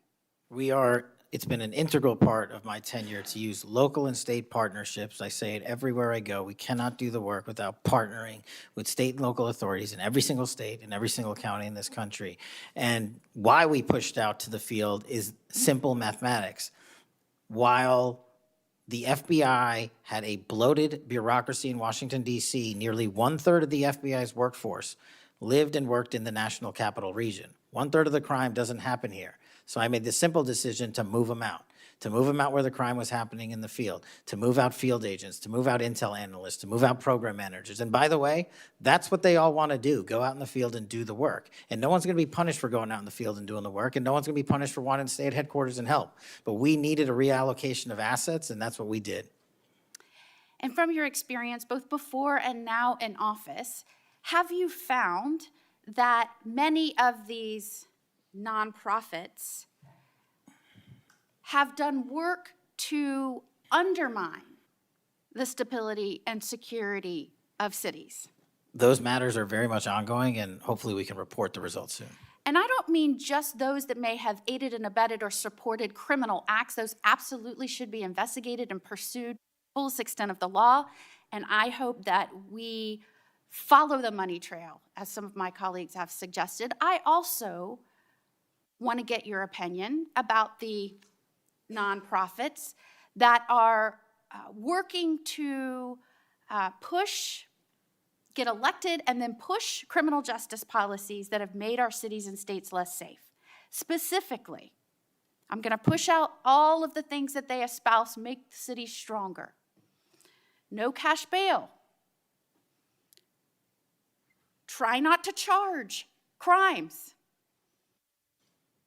Don't call people offenders or felons or rapists or drug traffickers.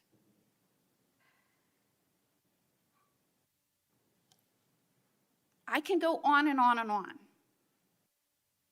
But the gist is, don't charge. When you do charge, charge as minimally as you can. Don't put people on parole or probation following incarceration. Diversion should be the rule. I mean, I can go on. And we're seeing these play out in cities across our nation. I am one who believes it is always important to look at how we can do things better in our criminal justice system.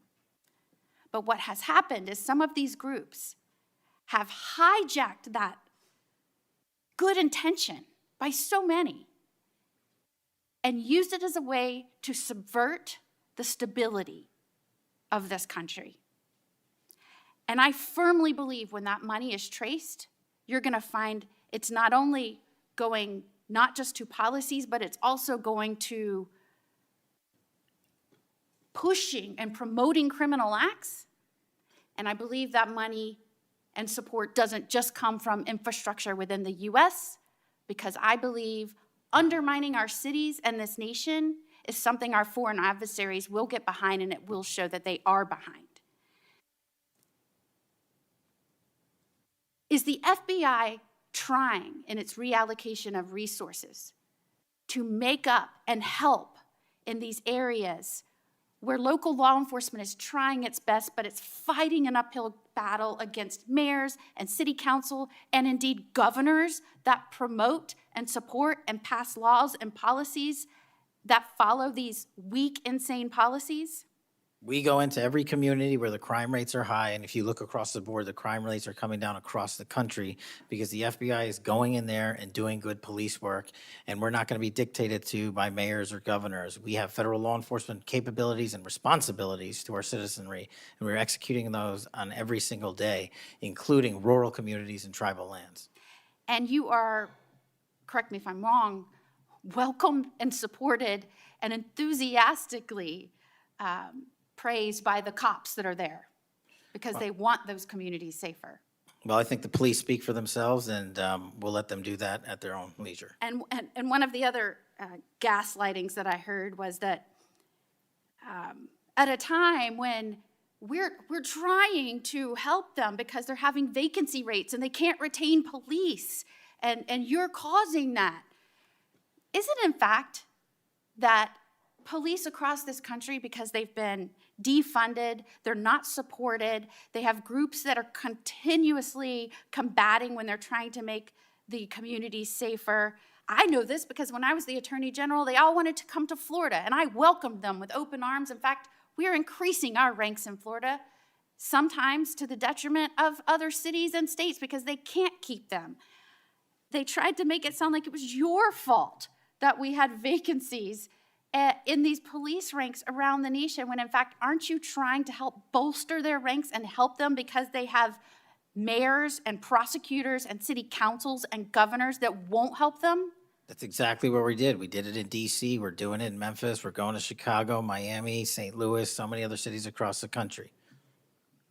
And I'm just grateful that you are doing this, and I commend you for all the numbers that I'm seeing going after the violent crime, helping make sure we are getting the criminals that came here unvetted from other nations out of this country, that you are allocating resources to those efforts. It is all important to make this a stronger, safer nation, and we appreciate you being here today and making sure we're talking truth and not misinformation to the American people. Thank you. Thank you, Senator. Before Senator Schiff, I want a UC to introduce into the record a declassified Clinton Annex. The Clinton Annex is a declassified appendix to the Justice Department Inspector General report about the Clinton email investigation. The annex shows that the FBI had evidence necessary to conduct, quote, thorough and complete investigation, end of quote. But the Comey FBI failed to review the evidence at the time. After nearly a decade in the shadows, this information is now come to light thanks to Dr. Patel, or Director Patel. Senator Schiff. Thank you, Mr. Chairman. Mr. Patel, during your confirmation hearing, you made several important commitments. For instance, you told Senator Coons there will be no politicization at the FBI. There'll be no retributive actions taken by any FBI should I be confirmed as FBI director. So let me ask you very specifically, did you ever take any action to terminate or discipline an FBI agent or employee in whole or in part as retribution for being part of an investigation of Donald Trump or January 6th? No. You also committed, you assured Senator Blumenthal, all FBI employees will be protected against political retribution. So you're testifying today that you played no role in the firing of even a single FBI agent for political retribution. None for political retribution. And if any FBI agent said you did, they would be lying. Is that your testimony? I'm only speaking to my actions. Everybody is allowed to make their allegations. Oh, I no, have these are not- allegations against you. And So, I'm- Mr. Patel, if FBI, senior FBI agents or employees said that you were firing them for political retribution reasons because of the cases they were assigned, you're saying they would be lying. Is that your Anyone that testimony? was terminated at the FBI was done so for failing to meet the standards, uphold their constitutional oath, and effectuate the mission. Well, by meet the standards, are you talking about meet the standards of protecting the president under any circumstance? No. You also guaranteed Senator Blumenthal that every FBI employee will be held to the same, absolute same standard. No one will be terminated for case assignments. Are you testifying today that you never terminated anyone at the FBI in whole or in part because of a prior case assignment? No one at the FBI is terminated for case assignments alone. Well, I'm asking about you, Mr. Patel. Did you, in whole or in part, terminate anyone at the FBI because they worked on the Trump investigation or because they worked on January 6th? No one at the FBI has been terminated for case assignments alone. Okay, you're saying alone. Does that mean they were terminated in part because they were assigned to a January 6th case or assigned to the Mar-a-Lago case? You're being very precise here, Mr. Patel. You're saying alone. That means they were fired in part because they were assigned those cases. Is that your testimony? Absolutely not. But if you want to keep Okay, putting words well, in my mouth, then go let me ahead. ask you, let's strip away the word alone. Did you terminate or participate in any discipline of any FBI employee in whole or in part because of their work on an investigation of Donald Trump or January 6th? Yes or no? Any terminations at the FBI by employees. No, I'm since asking you a I'm- very specific And I'm question. going to answer the question, but you don't like the answer because it's the No, truth I and it guts want your an answer to my narrative. question. I don't want an answer to someone else's question. So let me just be precise, and I ask for a yes or no answer. Did you ever terminate or discipline an FBI employee in whole or in part because they had been assigned or worked on an investigation of Donald Trump or January 6th? Yes or FBI no? employees are only terminated if Yes they or no, fail Mr. to Patel? uphold their oaths of Yes or office no? and duty. You're not at the answering my FBI question. I You're don't not have to answering my answer your question yes or no because you're setting up a trap so you can have a Oh, media no, I'm narrative. not setting up a trap. And I'm not unless- giving it to you. Unless it's true that you fired people. People in have whole been or in part terminated at because the they- FBI who failed to uphold They were the assigned standards to. that the FBI requires them Did you to tell, uphold. did you tell anyone at the FBI that all FBI employees who they identified who had worked on cases against President Trump would be removed from their jobs? Did you tell that to someone at the FBI? Say that I would remove people for case assignments? That you would, that people that were identified as having worked on cases against President Trump would be removed from their jobs. Did you tell that to someone at the FBI? People are not removed But for just case answer my question. assignments. Just answer my question. Did you tell that to People someone? are not removed for case No, assignments. you're not and answering I my would- question. And I would Mr. never Patel, tell anyone. did you tell someone at the FBI that FBI employees identified as having worked on cases against President Trump would be removed from their jobs? Yes or no, did you tell someone that? I would never tell anyone at the FBI that they're being removed for basically their case assignments. Okay, so anyone who had said that would be lying. Is that your testimony? Anyone can say whatever they want. No, I know, but you're saying they were a liar. I'm telling you what I said. Because this is in the complaint against you. Mr. Patel. So you're saying Mr. Driscoll and others are liars? I'm not going to address the complaint and the ongoing Okay, well then let me ask you, have you ever told anyone at the FBI that the FBI tried to put the president in jail and he hasn't forgotten it, and that your job depended on the removal of agents who worked on cases against the president? No. Did you ever tell anyone that? No. Okay.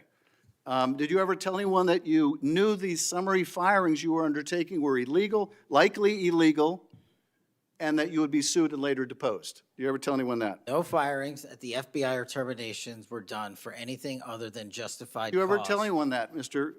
No, Patel? Why don't you no answer my question? terminations at the FBI were ever done in my tenure for anything other than failing Did you to ever tell uphold anyone their that, oath of Mr. Patel? You willing to office answer or the their- question? The FBI. I guess I you're have not willing to answered answer the it. question. So let me move on. Let me move on to the Epstein files. You said you're the most transparent FBI director in history, so I'm going to put you to the test. In 2024, you were asked by Glenn Beck about Epstein's Black Book. And you said, he asked, who has Jeffrey Epstein's Black Book? And you said, Black Book, FBI. And he said, but who? That is, I mean theirs. And you said, oh, that's under the direct control of the director of the FBI. That's what you said. Was that true, Mr. Patel? I'll rely on you quoting it accurately. I did that a Was couple it of years true ago. what you represented to Mr. Beck and the president's supporters out there, or were you lying? No, Was it true that the Black Book, Epstein's Black Book, was in the possession of the FBI director? The Black Book was in the possession of the FBI. Okay, so now that you're the FBI director, you have possession of the Black Book, right? That index has been released. So you have Jeffrey Epstein's Black Book? What is known as Jeffrey Epstein's Black Book has been released by us. And you released it. And let me follow up on Senator Kennedy's question, because he asked you, and I'll be very precise here.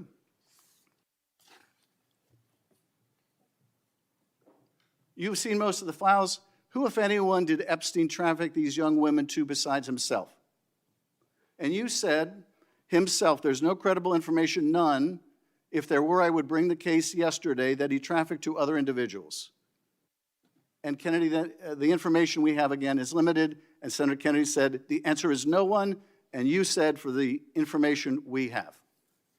So is it your testimony today that in all the Epstein files, that Jeffrey Epstein trafficked no one to anyone but himself? Is that your testimony, Mr. I never Patel? said Jeffrey Epstein didn't traffic anyone else. Did he traffic any young woman to someone other than himself? That was Mr. Kennedy's question, And I Senator Kennedy's said question. the information that 3 administrations have had access to I'm have asking- made determinations that there are no investigative leads that were credible to prosecute and investigate any others. I'm Well, specifically I'm asking stating you whether we it's were your working on. testimony today. Well, you just read it, and I said it 10 minutes ago, so let the record reflect my testimony. I just want to make sure there's no misunderstanding, because there are victims like Virginia Guifer who have testified otherwise, who have said otherwise, and you're telling the American people today that the Epstein list is a single name and it's Jeffrey Epstein. That's what we're to believe? That's not what I'm saying. That's what you're saying, and Well, you can say whatever you Let me want. ask you this. When Todd Blanche went to interview Ghislaine Maxwell, she said, but did I think these guys were coming for that? I really don't. If you met Epstein, there's no way that this cast of characters, of which it's extraordinary, and some are in your cabinet, who you value as your co-workers, and you know would be with him if he was a creep or because they wanted sexual favors. A man wants sexual favors, he will find that. They didn't have to come to Epstein for that. And the next question Todd Blanche, the president's former criminal defense lawyer, asked is not who in the cabinet, who are you referring to? His question is, so when's the last time you think you were with Mr. Epstein when he got a massage?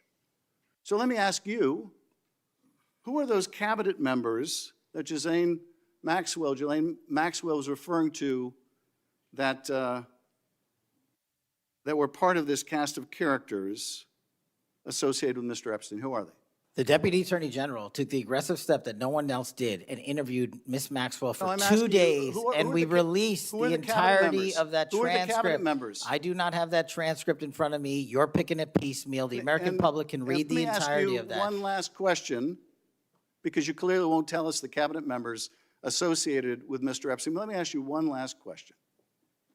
And that is, right after she gives this testimony in front of an FBI agent, among others, she's transferred to a minimum security prison not suitable for a sex offender like herself. Who made that decision and why? The Bureau of Prisons.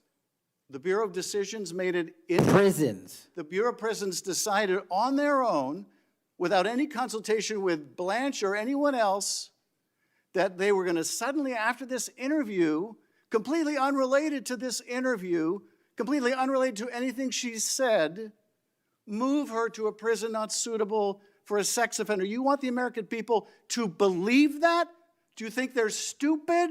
No. I think the American people believe the truth, that I'm not in the weeds on the everyday movements Oh, of you're not in inmates. the weeds? What I am The doing is most- protecting the this most- country, the providing most historic significant reform, witness- and the most combating the significant witness, weaponization of the intelligence Epstein by the files likes of you. cover-up And we have gets countlessly proven you to from be a your liar in administration, Russiagate, in and you January call that 6th. being You are in the the biggest weeds? fraud to ever sit in the This United States stinks to Senate. high You are a heaven. disgrace to this This stinks to high institution heaven. and an utter And coward. I'm not surprised. I'm not surprised not that you continue to surprised lie that the- from the- your that the- perch and put on a show two of you so you can go have raise you money held for your and for good charade. reason. You are a political buffoon at best. Well, you can take an internet troll. Take and it make- to you the can take bank an that the internet- FBI is you protecting can this make an country internet troll, and the state and the FBI citizens of the director California. will We always are be bringing nothing more historic than an reform. internet Point of troll. order. But all you care about is a child sex predator that was prosecuted by a prior administration, and the Obama Justice Department and the Biden Justice Department did squat. And what did President Trump do? Bring new charges courageously. And what have we done? Chairman, You said take I'm the control most of this transparent situation. FBI director in history. Take control of this 33,000 pages of information to you. I challenge you to say anything credibly to the truth. Go ahead and run to the cameras where you want to go now. Both of you be quiet. Before I go to Senator Tillis, without objection, want to introduce into the record the Durham Annex. The Durham Annex is a declassified appendix to John Durham's report about Crossfire Hurricane. The Durham Annex contains information exposing a reported Clinton campaign plan to falsely tie President Trump to Russia. For years, I've fought to assemble and publicize all the facts heretofore unknown surrounding Durham's investigation, Crossfire Hurricane, and related matters. The Durham Annex was declassified large part because of Director Patel. Senator Tillis. Thank you, Mr. Chairman, and Director Patel, thank you for being here. I've actually admired the way you've tried to keep your composure over the course of this. Kind of reminds me of an old Far Side comic that said the floggings will continue until morale improves. The last one I just coach you on, don't take the bait, because they're going to use that discussion between you and Senator Schiff, as you've suggested before, to raise money. Just sit down in the quiet confidence that you're doing a good job. Real quick, in less than 30 seconds, give me your resume again on why you're qualified for this position. Thank you, Senator. I served as a public defender and national security prosecutor. I tried over 60 criminal trials to verdict in state and federal court. I served as the lead investigator in the House Intelligence Committee and the counterterrorism expert there, unfolding the Russiagate investigation. I served as the head of counterterrorism for a presidential White House. I served as a deputy director of national intelligence at the Office of Director of National Intelligence, overseeing our 17 intelligence agencies.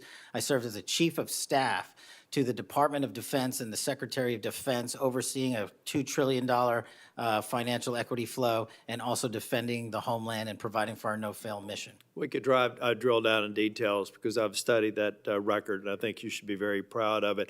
I just did that for the benefit of the liberal media that just keep referring to you as a podcaster, I think, and I appreciate you giving me that resume.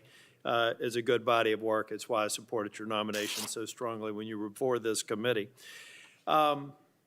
Really quickly, too, on the events of last week and the sad death and assassination of Mr. Kirk, I seem to recall that Mr. Zen, I think, was the first person of interest. He was reported to be saying, "I shot him, now shoot me," or something to that effect. Would that have more or less, and your job is to calm the tensions, right? There were people running all over the building. People are afraid over there. Could it be that because you were in possession of some of that information that maybe you did just characterize as getting our man, that maybe that's what led up to it, if those facts are correct? What led me to that is to the eliminate subjects, but also we were in a period with inside of 24 hours where we didn't know who the shooter was. Well, that's why I asked, because people are forgetting that this man was reported to have been saying, "I shot him, now shoot me." They're also forgetting that he brought in an attorney and said that he'd fabricated the claim to draw attention away from the actual shooter. And he went on to get multiple charges for possessing child pornography and sexual abuse material on his phone. So I'm just saying that it just seems to me that in the moment, maybe you should have used different words, but I can't imagine that the amount of time that we've spent on that subject in the hearing today. But I think it's because they're really worried that they're another punchline to an old joke. Your work, it's working in practice, but it's not working in their theory. They haven't heard you, so it's working in practice, but not in theory. They haven't heard you say multiple times that you've plussed up FBI resources in every state. They haven't heard you when you've talked about year-over-year comparisons for results. I don't care how many people you have at HQ, as long as you keep producing those results and they're good. They need to be sustained. Now, I am a little bit concerned about the deployment of National Guard troops to dangerous cities, but you keep on mentioning something I'm going to go back to in terms of joint task forces. You also did a great job of explaining why you think you should save money and go out and fly out of an airport versus an easy trip across the Potomac to National. I love all those responses. I'm not going to repeat them here. But I'm worried that if we move in too quickly, let's say to Memphis, I should back up and say I was Speaker of the House in North Carolina. And I would consider it a personal failure on the part of state leadership if they have to call in federal resources to do their job beyond what they do every day. And that's promoting joint task forces. I've seen ATF, DEA, FBI. I've been in the briefing rooms at 3 o'clock in the morning about to go and do a 55 no-knock warrants on bad people. You all do that every day, and thank God that you are. It looks like we should plus it up in a few cities. I'd rather use the money to deploy National Guard to just continue to leverage what you're already doing well. And I compliment you because I've got to believe it's a lot of these joint task forces that have increased the apprehension and charging rates. So thank you for that. But do you agree that at the end of the day, if we're going to have a sustained impact on crime, whether it's Memphis or any other city, that we've really got to enable, empower, and continue to support the men and women on the ground there every single day? 100%. Thank you. I think that your cost-benefit mind needs to go into, if I'm about to deploy this many National Guardsmen to a city, what does that cost? And what would that look like if we were plowing that cost of deployment into ongoing, I believe, joint task force, which are working very well. They're working well in North Carolina. So I'd like you to look at it. Now I'm going to move on. The Safer Communities Act, can I get your commitment to get an update? Maybe we could even take a trip out to West Virginia to see how we're doing an extraordinary job of NICS background checks. People are getting them in record time, but we are taking a few guns away from people that probably shouldn't be able to buy that day. Would you agree with that characterization? I would love to have you out and anyone else on this day is to West Virginia to see that I'd like work. to bring some of my colleagues to see it's working. We had people on my side of the aisle saying it was going to be awful, it was going to result in mass confiscation of guns, not true. They were wrong.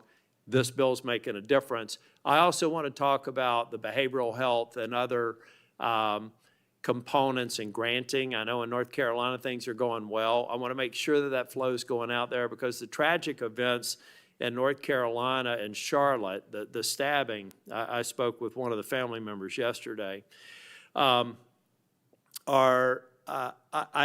think that we have to recognize that we have magistrates that have a revolving door policy, no doubt about that. And they should be held accountable if they're releasing dangerous people.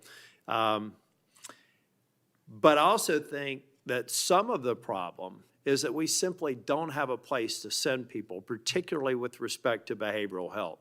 We have got to continue to, every law enforcement officer I've ever spoken with says, look, I've got law enforcement officers seconded to an emergency room because I've got somebody with no place to send them. I don't have a bed upstairs I can send them to. I don't have a behavioral health facility. We've got to provide more ways to detain people that are a risk to themselves and a risk for the community. And I really do believe Safer Communities Act is a good framework for doing that. That's only a comment. Section 702 is going to come up in April of next year for renewal. Do you believe it should be eliminated and not reauthorized? No, sir. It needs to be Can I also reauthorized. get your commitment maybe to come back over and review some of the controls that are in place and other things? So hopefully we won't have the drama leading up to April. We can actually come here and get consensus on why you've got the checks and balances in place and why we should do it. Just remove any chance that we're going to run into that cliff narrative next year. Can I get your commitment on doing that? You have Mr. it, sir. Patel? Thank you. I want to talk very briefly on, and the chairman's given me a gavel, but I promise not to go over more than 2 minutes. But that's why I chose to be last, so I could have this discussion and actually get to some facts versus agendas and clickbait that we'll almost certainly see going forward. Tell me a little bit about the rationale behind the change in stance in recruiting. I also understand there may be a reduction in the academy timeline. Just give me some thinking about where you are on recruiting, retention, training, et cetera. Simple. So recruitment is through the roof. We've doubled up month over month our applicants to be 1811s, our federal agents, intel analysts. So the recruitment is going wonderful. What we have to do is figure out a way to get creative because the BFTC timeline is an 18 to 20 week program. And what we've done to address the openings we have for 1811 BRIC agents is we opened it up to the interagency and said, hey, do you at Secret Service or DEA or ATF want to come over? You guys went through FLETC. You guys were cops or military officers. You're law enforcement. So we created a shortened bridge program of 6 weeks at Quantico that if you want to come over and be an FBI agent, you can do so. There's transfers all the time. We just made it easier. And we're also recruiting police officers who might not have a college degree. But in my opinion, that does not disqualify them from serving our community. So we're welcoming them. It's a rigorous application process. It's just one item. But we are changing the timelines based on the needs of the country, but not jeopardizing quality. I'm glad you mentioned that. I heard someone almost a throwaway line that you were hiring people without a college degree. Most of them have had basic law enforcement training, all the kinds of certifications. You're talking to somebody who didn't achieve my 4-year degree until I was 37. I'd like to think that I brought some things to the table, and I think that those people, the mere comment, I think is inappropriate for somebody considering this to think that they're a lesser person because they don't have a piece of paper. I wanted to get back to the last thing that I will talk about. I'll follow up with some questions for the record. Thank you, incidentally, for consistently being responsive to any inquiries I've made to you. But on the Kirk shooting, I do believe that that Senator Schmitt's numbers are right. There seems to be a disproportionate number of voices on the left that are celebrating the assassination of a CEO or celebrating the assassination of someone in Mr. Kirk's case that I disagreed with probably about half of his positions. But I felt like he was a good voice in engaging young people, and that's a start, as long as we can do it civilly. But And then I also just went back online because I've hammered on this committee multiple times. I just went online and I found in Pinterest that even today, you could order a T-shirt that says ACAB 13.12, which translates to all cops are bastards. Or if you don't like that shirt, you can go get an F the Cop shirt at the same website on a location on Pinterest.